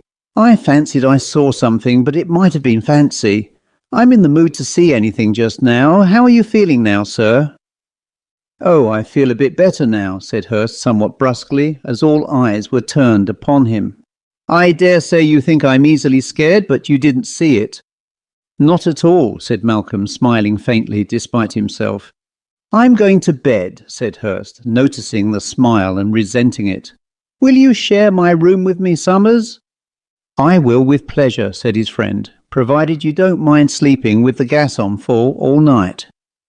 He rose from his seat, and bidding the company a friendly good night, left the room with his crestfallen friend.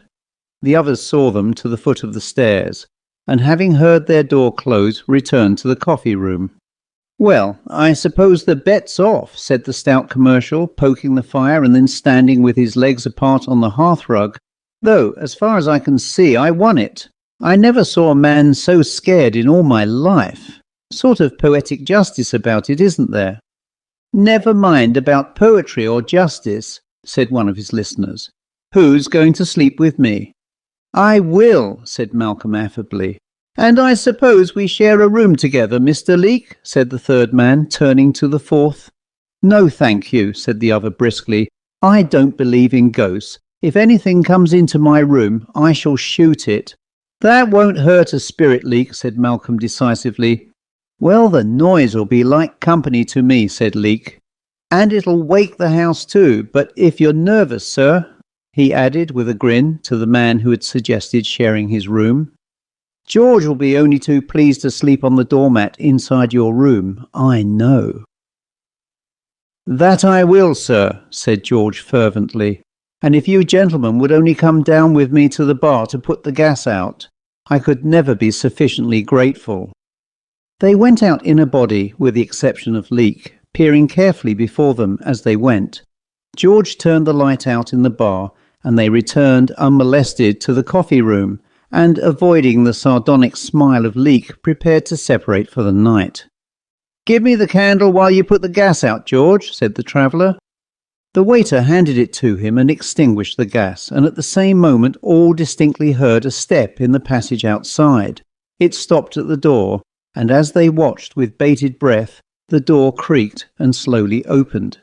Malcolm fell back open-mouthed, as a white leering face with sunken eyeballs and close-cropped bullet head appeared at the opening. For a few seconds the creature stood regarding them, blinking in a strange fashion at the candle. Then, with a sidling movement, it came a little way into the room and stood there as if bewildered. Not a man spoke or moved, but all watched with a horrible fascination as the creature removed its dirty neckcloth and its head rolled on its shoulder. For a minute it paused, and then, holding the rag before it, moved towards Malcolm. The candle went out suddenly with a flash and a bang. There was a smell of powder, and something writhing in the darkness on the floor. A faint choking cough, and then silence. Malcolm was the first to speak. "Matches!" he said in a strange voice. George struck one, then he leapt at the gas and a burner flamed from the match. Malcolm touched the thing on the floor with his foot and found it soft. He looked at his companions. They mouthed inquiries at him, but he shook his head. He lit the candle and, kneeling down, examined the silent thing on the floor. Then he rose swiftly and, dipping his handkerchief in the water jug, bent down again and grimly wiped the white face. Then he sprang back with a cry of incredulous horror, pointing at it. Leek's pistol fell to the floor and he shut out the sight with his hands, but the others, crowding forward, gazed spellbound at the dead face of Hurst. Before a word was spoken, the door opened and Summers hastily entered the room. His eyes fell on the floor. "Good God!" he cried. "You didn't—" Nobody spoke. "I told him not to," he said in a suffocating voice. "I told him not to! I told him—" He leaned against the wall, deathly sick, put his arms out feebly, and fell fainting into the traveller's arms. The end. Room 13 by M.R.James and read by Christopher Holton. Among the towns of Jutland, Viborg justly holds a high place. It is the seat of a bishopric.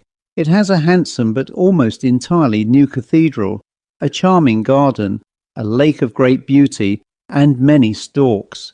Near it is Hold, accounted one of the prettiest things in Denmark, and hard by is Finderup, where Master Stig murdered King Eric Glipping on St. Cecilia's Day in the year 1286.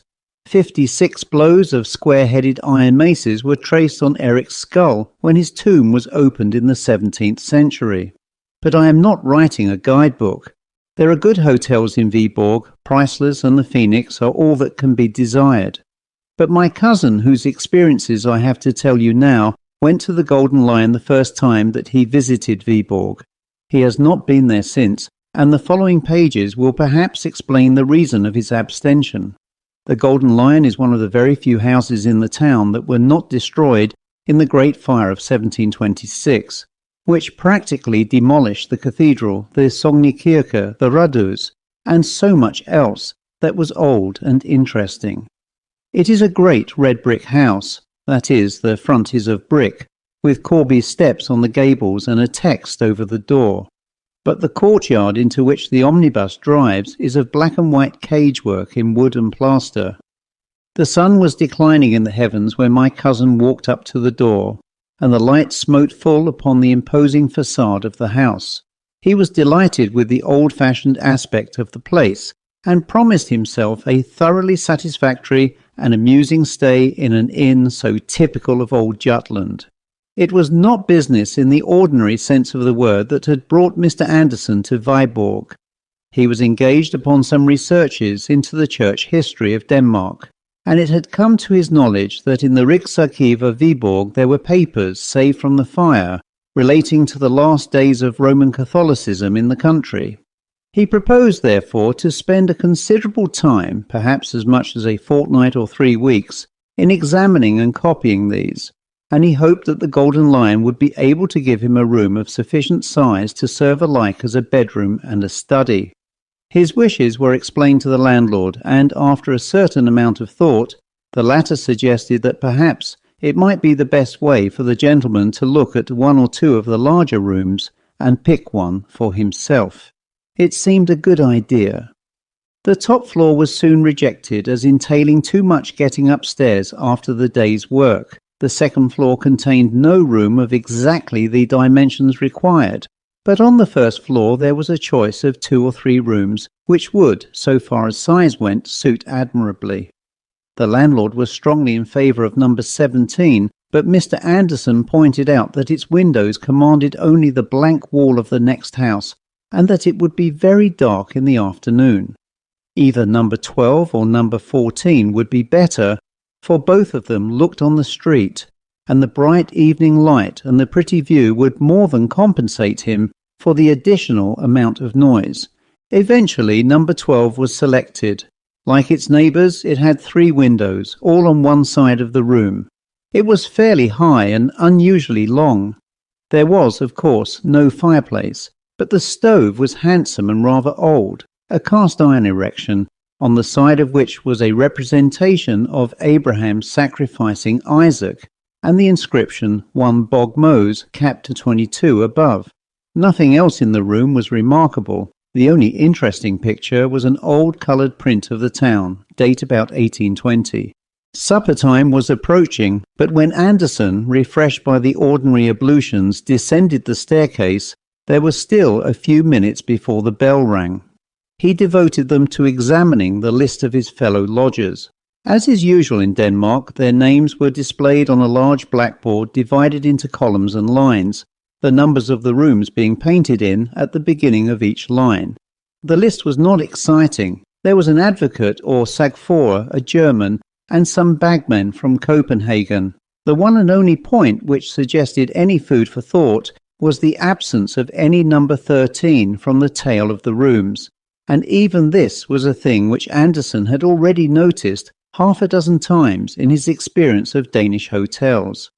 He could not help wondering whether the objection to that particular number, common as it is, was so widespread and so strong as to make it difficult to let a room so ticketed, and he resolved to ask the landlord if he and his colleagues in the profession had actually met with many clients who refused to be accommodated in the 13th room. He had nothing to tell me, I am giving the story as I heard it from him, about what passed at supper, and the evening which was spent in unpacking and arranging his clothes, books and papers was not more eventful. Towards 11 o'clock he resolved to go to bed, but with him, as with a good many other people nowadays, an almost necessary preliminary to bed, if he meant to sleep, was the reading of a few pages of print, and he now remembered that the particular book which he had been reading in the train, and which alone would satisfy him at that present moment, was in the pocket of his greatcoat, then hanging on a peg outside the dining room. To run down and secure it was the work of a moment, and as the passages were by no means dark, it was not difficult for him to find his way back to his own door. So at least he thought. But when he arrived there and turned the handle, the door entirely refused to open, and he caught the sound of a hasty movement towards it from within. He had tried the wrong door, of course. Was his own room to the right or to the left? He glanced at the number. It was 13. His room would be on the left, and so it was. And not before he had been in bed for some minutes, had read his wonted 3 or 4 pages of his book, blown out his light, and turned over to go to sleep, did it occur to him that whereas on the blackboard of the hotel there had been no number 13, there was undoubtedly a room numbered 13 in the hotel. He felt rather sorry he had not chosen it for his own. Perhaps he might have done the landlord a little service by occupying it, and given him the chance of saying that a well-born English gentleman had lived in it for 3 weeks and liked it very much. But probably it was used as a servant's room, or something of the kind. After all, it was most likely not so large or good a room as his own, and he looked drowsily about the room, which was fairly perceptible in the half-light from the street lamp. It was a curious effect, he thought. Rooms usually look larger in a dim light than a full one, but this seemed to have contracted in length and grown proportionately higher. Well, well, sleep was more important than these vague ruminations, and to sleep he went. On the day after his arrival, Anderson attacked the Rigsarkiv of Viborg. He was, as one might expect in Denmark, kindly received, and access to all that he wished to see was made as easy for him as possible. The documents laid before him were far more numerous and interesting than he had at all anticipated. Besides official papers, there was a large bundle of correspondence relating to Bishop Jürgen Fries, the last Roman Catholic who held the see, and in these there cropped up many amusing and what are called intimate details of private life and individual character. There was much talk of a house owned by the bishop but not inhabited by him in the town. Its tenant was apparently somewhat of a scandal and a stumbling block to the reforming party. He was a disgrace, they wrote, to the city. He practised secret and wicked arts, and had sold his soul to the enemy. It was of a piece with the gross corruption and superstition of the Babylonish church that such a viper and blood-sucking troldman should be patronized and harboured by the bishop. The bishop met these reproaches boldly. He protested his own abhorrence of all such things as secret arts, and required his antagonist to bring the matter before the proper court, of course the spiritual court, and sift it to the bottom. No one could be more ready and willing than himself to condemn Magister Nicholas Franken if the evidence showed him to have been guilty of any of the crimes informally alleged against him. Anderson had not time to do more than glance at the next letter of the Protestant leader, Rasmus Nielsen, before the record office was closed for the day, but he gathered its general tenor, which was to the effect that Christian men were now no longer bound by the decisions of bishops of Rome, and that the bishop's court was not and could not be a fit or competent tribunal to judge so grave and weighty a cause. On leaving the office, Mr. Anderson was accompanied by the old gentleman who presided over it, and as they walked, the conversation very naturally turned to the papers of which I have just been speaking. Herr Scavenius, the archivist of Viborg, though very well informed as to the general run of the documents under his charge, was not a specialist in those of the Reformation period. He was much interested in what Anderson had to tell him about them. He looked forward with great pleasure, he said, to seeing the publication in which Mr. Anderson spoke of embodying their contents. This house of the Bishop Fries, he added, it is a great puzzle to me where it can have stood. I have studied carefully the topography of old Viborg, but it is most unlucky. Of the old terrier of the bishop's property which was made in 1560, and of which we have the greater part in the archive. Just the piece which had the list of the town property is missing. Never mind, perhaps I shall some day succeed to find him. After taking some exercise, I forget exactly how or where, Anderson went back to the Golden Lion, his supper, his game of patience, and his bed. On the way to his room it occurred to him that he had forgotten to talk to the landlord about the omission of number 13 from the hotel, and also that he might as well make sure that number 13 did actually exist before he made any reference to the matter. The decision was not difficult to arrive at. There was the door with its number as plain as could be, and work of some kind was evidently going on inside it, for as he neared the door, he could hear footsteps and voices, or a voice within. During the few seconds in which he halted to make sure of the number, the footsteps ceased, seemingly very near the door, and he was a little startled at hearing a quick hissing breathing as of a person in strong excitement. He went on to his own room, and again he was surprised to find how much smaller it seemed now than it had when he selected it. It was a slight disappointment, but only slight. If he found it really not large enough, he could very easily shift to another. In the meantime, he wanted something, as far as I remember it was a pocket handkerchief, out of his portmanteau, which had been placed by the porter on a very inadequate trestle or stool against the wall at the farthest end of the room from his bed. Here was a very curious thing. The portmanteau was not to be seen. It had been moved by officious servants. Doubtless the contents had been put in the wardrobe.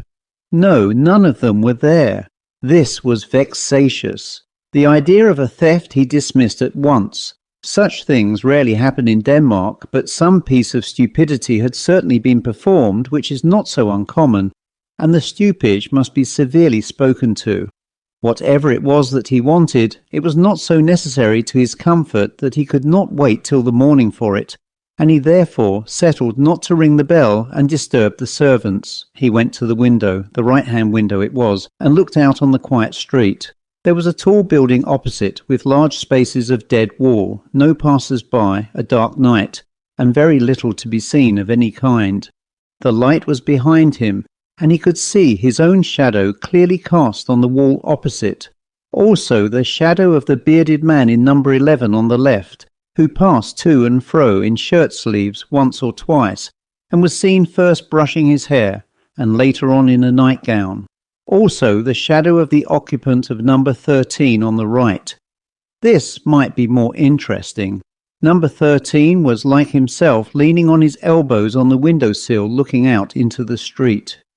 He seemed to be a tall, thin man, or was it by any chance a woman? At least it was someone who covered his or her head with some kind of drapery before going to bed, and, he thought, must be possessed of a red lampshade, and the lamp must be flickering very much. There was a distinct playing up and down of a dull red light on the opposite wall. He craned out a little to see if he could make any more of the figure, but beyond a fold of some light, perhaps white material on the window-sill, he could see nothing. Now came a distant step in the street, and its approach seemed to recall number 13 to a sense of his exposed position, for very swiftly and suddenly he swept aside from the window, and his red light went out. Anderson, who had been smoking a cigarette, laid the end of it on the window-sill and went to bed. Next morning he was woke by the stupige with hot water, etc. He roused himself, and after thinking out the correct Danish words, said as distinctly as he could, "You must not move my portmanteau. Where is it?" As is not uncommon, the maid laughed, and went away without making any distinct answer. Anderson, rather irritated, sat up in bed, intending to call her back, but he remained sitting up, staring straight in front of him. There was his portmanteau on its trestle, exactly where he had seen the porter put it when he first arrived. This was a rude shock for a man who prided himself on his accuracy of observation. How it could possibly have escaped him the night before he did not pretend to understand. At any rate, there it was now. The daylight showed more than the portmanteau. It let the true proportions of the room with its 3 windows appear, and satisfied its tenant that his choice after all had not been a bad one. When he was almost dressed, he walked to the middle one of the 3 windows to look out at the weather. Another shock awaited him. Strangely unobservant he must have been last night. He could have sworn 10 times over that he had been smoking at the right-hand window the last thing before he went to bed, and here was his cigarette end on the sill of the middle window. He started to go down to breakfast, rather late, but number 13 was later. Here were his boots still outside his door, a gentleman's boots, so then number 13 was a man, not a woman. Just then he caught sight of the number on the door. It was 14. He thought he must have passed number 13 without noticing it. 3 stupid mistakes in 12 hours were too much for a methodical, accurate-minded man, so he turned back to make sure. The next number to 14 was number 12, his own room. There was no number 13 at all. After some minutes devoted to a careful consideration of everything he had had to eat and drink during the last 24 hours, Anderson decided to give the question up. If his sight or his brain were giving way, he would have plenty of opportunities for ascertaining that fact. If not, then he was evidently being treated to a very interesting experience. In either case, the development of events would certainly be worth watching. During the day, he continued his examination of the episcopal correspondence, which I have already summarized. To his disappointment, it was incomplete. Only one other letter could be found which referred to the affair of Magister Nicholas Franken. It was from the Bishop Jorgenfries to Rasmus Nielsen. He said, "Although we are not in the least degree inclined to assent to your judgment concerning our court, and shall be prepared if need be to withstand you to the uttermost in that behalf, yet forasmuch as our trusty and well-beloved Magister Nicholas Franken, against whom you have dared to allege certain false and malicious charges, hath been suddenly removed from among us, it is apparent that the question for this time falls. But forasmuch as you further allege that the Apostle and Evangelist St. John, in his heavenly apocalypse, describes the Holy Roman Church under the guise and symbol of the Scarlet Woman, be it known to you, etc., search as he might, Anderson could find no sequel to this letter, nor any clue to the cause or manner of the removal of the casus belli. He could only suppose that Franken had died suddenly, and as there were only 2 days between the date of Nielsen's last letter, when Franken was evidently still in being, and that of the bishop's letter, the death must have been completely unexpected. In the afternoon he paid a short visit to Holt and took his tea at Bekeland. nor could he notice, though he was in a somewhat nervous frame of mind, that there was any indication of such a failure of eye or brain as his experiences of the morning had led him to fear. At supper he found himself next to the landlord. "What," he asked him after some indifferent conversation, "is the reason why in most of the hotels one visits in this country the number 13 is left out of the list of rooms? I see you have none here." The landlord seemed amused. "To think that you should have noticed a thing like that. I've thought about it once or twice myself, to tell the truth. An educated man, I've said, has no business with these superstitious notions. I was brought up myself here in the High School of Viborg, and our old master was always a man to set his face against anything of that kind. He's been dead now this many years. A fine upstanding man he was, and ready with his hands as well as his head. I recollect us boys one snowy day." Here he plunged into reminiscence. "Then you don't think there is any particular objection to having a number 13, said Anderson. "Ah, to be sure. Well, you understand, I was brought up to the business by my poor old father. He kept an hotel in Aarhus first, and then, when we were born, he moved to Viborg here, which was his native place, and had the Phoenix here until he died. That was in 1876. Then I started business in Silkeborg, and only the year before last I moved into this house." Then followed more details as to the state of the house and business when first taken over. "And when you came here, was there a number 13? No, I was going to tell you about that. You see, in a place like this, the commercial class, the travellers, are what we have to provide for in general. And put them in number 13? Why, they'd as soon sleep in the street, or sooner.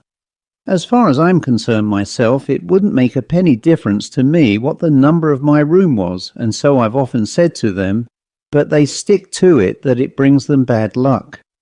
Quantities of stories they have among them of men that have slept in a number 13 and never been the same again, or lost their best customers, or one thing and another, said the landlord, after searching for a more graphic phrase. "Then, what do you use your number 13 for?" said Anderson, conscious as he said the words of a curious anxiety quite disproportionate to the importance of the question. "My number 13? Why, don't I tell you that there isn't such a thing in the house? I thought you might have noticed that. If there was, it would be next door to your own room." "Well, yes, only I happened to think, that is, I fancied last night that I had seen a door numbered 13 in that passage, and really I am almost certain I must have been right, for I saw it the night before as well." Of course, Herr Christensen laughed this notion to scorn, as Anderson had expected, and emphasized with much iteration the fact that no number 13 existed or had existed before him in that hotel. Anderson was in some ways relieved by his certainty, but still puzzled, and he began to think that the best way to make sure whether he had indeed been subject to an illusion or not was to invite the landlord to his room to smoke a cigar later on in the evening. Some photographs of English towns which he had with him formed a sufficiently good excuse. Herr Christensen was flattered by the invitation and most willingly accepted it.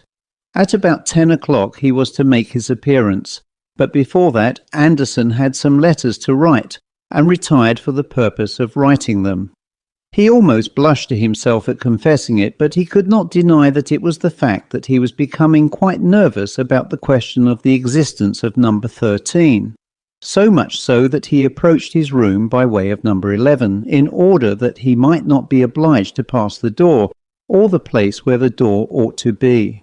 He looked quickly and suspiciously about the room when he entered it, but there was nothing beyond that indefinable air of being smaller than usual to warrant any misgivings. There was no question of the presence or absence of his portmanteau tonight. He had himself emptied it of its contents and lodged it under his bed. With a certain effort he dismissed the thought of number 13 from his mind and sat down to his writing.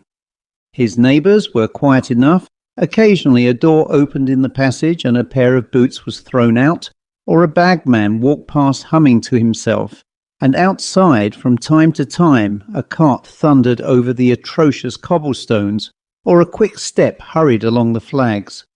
Anderson finished his letters, ordered in whisky and soda, and then went to the window and studied the dead wall opposite and the shadows upon it. As far as he could remember, number 14 had been occupied by the lawyer, a staid man who said little at meals, being generally engaged in studying a small bundle of papers beside his plate. Apparently, however, he was in the habit of giving vent to his animal spirits when alone. Why else should he be dancing? The shadow from the next room evidently showed that he was. Again and again his thin form crossed the window, his arms waved, and a gaunt leg was kicked up with surprising agility. He seemed to be barefooted, and the floor must be well laid, for no sound betrayed his movements. Sagfora Herr Anders Jensen, dancing at 10 o'clock at night in a hotel bedroom, seemed a fitting subject for a historical painting in the grand style, and Anderson's thoughts, like those of Emily in the Mysteries of Udolpho, began to arrange themselves in the following lines. When I return to my hotel at 10 o'clock p.m., the waiters think I am unwell. I do not care for them, but when I've locked my chamber door and put my boots outside, I dance all night upon the floor. And even if my neighbours swore, I'd go on dancing all the more, for I'm acquainted with the law, and in despite of all their jaw, their protests I deride. Had not the landlord at this moment knocked at the door, it is probable that quite a long poem might have been laid before the reader.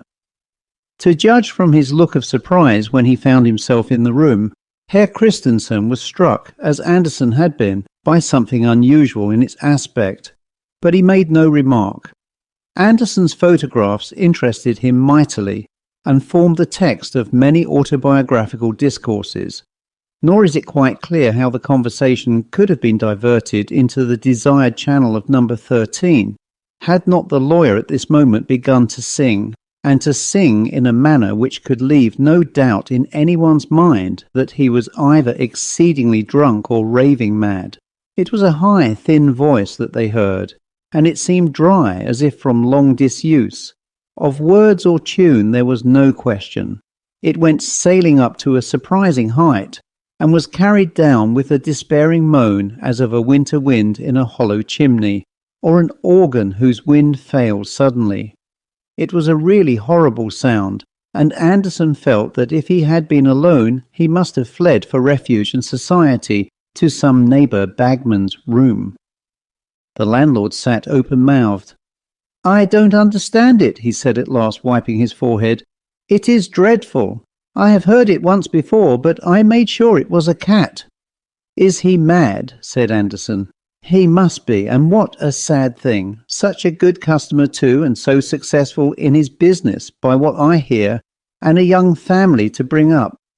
Just then came an impatient knock at the door, and the knocker entered, without waiting to be asked.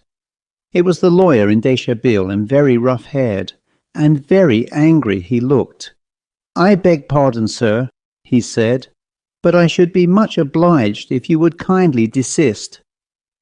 Here he stopped, for it was evident that neither of the persons before him was responsible for the disturbance, and after a moment's lull it swelled forth again more wildly than before. "But what in the name of heaven does it mean?" broke out the lawyer. "Where is it? Who is it? Am I going out of my mind? Surely, Herr Jensen, it comes from your room next door. Isn't there a cat or something stuck in the chimney?" This was the best that occurred to Anderson to say, and he realized its futility as he spoke, but anything was better than to stand and listen to that horrible voice and look at the broad white face of the landlord, all perspiring and quivering as he clutched the arms of his chair. "Impossible," said the lawyer. "Impossible. There is no chimney. I came here because I was convinced the noise was going on here. It was certainly in the next room to mine." "Was there no door between yours and mine?" said Anderson eagerly. "No, sir," said Herr Jensen rather sharply. "At least not this morning." "Ah," said Anderson, "nor tonight." I am not sure, said the lawyer with some hesitation. Suddenly the crying or singing voice in the next room died away, and the singer was heard seemingly to laugh to himself in a crooning manner. The three men actually shivered at the sound. Then there was a silence. Come, said the lawyer. What have you to say, Herr Christensen? What does this mean? Good heaven, said Christensen.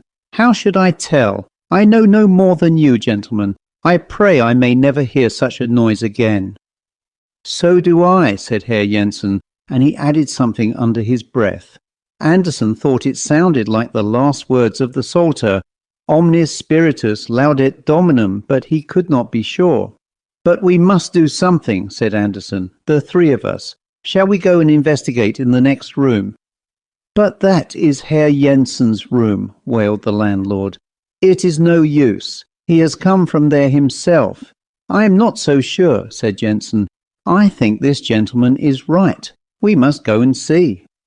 The only weapons of defence that could be mustered on the spot were a stick and umbrella. The expedition went out into the passage, not without quakings. There was a deadly quiet outside, but a light shone from under the next door. Anderson and Jensen approached it. The latter turned the handle and gave a sudden, vigorous push. No use. The door stood fast. Herr Christensen, said Jensen, will you go and fetch the strongest servant you have in the place? We must see this through. The landlord nodded and hurried off, glad to be away from the scene of action. Jensen and Anderson remained outside, looking at the door. It is number 13, you see, said the latter. Yes, there is your door, and there is mine, said Jensen. My room has 3 windows in the daytime, said Anderson, with difficulty suppressing a nervous laugh. By George, so has mine, said the lawyer, turning and looking at Anderson. His back was now to the door. In that moment the door opened, and an arm came out and clawed at his shoulder. It was clad in ragged yellowish linen, and the bare skin, where it could be seen, had long grey hair upon it. Anderson was just in time to pull Jensen out of its reach with a cry of disgust and fright, when the door shut again, and a low laugh was heard. Jensen had seen nothing, but when Anderson hurriedly told him what a risk he had run, he fell into a great state of agitation, and suggested that they should retire from the enterprise and lock themselves up in one or other of their rooms. However, while he was developing this plan, the landlord and 2 able-bodied men arrived on the scene, all looking rather serious and alarmed. Jensen met them with a torrent of description and explanation, which did not at all tend to encourage them for the fray. The men dropped the crowbars they had brought, and said flatly that they were not going to risk their throats in that devil's den. The landlord was miserably nervous and undecided, conscious that if the danger were not faced, his hotel was ruined, and very loath to face it himself. Luckily, Anderson hit upon a way of rallying the demoralized force. Is this, he said, the Danish courage I have heard so much of? It isn't a German in there, and if it was, we are 5 to 1. The 2 servants and Jensen were stung into action by this, and made a dash at the door. Stop, said Anderson, don't lose your heads. You stay out here with the light, landlord, and one of you 2 men break in the door, and don't go in when it gives way. The men nodded, and the younger stepped forward, raised his crowbar, and dealt a tremendous blow on the upper panel. The result was not in the least what any of them anticipated. There was no cracking or rending of wood, only a dull sound, as if the solid wall had been struck. The man dropped his tool with a shout and began rubbing his elbow. His cry drew their eyes upon him for a moment. Then Anderson looked at the door again. It was gone. The plaster wall of the passage stared him in the face, with a considerable gash in it where the crowbar had struck it. Number 13 had passed out of existence. For a brief space they stood perfectly still, gazing at the blank wall. An early cock in the yard beneath was heard to crow, and as Anderson glanced in the direction of the sound, he saw through the window at the end of the long passage that the eastern sky was paling to the dawn. Perhaps, said the landlord with hesitation, you gentlemen would like another room for tonight, a double-bedded one. Neither Jensen nor Anderson was averse to the suggestion. They felt inclined to hunt in couples after their late experience. It was found convenient, when each of them went to his room to collect the articles he wanted for the night, that the other should go with him and hold the candle. They noticed that both number 12 and number 14 had 3 windows. Next morning the same party reassembled in number 12. The landlord was naturally anxious to avoid engaging outside help, and yet it was imperative that the mystery attaching to that part of the house should be cleared up. Accordingly, the 2 servants had been induced to take upon them the function of carpenters. The furniture was cleared away, and at the cost of a good many irretrievably damaged planks, that portion of the floor was taken up which lay nearest to number 14. You will naturally suppose that a skeleton, say that of Magister Nicholas Franken, was discovered. That was not so. What they did find lying between the beams which supported the flooring was a small copper box.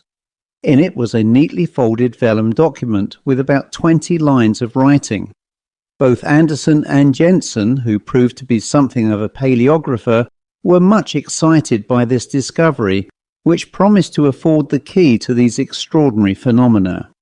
I possess a copy of an astrological work which I have never read. It has by way of frontispiece a woodcut by Hans Sebald Beham, representing a number of sages seated round a table. This detail may enable connoisseurs to identify the book.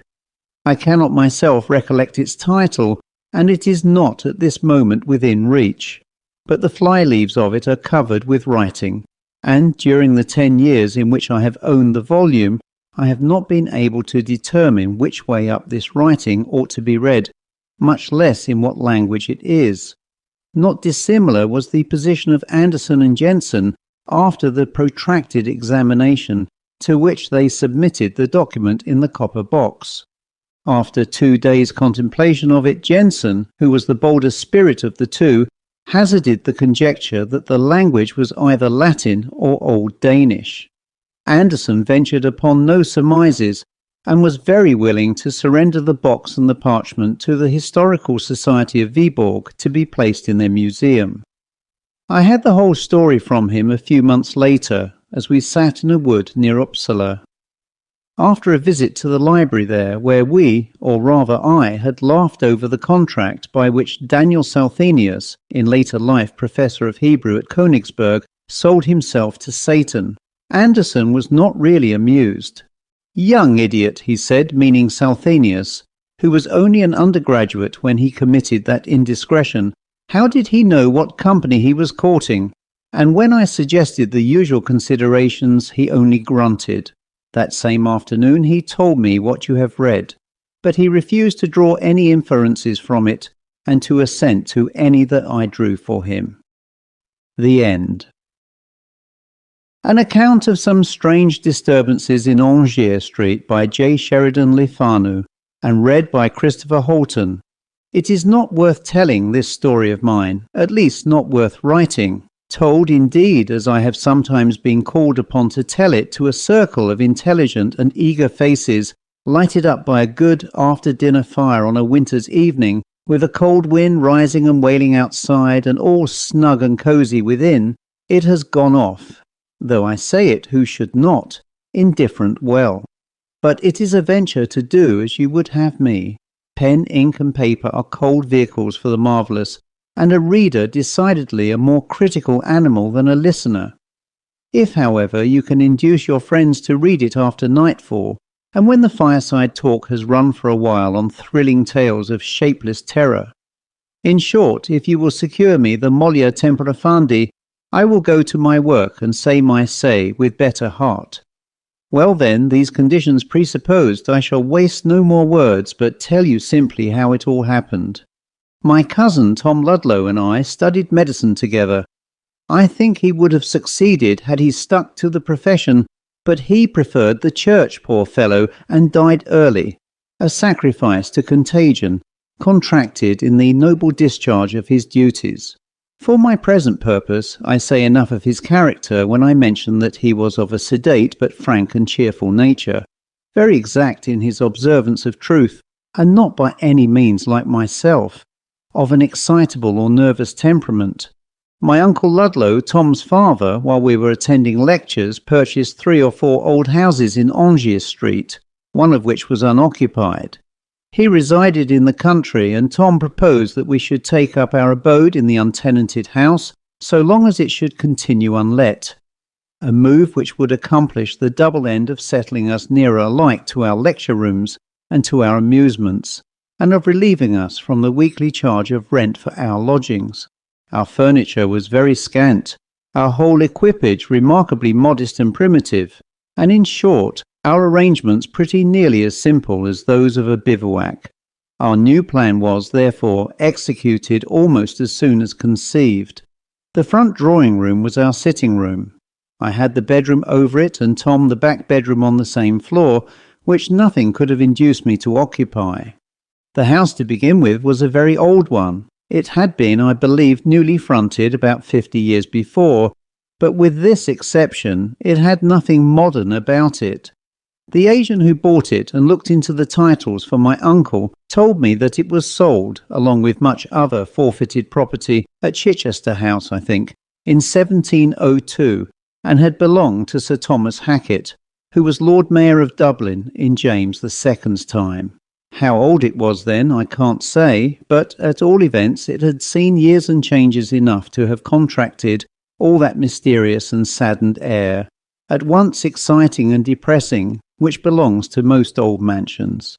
There had been very little done in the way of modernizing details, and perhaps it was better so, for there was something queer and bygone in the very walls and ceilings, in the shape of doors and windows, in the odd diagonal site of the chimney pieces, in the beams and ponderous cornices, not to mention the singular solidity of all the woodwork, from the banisters to the window frames, which hopelessly defied disguise, and would have emphatically proclaimed their antiquity through any conceivable amount of modern finery and varnish. An effort had indeed been made to the extent of papering the drawing-rooms, but somehow the paper looked raw and out of keeping, and the old woman, who kept a little dirt pie of a shop in the lane, and whose daughter, a girl of 52, was our solitary handmaid, coming in at sunrise and chastely receding again as soon as she had made all ready for tea in our state apartment. This woman, I say, remembered it when old Judge Horrocks, who, having earned the reputation of a particularly hanging judge, ended by hanging himself, as the coroner's jury found, under an impulse of temporary insanity, with a child's skipping rope over the massive old banisters, resided there, entertaining good company with fine venison and rare old port. In those halcyon days the drawing-rooms were hung with gilded leather, and I dare say cut a good figure, for they were really spacious rooms. The bedrooms were wainscoted, but the front one was not gloomy, and in it the cosiness of antiquity quite overcame its sombre associations. But the back bedroom, with its 2 queerly placed melancholy windows staring vacantly at the foot of the bed, and with the shadowy recess to be found in most old houses in Dublin, like a large ghostly closet, which, from congeniality of temperament, had amalgamated with the bedchamber and dissolved the partition. At night time, this alcove, as our maid was wont to call it, had in my eyes a specially sinister and suggestive character. Tom's distant and solitary candle glimmered vainly into its darkness. There it was always overlooking him, always itself impenetrable. But this was only part of the effect. The whole room was, I can't tell how, repulsive to me. There was, I suppose, in its proportions and features, a latent discord, a certain mysterious and indescribable relation, which jarred indistinctly upon some secret sense of the fitting and the safe, and raised indefinable suspicions and apprehensions of the imagination. On the whole, as I began by saying, nothing could have induced me to pass a night alone in it. I had never pretended to conceal from poor Tom my superstitious weakness, and he, on the other hand, most unaffectedly ridiculed my tremors. The sceptic was, however, destined to receive a lesson, as you shall hear.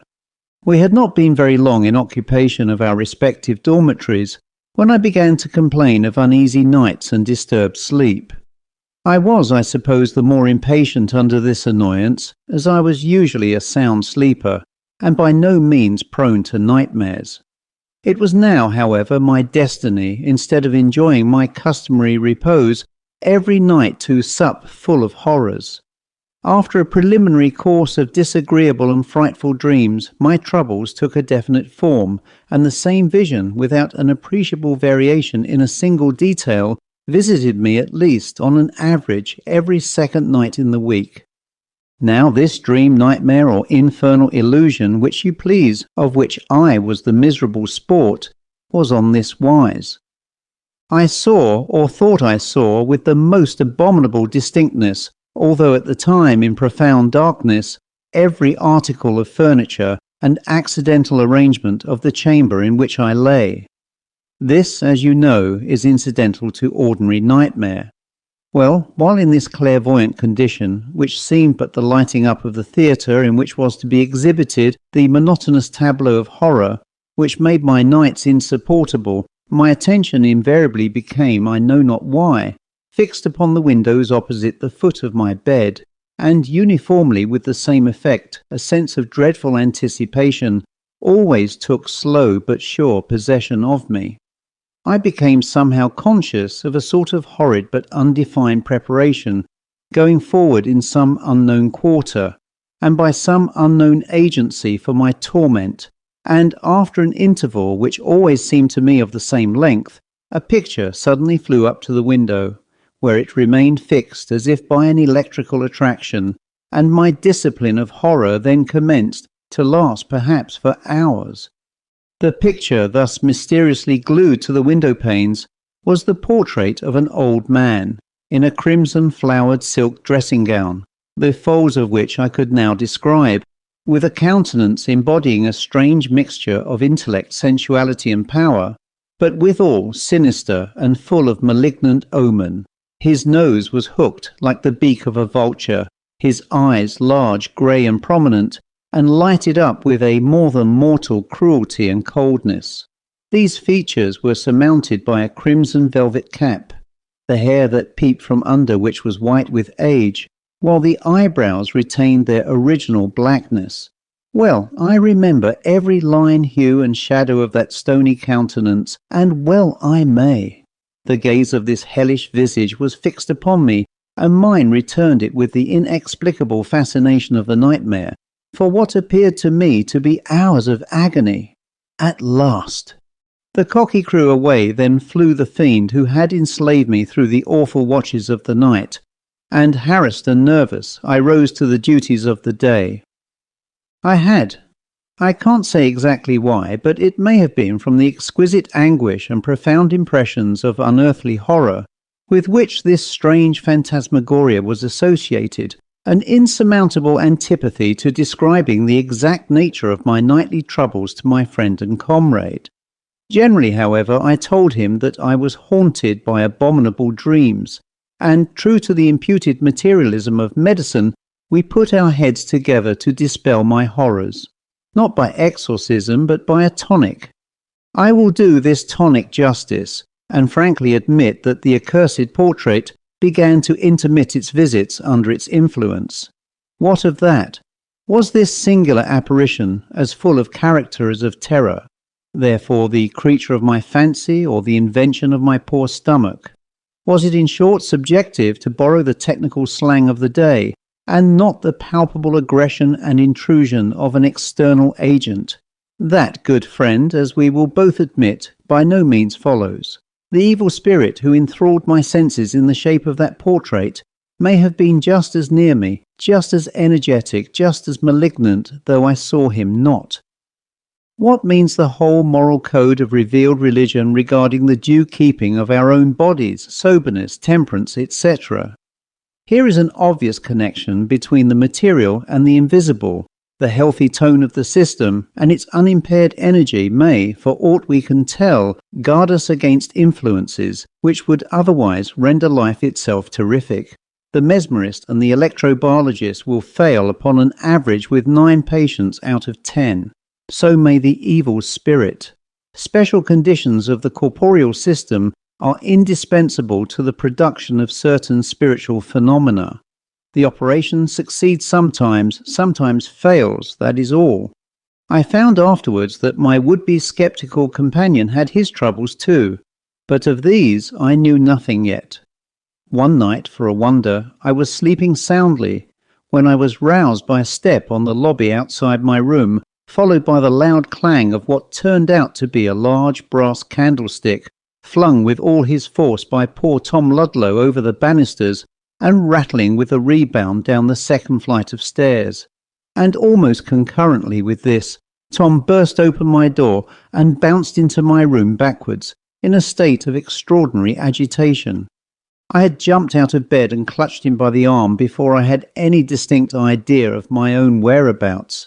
There we were, in our shirts, standing before the open door, staring through the great old banister opposite at the lobby window, through which the sickly light of a clouded moon was gleaming. "What's the matter, Tom? What's the matter with you? What the devil's the matter with you, Tom?" I demanded, shaking him with nervous impatience. He took a long breath before he answered me, and then it was not very coherently. "It's nothing at all. Did I speak? What did I say? Where's the candle, Richard? It's dark. I had a candle." "Yes, dark enough," I said, "but what's the matter? What is it? Why don't you speak, Tom? Have you lost your wits? What is the matter?" "The matter? Oh, it is all over. It must have been a dream, nothing at all but a dream. Don't you think so? It could not be anything more than a dream." "Of course," said I, feeling uncommonly nervous. "It was a dream." "I thought," he said, "there was a man in my room, and I jumped out of bed. And where's the candle?" "In your room, most likely," I said. "Shall I go and bring it?" "No, stay here. Don't go. It's no matter. Don't, I tell you. It was all a dream. Bolt the door, Dick. I'll stay here with you. I feel nervous. So, Dick, like a good fellow, light your candle and open the window. I am in a shocking state." I did as he asked me, and robing himself like Granuaile in one of my blankets, he seated himself close beside my bed. Everybody knows how contagious is fear of all sorts, but more especially that particular kind of fear under which poor Tom was at that moment labouring. I would not have heard, nor I believe would he have recapitulated, just at that moment for half the world, the details of the hideous vision which had so unmanned him. "Don't mind telling me anything about your nonsensical dream, Tom," said I, affecting contempt, really in a panic. "Let us talk about something else. But it is quite plain that this dirty old house disagrees with us both, and hang me if I stay here any longer to be pestered with indigestion and bad nights, so we may as well look out for lodgings. Don't you think so at once?" Tom agreed, and after an interval said, "I have been thinking, Richard, that it is a long time since I saw my father, and I have made up my mind to go down tomorrow and return in a day or two, and you can take rooms for us in the meantime." I fancied that this resolution, obviously the result of the vision which had so profoundly scared him, would probably vanish next morning with the damps and shadows of night. But I was mistaken. Off went Tom at peep of day to the country, having agreed that so soon as I had secured suitable lodgings, I was to recall him by letter from his visit to my Uncle Ludlow. Now, anxious as I was to change my quarters, it so happened, owing to a series of petty procrastinations and accidents, that nearly a week elapsed before my bargain was made and my letter of recall on the wing to Tom. And in the meantime, a trifling adventure or two had occurred to your humble servant, which, absurd as they now appear, diminished by distance, did certainly at the time serve to whet my appetite for change considerably. A night or two after the departure of my comrade, I was sitting by my bedroom fire, the door locked, and the ingredients of a tumbler of hot whisky punch upon the crazy spider table, for as the best mode of keeping the black spirits and white, blue spirits and grey, with which I was environed at bay, I had adopted the practice recommended by the wisdom of my ancestors, and kept my spirits up by pouring spirits down.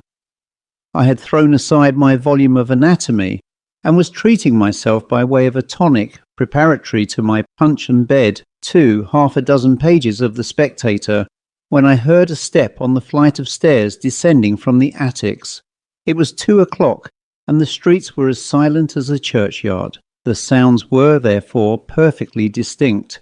There was a slow, heavy tread, characterized by the emphasis and deliberation of age, descending by the narrow staircase from above. And what made the sound more singular, it was plain that the feet which produced it were perfectly bare, measuring the descent with something between a pound and a flop, very ugly to hear. I knew quite well that my attendant had gone away many hours before, and that nobody but myself had any business in the house.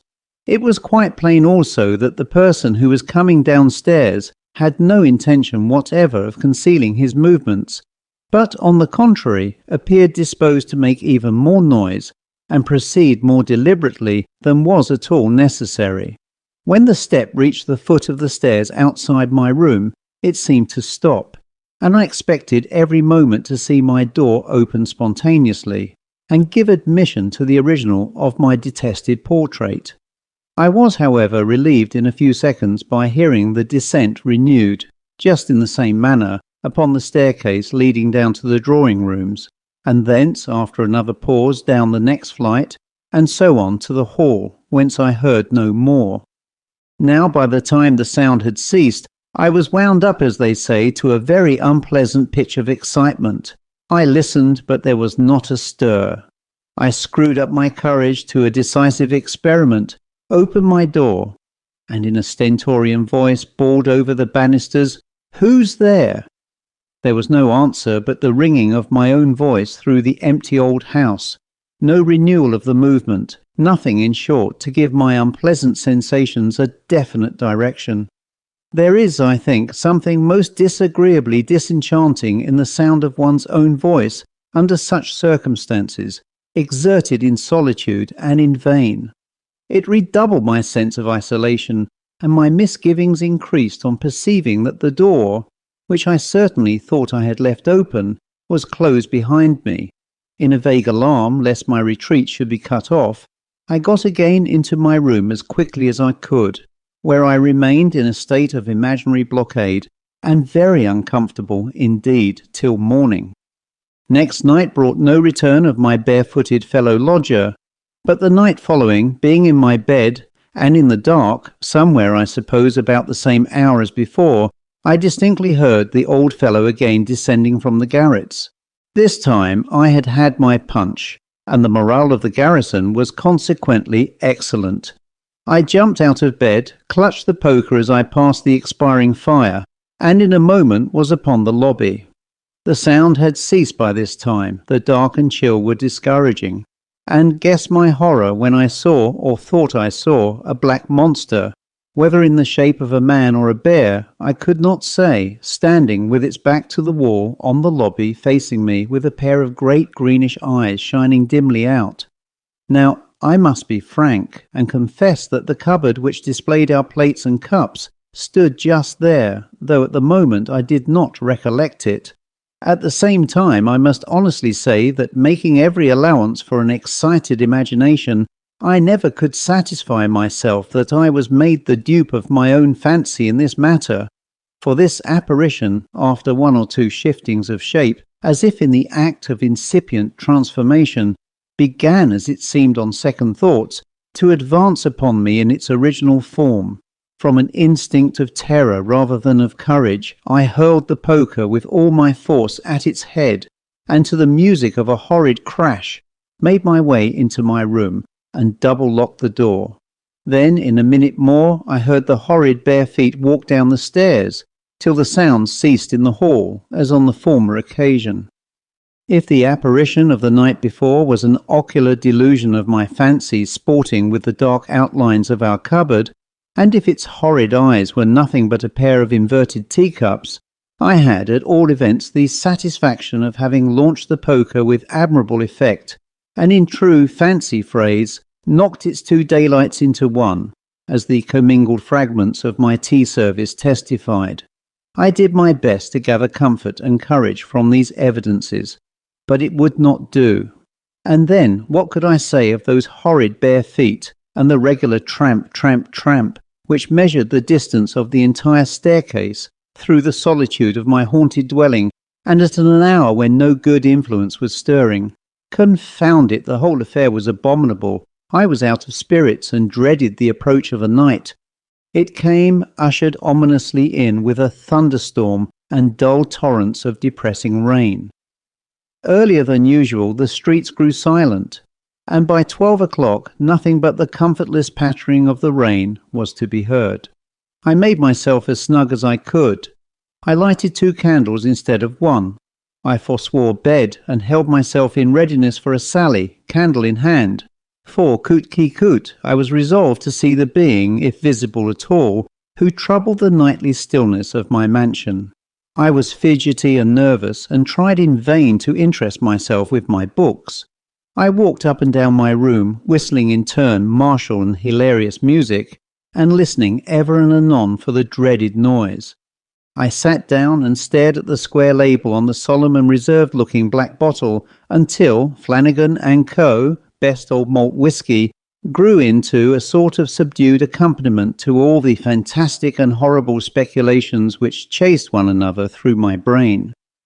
Silence, meanwhile, grew more silent and darkness darker. I listened in vain for the rumble of a vehicle or the dull clamour of a distant row. There was nothing but the sound of a rising wind, which had succeeded the thunderstorm that had travelled over the Dublin mountains quite out of hearing. In the middle of this great city, I began to feel myself alone with nature, and heaven knows what beside. My courage was ebbing. Punch, however, which makes beasts of so many, made a man of me again, just in time to hear, with tolerable nerve and firmness, the lumpy, flabby, naked feet deliberately descending the stairs again. I took a candle, not without a tremor. As I crossed the floor, I tried to extemporize a prayer, but stopped short to listen, and never finished it. The steps continued. I confess I hesitated for some seconds at the door before I took heart of grace and opened it. When I peeped out, the lobby was perfectly empty. There was no monster standing on the staircase, and as the detested sound ceased, I was reassured enough to venture forward nearly to the banisters. Horror of horrors! Within a stair or two beneath the spot where I stood, the unearthly tread smote the floor. My eye caught something in motion. It was about the size of Goliath's foot. It was grey, heavy, and flapped with a dead weight from one step to another. As I am alive, it was the most monstrous grey rat I ever beheld or imagined. Shakespeare says, "Some men there are cannot abide a gaping pig, and some that are mad if they behold a cat." I went well nigh out of my wits when I beheld this rat, for, laugh at me as you may, it fixed upon me, I thought, a perfectly human expression of malice, and as it shuffled about and looked up into my face, almost from between my feet, I saw, I could swear it, I felt it then, and know it now, the infernal gaze and the accursed countenance of my old friend in the portrait, transfused into the visage of the bloated vermin before me. I bounced into my room again with a feeling of loathing and horror I cannot describe, and locked and bolted my door as if a lion had been at the other side. Damn him, or it, curse the portrait and its original. I felt in my soul that the rat, yes, the rat I had just seen, was that evil being in masquerade and rambling through the house upon some infernal night lark. Next morning I was early trudging through the miry streets, and among other transactions posted a peremptory note recalling Tom. On my return, however, I found a note from my absent chum, announcing his intended return next day. I was doubly rejoiced at this because I had succeeded in getting rooms, and because the change of scene and return of my comrade were rendered specially pleasant by the last night's half-ridiculous, half-horrible adventure. I slept extemporaneously in my new quarters in Diggs's Street that night, and next morning returned for breakfast to the haunted mansion, where I was certain Tom would call immediately on his arrival. I was quite right. He came, and almost his first question referred to the primary object of our change of residence. "Thank God," he said with genuine fervour, on hearing that all was arranged. "On your account I am delighted. As to myself, I assure you that no earthly consideration could have induced me ever again to pass a night in this disastrous old house. "Confound the house!" I ejaculated with a genuine mixture of fear and detestation. "We have not had a pleasant hour since we came to live here." And so I went on, and related incidentally my adventure with the plethoric old rat. "Well, if that were all," said my cousin, affecting to make light of the matter, "I don't think I should have minded it very much." "Aye, but its countenance, my dear Tom," urged I. "If you had seen that, you would have felt it might be anything but what it seemed." "I incline to think the best conjurer in such a case would be an able-bodied cat," he said with a provoking chuckle. "But let us hear your own adventure," I said tartly. At this challenge he looked uneasily around him. I had poked up a very unpleasant recollection. "You shall hear it, Dick. I'll tell it to you," he said. "Begad, sir, I should feel quite queer, though, telling it here, though we are too strong a body for ghosts to meddle with just now." Though he spoke this like a joke, I think it was serious calculation. Our Hebe was in a corner of the room, packing our cracked Delft tea and dinner services in a basket. She soon suspended operations, and with mouth and eyes wide open became an absorbed listener. Tom's experiences were told nearly in these words. "I saw it 3 times, Dick, 3 distinct times, and I am perfectly certain it meant me some infernal harm. I was, I say, in danger, in extreme danger, for if nothing else had happened, my reason would most certainly have failed me unless I had escaped so soon. Thank God I did escape. The first night of this hateful disturbance, I was lying in the attitude of sleep in that lumbering old bed. I hate to think of it. I was really wide awake, though I had put out my candle and was lying as quietly as if I had been asleep. And although accidentally restless, my thoughts were running in a cheerful and agreeable channel. I think it must have been 2 o'clock at least when I thought I heard a sound in that odious dark recess at the far end of the bedroom. It was as if someone was drawing a piece of cord slowly along the floor, lifting it up and dropping it softly down again in coils. I sat up once or twice in my bed but could see nothing, so I concluded it must be mice in the wainscot. I felt no emotion graver than curiosity, and after a few minutes ceased to observe it. While lying in this state, strange to say, without at first a suspicion of anything supernatural, on a sudden I saw an old man, rather stout and square, in a sort of roan red dressing gown, and with a black cap on his head, moving stiffly and slowly in a diagonal direction from the recess, across the floor of the bedroom, passing my bed at the foot, and entering the lumber closet at the left. He had something under his arm. His head hung a little at one side, and merciful God, when I saw his face. Tom stopped for a while, and then said, "That awful countenance, which, living or dying, I never can forget, disclosed what he was. Without turning to the right or left, he passed beside me, and entered the closet by the bed's head. While this fearful and indescribable type of death and guilt was passing, I felt that I had no more power to speak or stir than if I had been myself a corpse. For hours after it had disappeared, I was too terrified and weak to move. As soon as daylight came, I took courage and examined the room, and especially the course which the frightful intruder had seemed to take, but there was not a vestige to indicate anybody's having passed there. No sign of any disturbing agency visible among the lumber that strewed the floor of the closet. I now began to recover a little. I was fagged and exhausted, and at last overpowered by a feverish sleep. I came down late, and finding you out of spirits on account of your dreams about the portrait, whose original I am now certain disclosed himself to me, I did not care to talk about the infernal vision. In fact, I was trying to persuade myself that the whole thing was an illusion, and I did not like to revive in their intensity the hated impressions of the past night, or to risk the constancy of my scepticism by recounting the tale of my sufferings. It required some nerve, I can tell you, to go to my haunted chamber next night, and lie down quietly in the same bed," continued Tom. I did so with a degree of trepidation, which, I am not ashamed to say, a very little matter would have sufficed to stimulate to downright panic. This night, however, passed off quietly enough, as also the next, and so too did 2 or 3 more.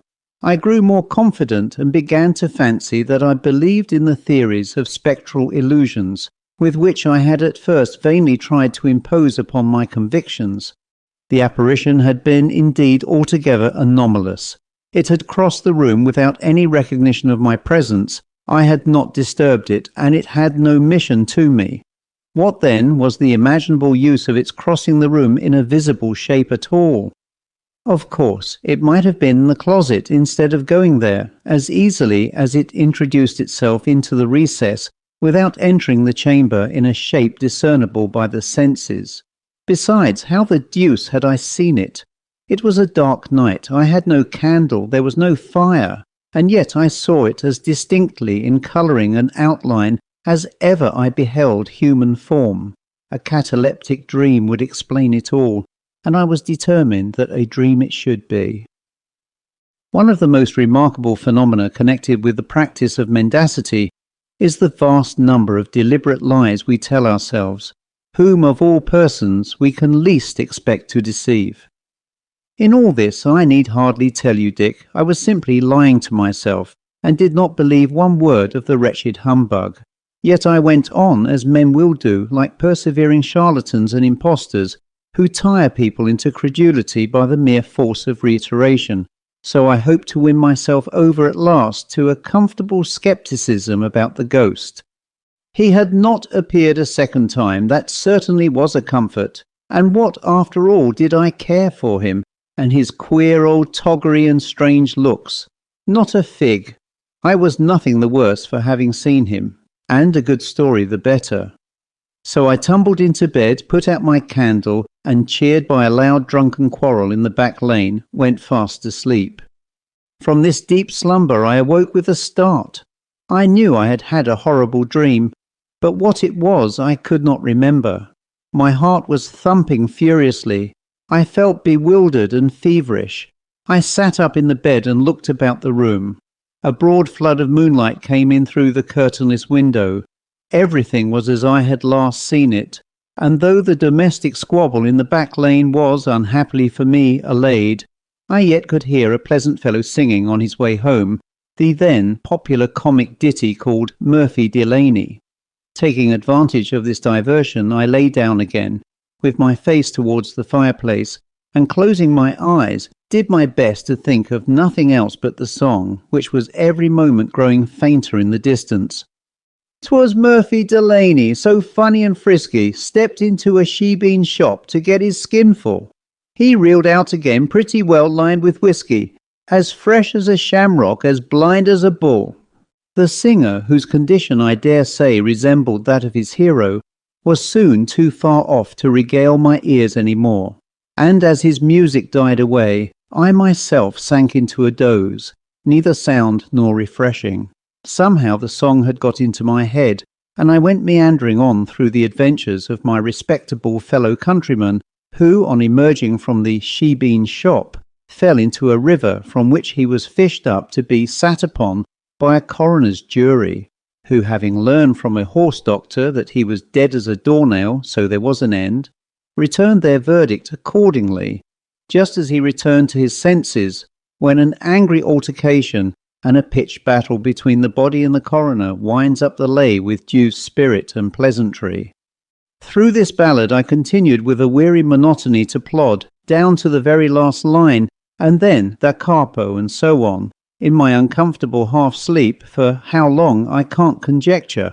I found myself at last, however, muttering, "Dead as a doornail, so there was an end," and something like another voice within me seemed to say, very faintly but sharply, "Dead, dead, dead, and may the Lord have mercy on your soul."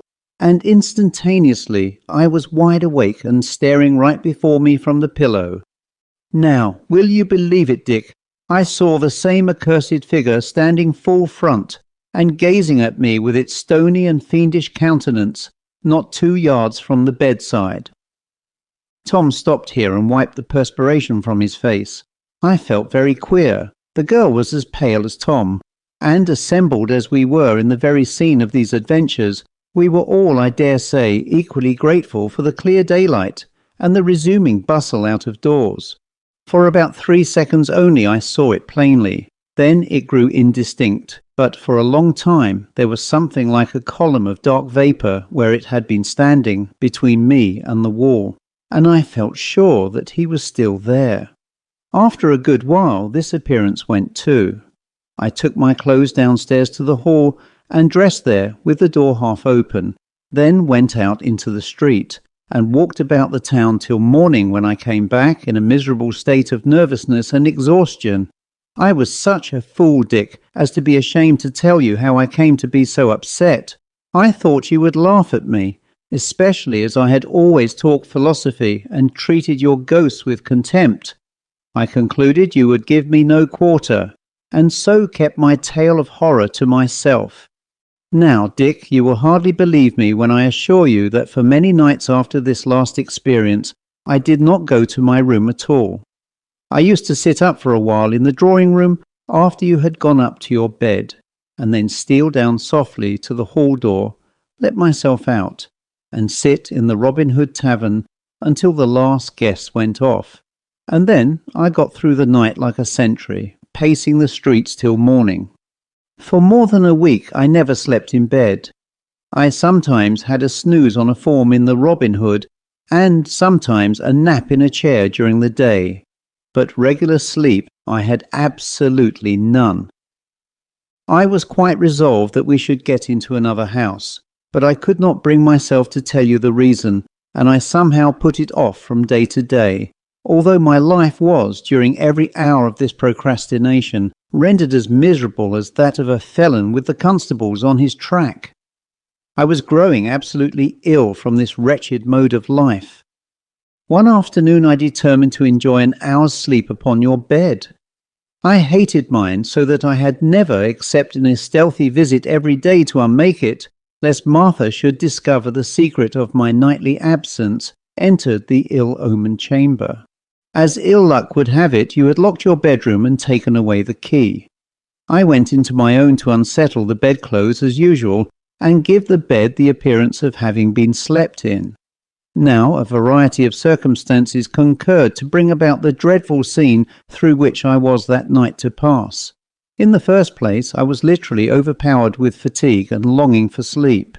In the next place, the effect of this extreme exhaustion upon my nerves resembled that of a narcotic, and rendered me less susceptible than, perhaps, I should in any other condition have been, of the exciting fears which had become habitual to me. Then again a little bit of the window was open, a pleasant freshness pervaded the room, and to crown all, the cheerful sun of day was making the room quite pleasant. What was to prevent my enjoying an hour's nap here? The whole air was resonant with the cheerful hum of life, and the broad matter-of-fact light of day filled every corner of the room. I yielded, stifling my qualms, to the almost overpowering temptation, and merely throwing off my coat and loosening my cravat, I lay down, limiting myself to half an hour's doze in the unwonted enjoyment of a feather bed, a coverlet, and a bolster. It was horribly insidious, and the demon, no doubt, mocked my infatuated preparations. Dolt that I was, I fancied, with mind and body worn out for want of sleep, and an arrear of a full week's rest to my credit, that such measure as half an hour's sleep in such a situation was possible. My sleep was death-like, long and dreamless. Without a start or fearful sensation of any kind, I waked gently but completely. It was, as you have good reason to remember, long past midnight, I believe about 2 o'clock. When sleep has been deep and long enough to satisfy nature thoroughly, one often wakens in this way, suddenly, tranquilly and completely. There was a figure seated in that lumbering old sofa-chair near the fireplace. Its back was rather towards me, but I could not be mistaken. It turned slowly round, and, merciful heavens, there was the stony face, with its infernal lineaments of malignity and despair, gloating on me. There was now no doubt as to its consciousness of my presence, and the hellish malice with which it was animated for it arose and drew close to the bedside. There was a rope about its neck, and the other end, coiled up, it held stiffly in its hand. My good angel nerved me for this horrible crisis. I remained for some seconds transfixed by the gaze of this tremendous phantom. He came close to the bed and appeared on the point of mounting upon it.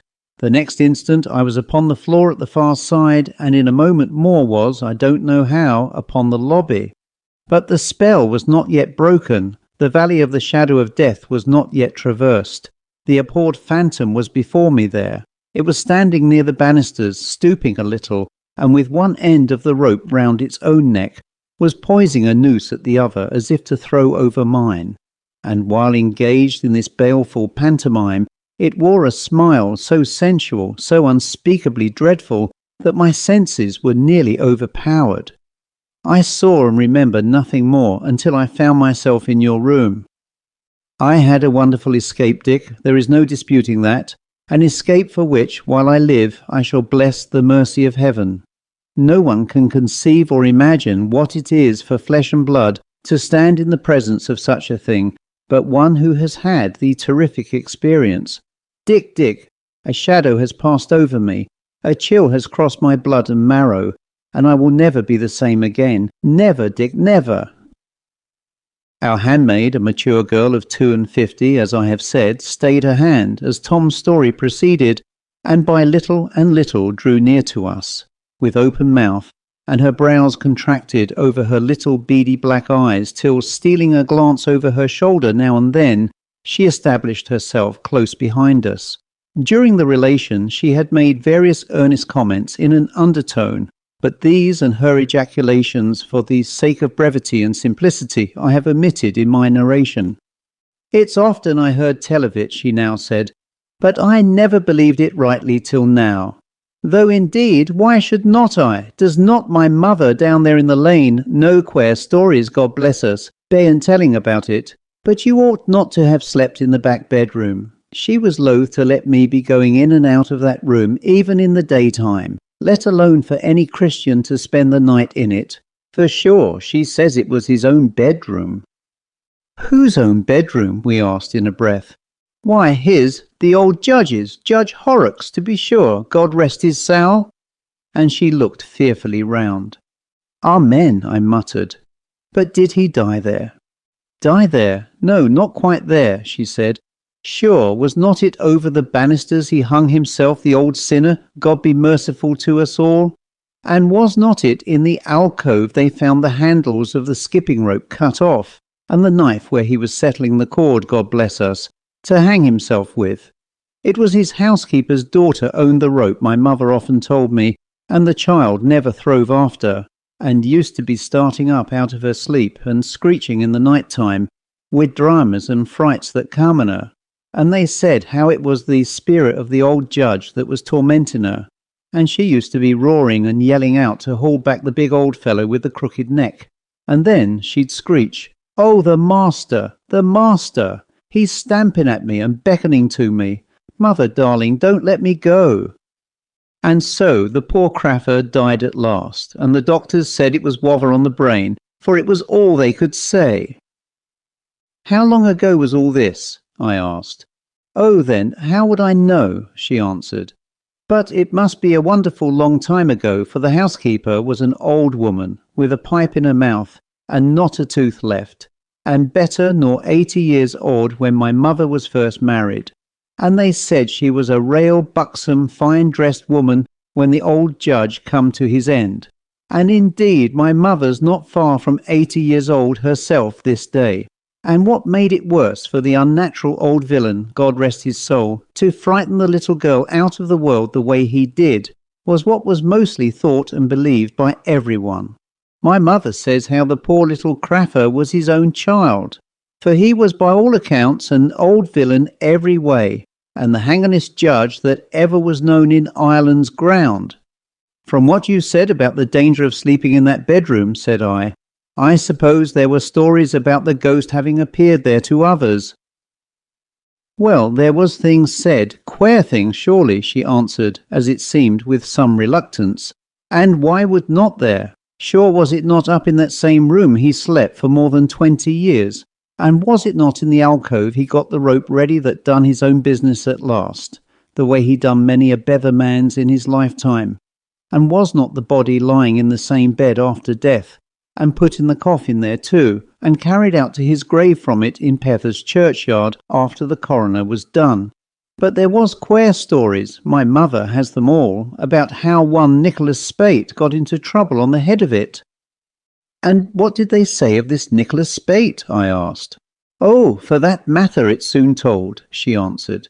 And she certainly did relate a very strange story, which so piqued my curiosity that I took occasion to visit the ancient lady her mother, from whom I learned many very curious particulars. Indeed, I am tempted to tell the tale, but my fingers are weary, and I must defer it. But if you wish to hear it another time, I shall do my best. When we had heard the strange tale I have not told you, we put one or two further questions to her about the alleged spectral visitations to which the house had, ever since the death of the wicked old judge, been subjected. No one ever had luck in it, she told us. There was always cross accidents, sudden deaths, and short times in it. The first that tuck, it was a family, I forget their name, but at any rate there was two young ladies and their papa. He was about 60 and a stout, healthy gentleman as you'd wish to see at that age. Well, he slept in that unlucky back bedroom, and God between us and harm, sure enough he was found dead one morning, half out of the bed, with his head as black as a sloe, and swelled like a pudding, hanging down near the floor. It was a fit, they said. He was as dead as a mackerel, and so he could not say what it was. But the old people was all sure that it was nothing at all but the old judge, God bless us, that frightened him out of his senses and his life together. Some time after, there was a rich old maiden lady took the house. I don't know which room she slept in, but she lived alone. And at any rate, one morning, the servants going down early to their work, found her sitting on the passage stairs, shivering and talking to herself, quite mad, and never a word more could any of them or her friends get from her ever afterwards. But, don't ask me to go, for I promised to wait for him. They never made out from her who it was she meant by him. But, of course, those that knew all about the old house were at no loss for the meaning of all that happened to her. Then, afterwards, when the house was let out in lodgings, there was Mickey Byrne that took the same room, with his wife and 3 little children. And sure, I heard Mrs. Byrne myself telling how the children used to be lifted up in the bed at night, she could not see by what means, and how they were starting and screeching every hour, just all as one as the housekeeper's little girl that died, till at last, one night poor Mickey had a drop in him, the way he used now and again. And what do you think, in the middle of the night he thought he heard a noise on the stairs, and being in liquor, nothing less I'd do him, but out he must go himself to see what was wrong. Well, after that, all she ever heard of him was himself saying, "Oh, God," and a tumble that shook the very house. And there, sure enough, he was lying on the lower stairs, under the lobby, with his neck smashed double under him, where he was flung over the banisters. Then the handmaiden added, "I'll go down to the lane and send up Joe Gavy to pack up the rest of the tea-things and bring all the things across to your new lodgings." And so we all sallied out together, each of us breathing more freely, I have no doubt, as we crossed that ill-omened threshold for the last time. Now I may add thus much in compliance with the immemorial usage of the realm of fiction, which sees the hero not only through his adventures, but fairly out of the world. You must have perceived that what the flesh, blood and bone hero of romance proper is, to the regular compounder of fiction, this old house of brick, wood and mortar is to the humble recorder of this true tale. I therefore relate, as in duty bound, the catastrophe which ultimately befell it, which was simply this, that about 2 years subsequently to my story, it was taken by a quack doctor who called himself Baron Dulsdorf, and filled the parlour windows with bottles of indescribable horrors preserved in brandy, and the newspapers with the usual grandiloquent and mendacious advertisements. This gentleman, among his virtues, did not reckon sobriety, and one night, being overcome with much wine, he set fire to his bed curtains, partially burned himself, and totally consumed the house. It was afterwards rebuilt, and for a time an undertaker established himself in the premises. I have now told you my own and Tom's adventures, together with some valuable collateral particulars, and having acquitted myself of my engagement, I wish you a very good night and pleasant dreams. The End. The Signalman by Charles Dickens, and read by Christopher Holton. Halloa, below there! When he heard a voice thus calling to him, he was standing at the door of his box with a flag in his hand, furled round its short pole. One would have thought, considering the nature of the ground, that he could not have doubted from what quarter the voice came, but instead of looking up to where I stood on the top of the steep cutting nearly over his head, he turned himself about and looked down the line. There was something remarkable in his manner of doing so, though I could not have said for my life what, but I know it was remarkable enough to attract my notice, even though his figure was foreshortened and shadowed down in the deep trench, and mine was high above him, so steeped in the glow of an angry sunset that I had shaded my eyes with my hand before I saw him at all. "Hallo, below!" From looking down the line, he turned himself about again, and raising his eyes, saw my figure high above him. "Is there any path by which I can come down and speak to you?" He looked up at me without replying, and I looked down at him without pressing him too soon, with a repetition of my idle question. Just then there came a vague vibration in the earth and air, quickly changing into a violent pulsation and an oncoming rush that caused me to start back, as though it had force to draw me down. When such vapour as rose to my height from this rapid train had passed me and was skimming away over the landscape, I looked down again and saw him refurling the flag he had shown while the train went by. I repeated my inquiry. After a pause, during which he seemed to regard me with fixed attention, he motioned with his rolled-up flag towards a point on my level, some 200 or 300 yards distant. I called down to him, "All right," and made for that point. There, by dint of looking closely about me, I found a rough, zigzag descending path notched out, which I followed. The cutting was extremely deep and unusually precipitate. It was made through a clammy stone that became oozier and wetter as I went down. For these reasons, I found the way long enough to give me time to recall a singular air of reluctance or compulsion with which he had pointed out the path. When I came down low enough upon the zigzag descent to see him again, I saw that he was standing between the rails on the way by which the train had lately passed, in an attitude as if he were waiting for me to appear.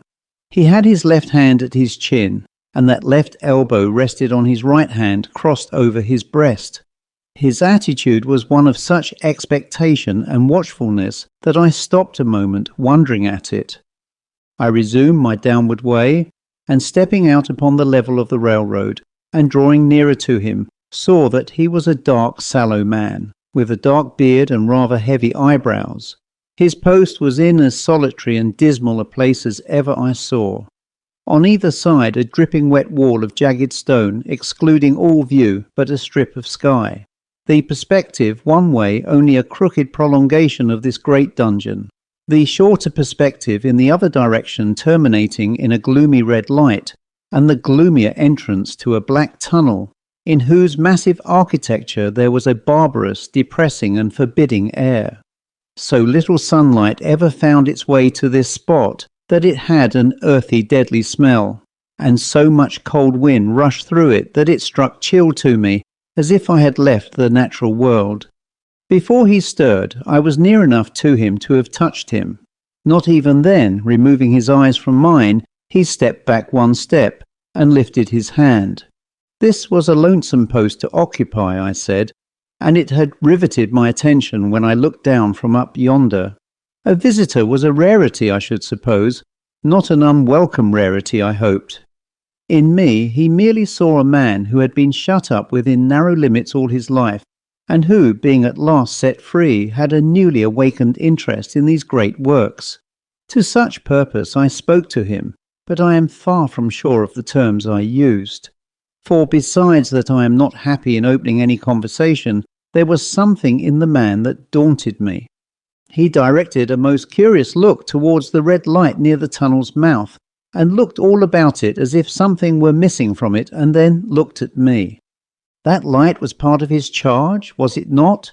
He answered in a low voice, "Don't you know it is?"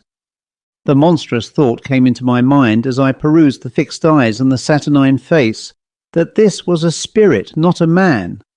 I have speculated since whether there may have been infection in his mind. In my turn I stepped back, but in making the action I detected in his eyes some latent fear of me. This put the monstrous thought to flight. "You look at me," I said, forcing a smile, "as if you had a dread of me." "I was doubtful," he returned, "whether I had seen you before." "Where?" He pointed to the red light he had looked at. "There?" I said. Intently watchful of me, he replied, but without sound, "Yes." "My good fellow, what should I do there? However, be that as it may, I never was there, you may swear." "I think I may," he rejoined. "Yes, I am sure I may." His manner cleared like my own. He replied to my remarks with readiness and in well-chosen words. Had he much to do there? Yes, that was to say, he had enough responsibility to bear, but exactness and watchfulness were what was required of him, and of actual work, manual labour, he had next to none. To change that signal, to trim those lights, and to turn this iron handle now and then, was all he had to do under that head. Regarding those many long and lonely hours, of which I seemed to make so much, he could only say that the routine of his life had shaped itself into that form, and he had grown used to it.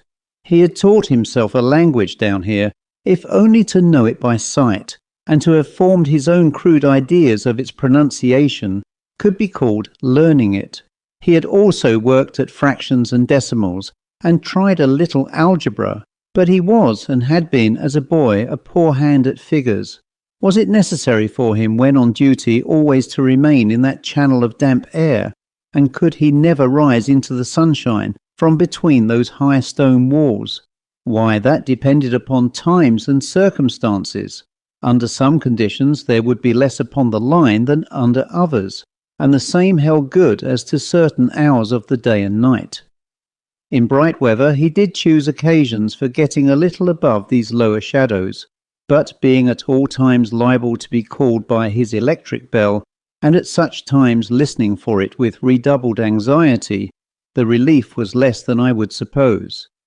He took me into his box where there was a fire, a desk for an official book in which he had to make certain entries, a telegraphic instrument with its dial, face and needles, and the little bell of which he had spoken.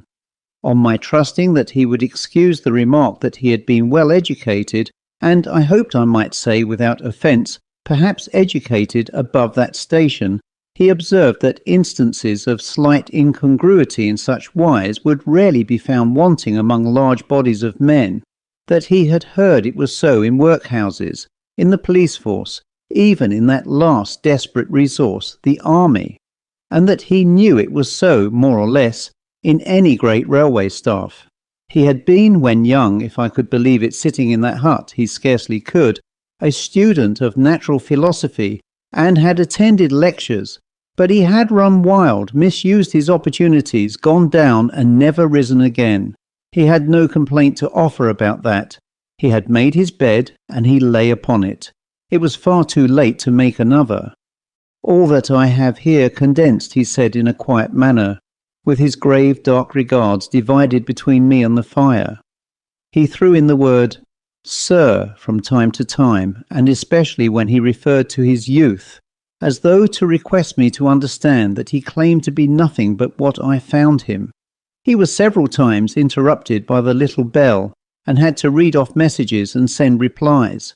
Once he had to stand without the door and display a flag as a train passed, and make some verbal communication to the driver.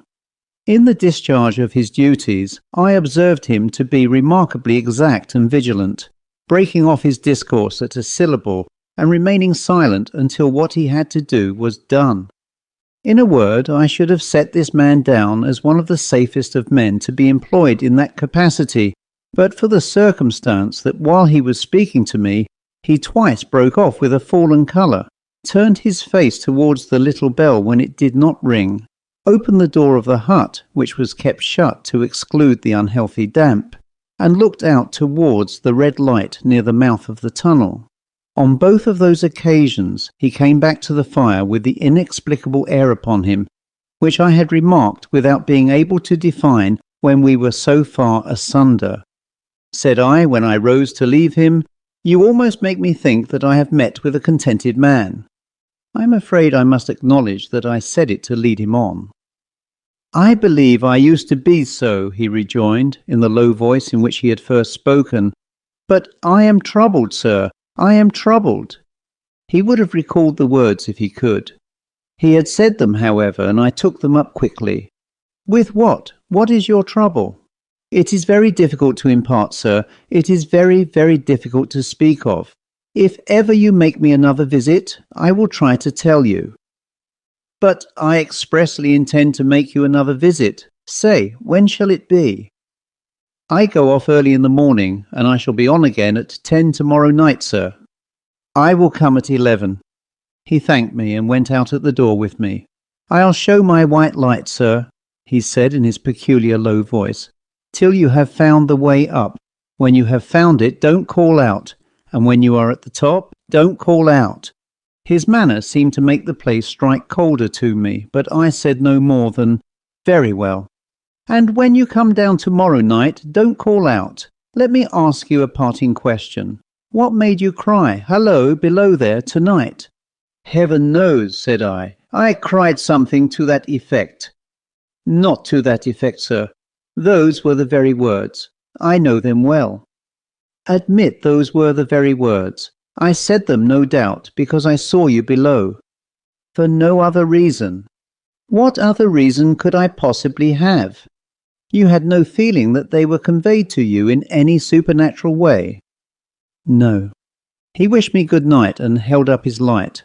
I walked by the side of the down line of rails with a very disagreeable sensation of a train coming behind me until I found the path. It was easier to mount than to descend, and I got back to my inn without any adventure. Punctual to my appointment, I placed my foot on the first notch of the zigzag next night, as the distant clocks were striking 11.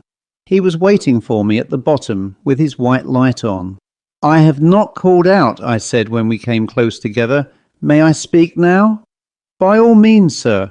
"Good night, then, and here's my hand." "Good night, sir, and here's mine." With that we walked side by side to his box, entered it, closed the door, and sat down by the fire.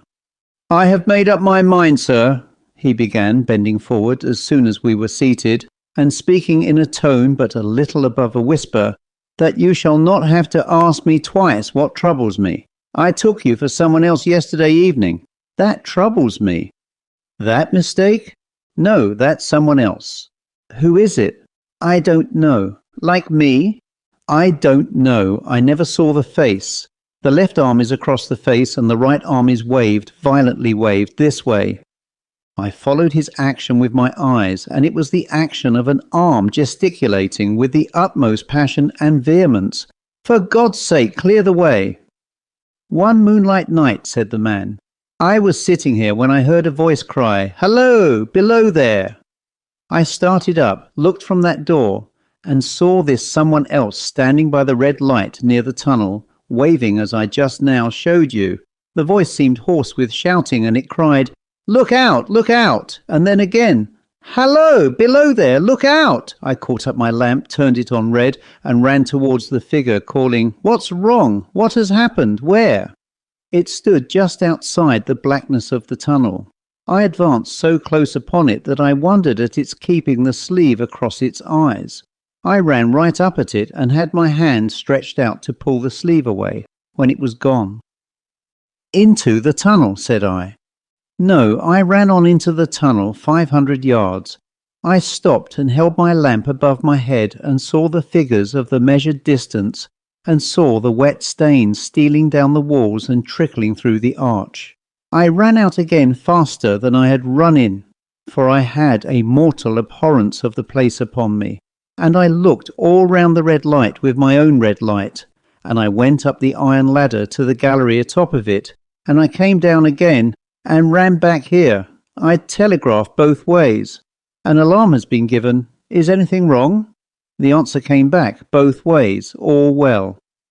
Resisting the slow touch of a frozen finger tracing out my spine, I showed him how that this figure must be a deception of his sense of sight, and how that figures, originating in disease of the delicate nerves that minister to the functions of the eye, were known to have often troubled patients, some of whom had become conscious of the nature of their affliction, and had even proved it by experiments upon themselves. As to an imaginary cry, said I, do but listen for a moment to the wind in this unnatural valley while we speak so low, and to the wild harp it makes of the telegraph wires. That was all very well, he returned, after we had sat listening for a while, and he ought to know something of the wind and the wires. He who so often passed long winter nights there alone and watching. But he would beg to remark that he had not finished. I asked his pardon, and he slowly added these words, touching my arm. Within 6 hours after the appearance, the memorable accident on this line happened, and within 10 hours the dead and wounded were brought along through the tunnel over the spot where the figure had stood. A disagreeable shudder crept over me, but I did my best against it. It was not to be denied, I rejoined, that this was a remarkable coincidence, calculated deeply to impress his mind. But it was unquestionable that remarkable coincidences did continually occur, and they must be taken into account in dealing with such a subject. Though, to be sure, I must admit, I added, for I thought I saw that he was going to bring the objection to bear upon me, men of common sense did not allow much for coincidences in making the ordinary calculations of life. He again begged to remark that he had not finished. I again begged his pardon for being betrayed into interruptions. This, he said, again laying his hand upon my arm and glancing over his shoulder with hollow eyes, was just a year ago. 6 or 7 months passed, and I had recovered from the surprise and shock when one morning, as the day was breaking, I, standing at the door, looked towards the red light and saw the spectre again. He stopped with a fixed look at me. Did it cry out? No, it was silent. Did it wave its arm? No, it leaned against the shaft of the light with both hands before the face, like this. Once more I followed his action with my eyes. It was an action of mourning. I have seen such an attitude in stone figures on tombs. Did you go up to it? I came in and sat down, partly to collect my thoughts, partly because it had turned me faint. When I went to the door again, daylight was above me and the ghost was gone. But nothing followed. Nothing came of this. He touched me on the arm with his forefinger twice or thrice, giving a ghastly nod each time. That very day, as a train came out of the tunnel, I noticed at a carriage window on my side what looked like a confusion of hands and heads, and something waved. I saw it just in time to signal the driver, "Stop!" He shut off and put his brake on, but the train drifted past here 150 yards or more. I ran after it, and as I went along, heard terrible screams and cries. A beautiful young lady had died instantaneously in one of the compartments, and was brought in here and laid down on this floor between us. Involuntarily I pushed my chair back as I looked from the boards at which he pointed to himself.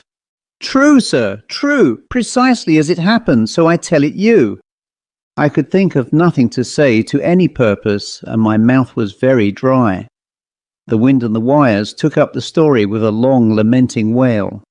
He resumed, "Now, sir, mark this, and judge how my mind is troubled. The spectre came back a week ago. Ever since it has been there now and again by fits and starts. At the light? At the danger light. What does it seem to do?" He repeated, if possible with increased passion and vehemence, that former gesticulation of, "For God's sake, clear the way!" Then he went on, I have no peace or rest for it. It calls to me for many minutes together in an agonized manner. Below there, look out, look out! It stands waving to me. It rings my little bell. I caught at that. Did it ring your bell yesterday evening when I was here, and you went to the door? Twice. Why, see, said I, how your imagination misleads you. My eyes were on the bell, and my ears were open to the bell, and if I am a living man, it did not ring at those times. No, nor at any other time, except when it was rung in the natural course of physical things by the station communicating with you. He shook his head. I have never made a mistake as to that yet, sir. I have never confused the spectre's ring with the man's. The ghost ring is a strange vibration in the bell, that it derives from nothing else, and I have not asserted that the bell stirs to the eye. I don't wonder that you failed to hear it, but I heard it. And did the spectre seem to be there when you looked out? It was there. Both times? He repeated firmly. Both times. Will you come to the door with me and look for it now? He bit his underlip as though he were somewhat unwilling, but arose. I opened the door and stood on the step while he stood in the doorway. There was the danger light, there was the dismal mouth of the tunnel. There were the high, wet stone walls of the cutting. There were the stars above them. Do you see it? I asked him, taking particular note of his face. His eyes were prominent and strained, but not very much more so, perhaps, than my own had been when I had directed them earnestly towards the same spot. No, he answered, it is not there. Agreed, said I. We went in again, shut the door, and resumed our seats. I was thinking how best to improve this advantage, if it might be called one, when he took up the conversation in such a matter-of-course way, so assuming that there could be no serious question of fact between us, that I felt myself placed in the weakest of positions. By this time you will fully understand, sir, he said, that what troubles me so dreadfully is the question, what does the spectre mean? I was not sure, I told him, that I did fully understand. What is its warning against, he said, ruminating with his eyes on the fire, and only by times turning them on me. What is the danger? Where is the danger? There is danger overhanging somewhere on the line. Some dreadful calamity will happen. It is not to be doubted this third time after what has gone before, but surely this is a cruel haunting of me. What can I do? He pulled out his handkerchief and wiped the drops from his heated forehead. If I telegraph danger on either side of me or on both, I can give no reason for it, he went on, wiping the palms of his hands. I should get into trouble and do no good. They would think I was mad. This is the way it would work. Message, danger, take care. Answer, what danger, where? Message, don't know. But for God's sake, take care. They would displace me. What else could they do? His pain of mind was most pitiable to see. It was the mental torture of a conscientious man, oppressed beyond endurance by an unintelligible responsibility involving life. When it first stood under the danger light, he went on, putting his dark hair back from his head and drawing his hands outward across and across his temples in an extremity of feverish distress. Why not tell me where that accident was to happen, if it must happen? Why not tell me how it could be averted, if it could have been averted? When on its second coming it hid its face, why not tell me instead, she is going to die, let them keep her at home? If it came on those two occasions only to show me that its warnings were true, and so to prepare me for the third, why not warn me plainly now? And I, Lord help me, a mere poor signalman on this solitary station, why not go to somebody with credit to be believed and power to act? When I saw him in this state, I saw that for the poor man's sake, as well as for the public safety, what I had to do for the time was to compose his mind. Therefore, setting aside all question of reality or unreality between us, I represented to him that whoever thoroughly discharged his duty must do well, and that at least it was his comfort that he understood his duty, though he did not understand these confounding appearances. In this effort I succeeded far better than in the attempt to reason him out of his conviction. He became calm. The occupations incidental to his post as the night advanced began to make larger demands on his attention, and I left him at 2 in the morning. I had offered to stay through the night, but he would not hear of it. That I more than once looked back at the red light as I ascended the pathway, that I did not like the red light, and that I should have slept but poorly if my bed had been under it, I see no reason to conceal. Nor did I like the 2 sequences of the accident and the dead girl. I see no reason to conceal that either. But what ran most in my thoughts was the consideration how ought I to act, having become the recipient of this disclosure. I had proved the man to be intelligent, vigilant, painstaking, and exact. But how long might he remain so in his state of mind? Though in a subordinate position, still he held a most important trust, and would I, for instance, like to stake my own life on the chances of his continuing to execute it with precision? Unable to overcome a feeling that there would be something treacherous in my communicating what he had told me to his superiors in the company, without first being plain with himself and proposing a middle course to him, I ultimately resolved to offer to accompany him, otherwise keeping his secret for the present, to the wisest medical practitioner we could hear of in those parts, and to take his opinion. A change in his time of duty would come round next night. He had appraised me, and he would be off an hour or 2 after sunrise, and on again soon after sunset. I had appointed to return accordingly. Next evening was a lovely evening, and I walked out early to enjoy it.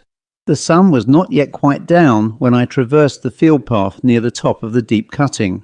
I would extend my walk for an hour, I said to myself, half an hour on and half an hour back, and it would then be time to go to my signalman's box. Before pursuing my stroll, I stepped to the brink and mechanically looked down from the point from which I had first seen him.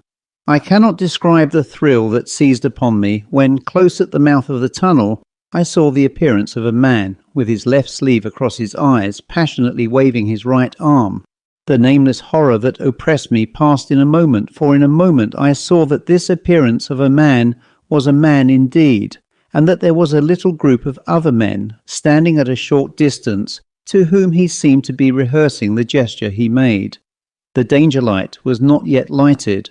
Against its shaft, a little low hut, entirely new to me, had been made of some wooden supports and tarpaulin. It looked no bigger than a bed.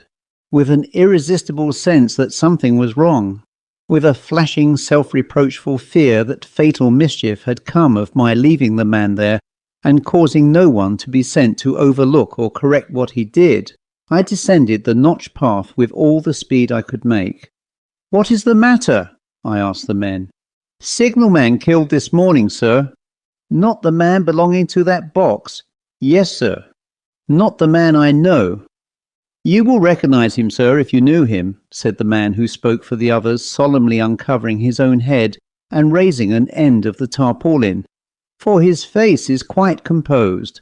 "Oh, how did this happen? How did this happen?" I asked, turning from one to another as the hut closed in again.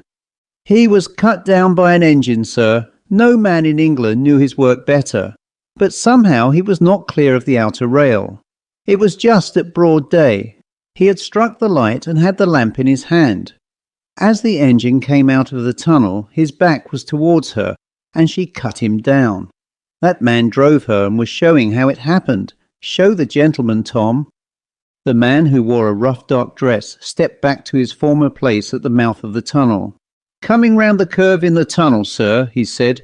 "I saw him at the end, like as if I saw him down a perspective glass. There was no time to check speed, and I knew him to be very careful. As he didn't seem to take heed of the whistle, I shut it off when we were running down upon him, and called to him as loud as I could call." "What did you say?" "I said, 'Below there, look out, for God's sake, clear the way.'" I started. "Ah, it was a dreadful time, sir. I never left off calling to him. I put this arm before my eyes not to see, and I waved this arm to the last, but it was no use." Without prolonging the narrative to dwell on any one of its curious circumstances more than on any other, I may, in closing it, point out the coincidence that the warning of the engine driver included not only the words which the unfortunate signalman had repeated to me as haunting him, but also the words which I myself, not he, had attached, and that only in my own mind, to the gesticulation he had imitated. The End. The Portent of the Shadow by E.Nesbit, and read by Christopher Holton. This is not an artistically rounded-off ghost story, and nothing is explained in it, and there seems to be no reason why any of it should have happened. But that is no reason why it should not be told. You must have noticed that all the real ghost stories you ever come close to are like this in these respects. No explanation, no logical coherence. Here is the story. There were 3 of us and another. But she had fainted suddenly at the second extra of the Christmas dance, and had been put to bed in the dressing room next to the room which we 3 shared. It had been one of those jolly old-fashioned dances where nearly everybody stays the night, and the big country house is stretched to its utmost containing power. Guests harbouring on sofas, couches, cots, and even mattresses on the floor.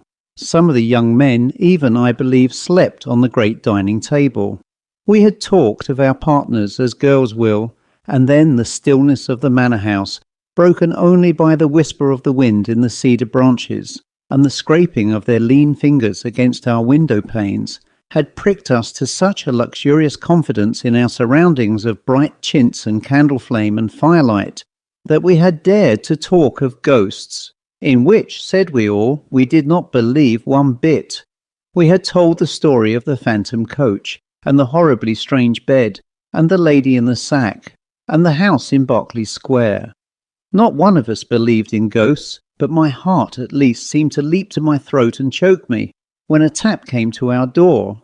A tap faint, but not to be mistaken. "Who's there?" said the youngest of us, craning a lean neck towards the door. It opened slowly, and I give you my word the instant of suspense that followed is still reckoned among my life's least confident moments.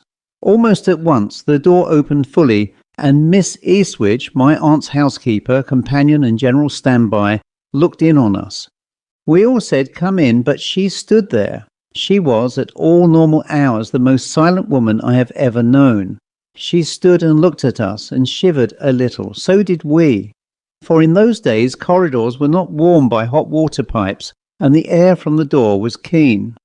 "I saw your light," she said at last, "and I thought it was late for you to be up, after all this gaiety. I thought perhaps—" Her glance turned towards the door of the dressing-room.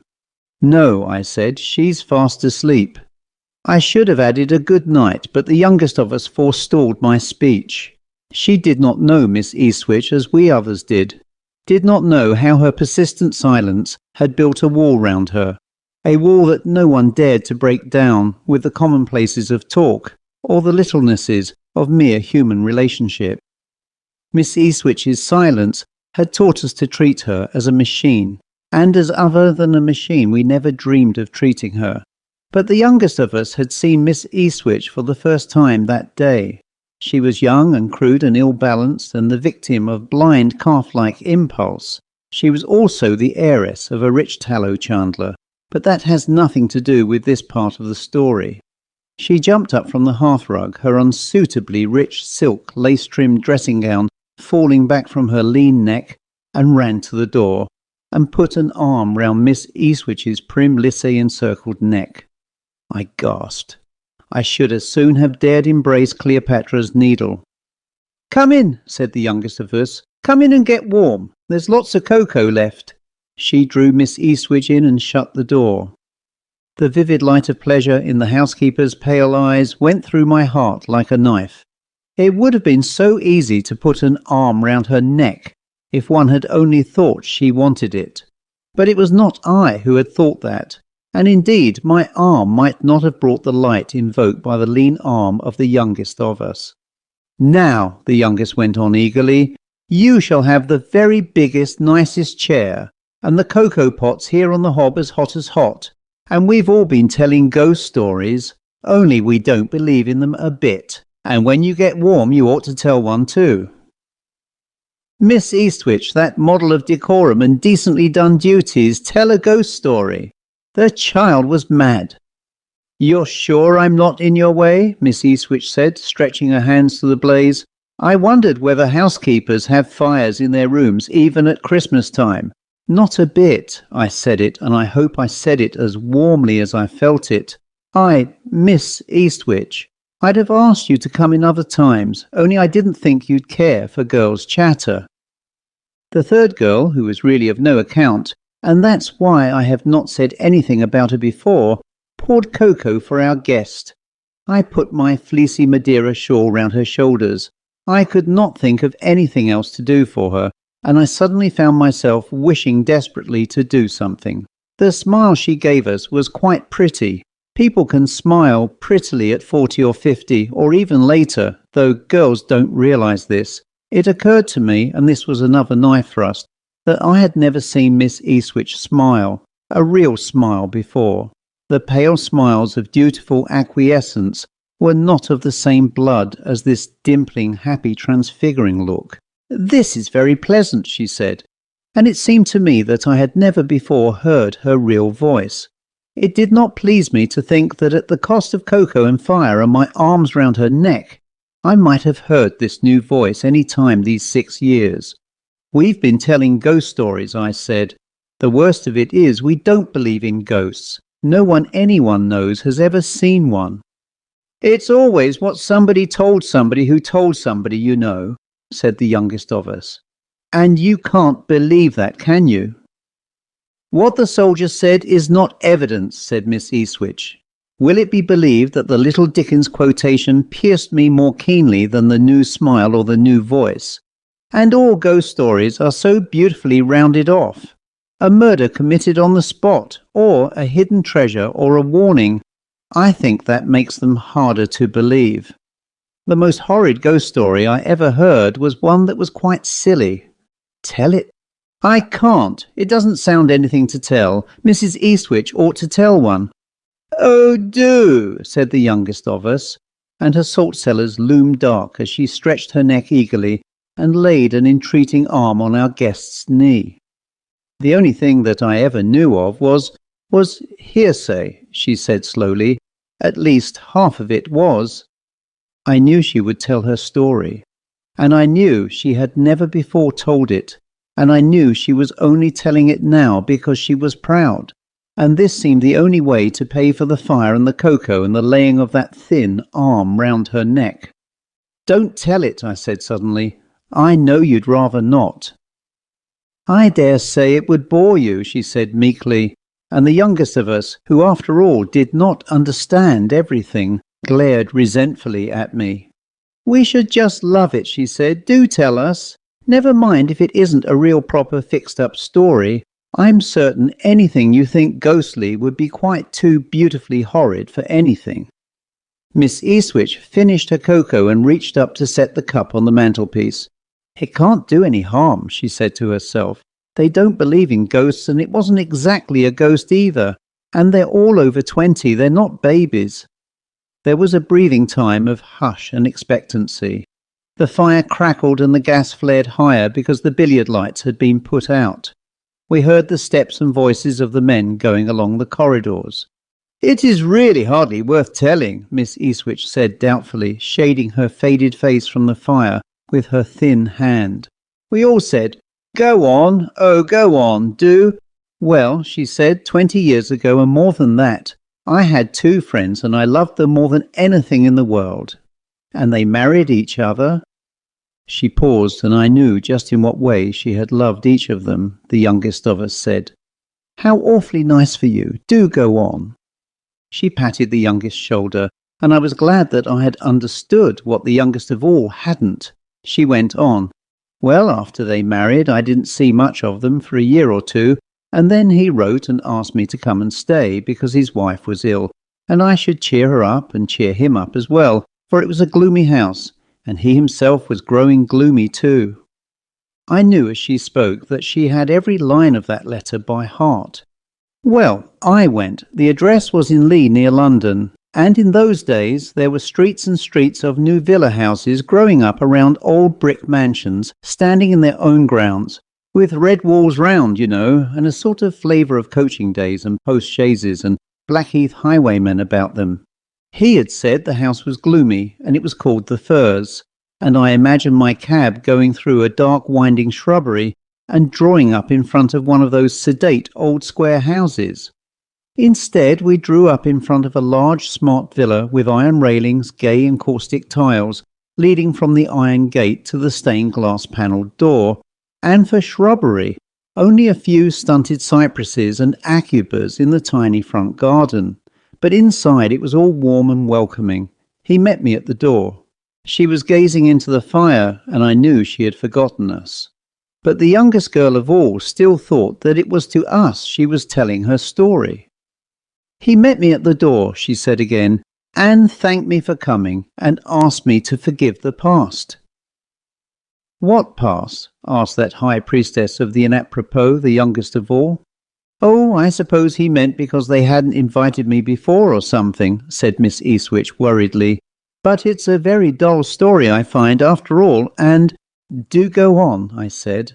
Then I kicked the youngest of us and got up to rearrange Miss Eastwich's shawl, and said in blatant dumb show over the shawled shoulders, "Shut up, you little idiot!" After another silence, the housekeeper's new voice went on. "They were very glad to see me, and I was very glad to be there. You girls now have such troops of friends, but these two were all I had ever had. Mabel wasn't exactly ill, only weak and excitable. I thought he seemed more ill than she did. She went to bed early, and before she went, she asked me to keep him company through his last pipe. So we went into the dining room and sat in the two armchairs on each side of the fireplace. They were covered with green leather, I remember. There were bronze groups of horses and a black marble clock on the mantelpiece, all wedding presents. He poured out some whisky for himself, but he hardly touched it. He sat looking into the fire. At last I said, "What's wrong? Mabel looks as well as you could expect." He said yes, but I don't know from one day to another that she won't begin to notice something wrong. That's why I wanted you to come. You were always so sensible and strong-minded, and Mabel's like a little bird, or a flower. I said yes, of course, and waited for him to go on. I thought he must be in debt or in trouble of some sort, so I just waited. Presently he said, "Margaret, this is a very peculiar house." He always called me Margaret. You see, we'd been such old friends. I told him I thought the house was very pretty and fresh and homelike, only a little too new, but that fault would mend with time. He said, "It is new, that's just it. We're the first people who've ever lived in it. If it were an old house, Margaret, I should think it was haunted." I asked if he had seen anything. "No," he said, "not yet." "Heard then?" said I. "No, nor heard either," he said. "But there's a sort of feeling, I can't describe it. I've seen nothing and I've heard nothing, but I've been so near to seeing and hearing, just not, that's all. And something follows me about. Only when I turn round there's never anything but my shadow. And I always feel that I shall see the thing or hear it next minute, but I never do, not quite. It's always just not visible." I thought he'd been working rather hard, and I tried to cheer him up by making light of all this. "It was just nerves," I said. Then he said he had thought I could help him, and did I think anyone he had wronged could have laid a curse on him, and did I believe in curses? I said I didn't, and the only person anyone could have said he had wronged forgave him freely, I knew, if there was anything to forgive. So I told him this too. It was I, not the youngest of us, who knew the name of that person wronged and forgiving. So then I said he ought to take Mabel away from the house and have a complete change. But he said no, Mabel had got everything in order, and he could never manage to get her away just now without explaining everything, and above all, he said, she mustn't guess there's anything wrong. I dare say I shall not feel quite such a lunatic now you're here. So we said good night. "Is that all the story?" said the third girl, striving to convey that even as it stood, it was a good story. "That is only the beginning," said Miss Eastwich. "Whenever I was alone with him he used to tell me the same thing over and over again. And at first, when I began to notice things, I tried to think that it was his talk that had upset my nerves. The odd thing was that it wasn't only at night, but in broad daylight, and particularly on the stairs and passages. On the staircase, the feeling used to be so awful that I have had to bite my lips till they bled, to keep myself from running up the stairs at full speed. Only I knew if I did, I should go mad at the top. There was always something behind me, exactly as he had said, something that one could just not see, and a sound that one could just not hear. There was a long corridor at the top of the house. I have sometimes almost seen something. You know how one sees things without looking, but if I turned round, it seemed as if the thing dropped and melted into my shadow. There was a little window at the end of the corridor. Downstairs there was another corridor, something like it, with a cupboard at one end and the kitchen at the other. One night I went down into the kitchen to warm some milk for Mabel. The servants had gone to bed. As I stood by the fire waiting for the milk to boil, I glanced through the open door and along the passage. I never could keep my eyes on what I was doing in that house. The cupboard door was partly open. They used to keep empty bottles and things in it, and as I looked I knew that now it was not going to be almost any more. Yet I said Mabel, not because I thought it could be Mabel who was crouching down there, half in and half out of the cupboard. The thing was grey at first, and then it was black, and when I whispered Mabel, it seemed to sink down till it lay like a pool of ink on the floor, and then its edges drew in, and it seemed to flow like ink when you tilt up the paper you have spilt it on, and it flowed into the cupboard till it was all gathered into the shadow there. I saw it go quite plainly. The gas was full on in the kitchen. I screamed aloud, but even then I'm thankful to say I had enough sense to upset the boiling milk, so that when he came downstairs 3 steps at a time, I had the excuse for my scream of a scalded hand. The explanation was satisfactory to Mabel, but next night he said, "Why didn't you tell me? It was that cupboard. All the horror of the house comes out of that. Tell me, have you seen anything yet, or is it only the nearly seeing and nearly hearing still?" I said, "You must tell me first what you've seen." He told me, and his eyes wandered as he spoke to the shadows by the curtains, and I turned up all 3 gas lights and lit the candles on the mantelpiece. Then we looked at each other and said we were both mad, and thank God that Mabel was at least sane, for what he had seen was what I had seen. After that I hated to be alone with a shadow, because at any moment I might see something that would crouch and sink and lie like a black pool, and then slowly draw itself into the shadow that was nearest. Often that shadow was my own. The thing came first at night, but afterwards there was no hour safe from it. I saw it at dawn and at noon, in the dusk and in the firelight, and always it crouched and sank, and was a pool that flowed into some shadow and became part of it. And always I saw it with a straining of the eyes, a pricking and aching. It seemed as though I could only just see it, as if my sight to see it had to be strained to the uttermost. And still the sound was in the house, the sound that I could just not hear. At last, one morning early, I did hear it. It was close behind me, and it was only a sigh. It was worse than the thing that crept among the shadows. I don't know how I bore it. I couldn't have borne it if I hadn't been so fond of them both. But I knew in my heart that if he had no one to whom he could speak openly, he would go mad or tell Mabel. His was not a very strong character, very sweet and kind and gentle, but not strong. He was always easily led. So I stayed on and bore up, and we were very cheerful and made little jokes and tried to be amusing when Mabel was with us. But when we were alone, we did not try to be amusing. And sometimes a day or 2 would go by without our seeing or hearing anything, and we should perhaps have fancied that we had fancied what we had seen and heard, only there was always the feeling of there being something about the house that one could just not hear and not see. Sometimes we used to try not to talk about it, but generally we talked of nothing else at all, And the weeks went by, and Mabel's baby was born. The nurse and the doctor said that both mother and child were doing well. He and I sat late in the dining room that night. We had neither of us seen or heard anything for 3 days. Our anxiety about Mabel was lessened. We talked of the future. It seemed then so much brighter than the past. We arranged that the moment she was fit to be moved, he should take her away to the sea, and I should superintend the moving of their furniture into the new house he had already chosen. He was gayer than I had seen him since his marriage, almost like his old self. When I said good night to him, he said a lot of things about my having been a comfort to them both.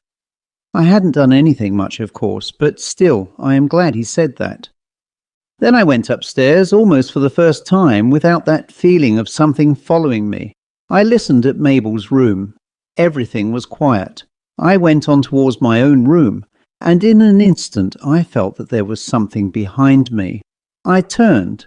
It was crouching there. It sank, and the black fluidness of it seemed to be sucked under the floor of Mabel's room.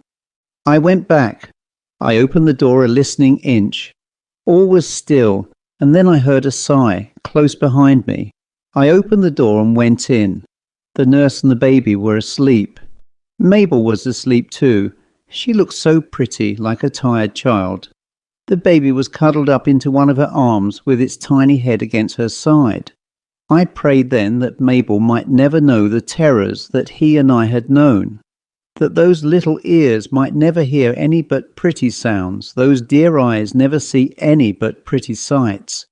I did not dare to pray for a long time after that, because my prayer was answered. She never saw, never heard anything more in this world, and now I could do nothing more for him or for her. When they had put her in her coffin, I lighted wax candles round her and laid the horrible white flowers that people will send near to her, and then I saw he had followed me.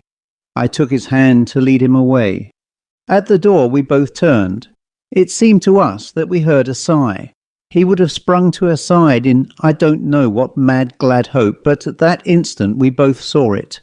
Between us and the coffin, first grey then black, it crouched an instant, then sank and liquefied, and was gathered together and drawn till it ran into the nearest shadow.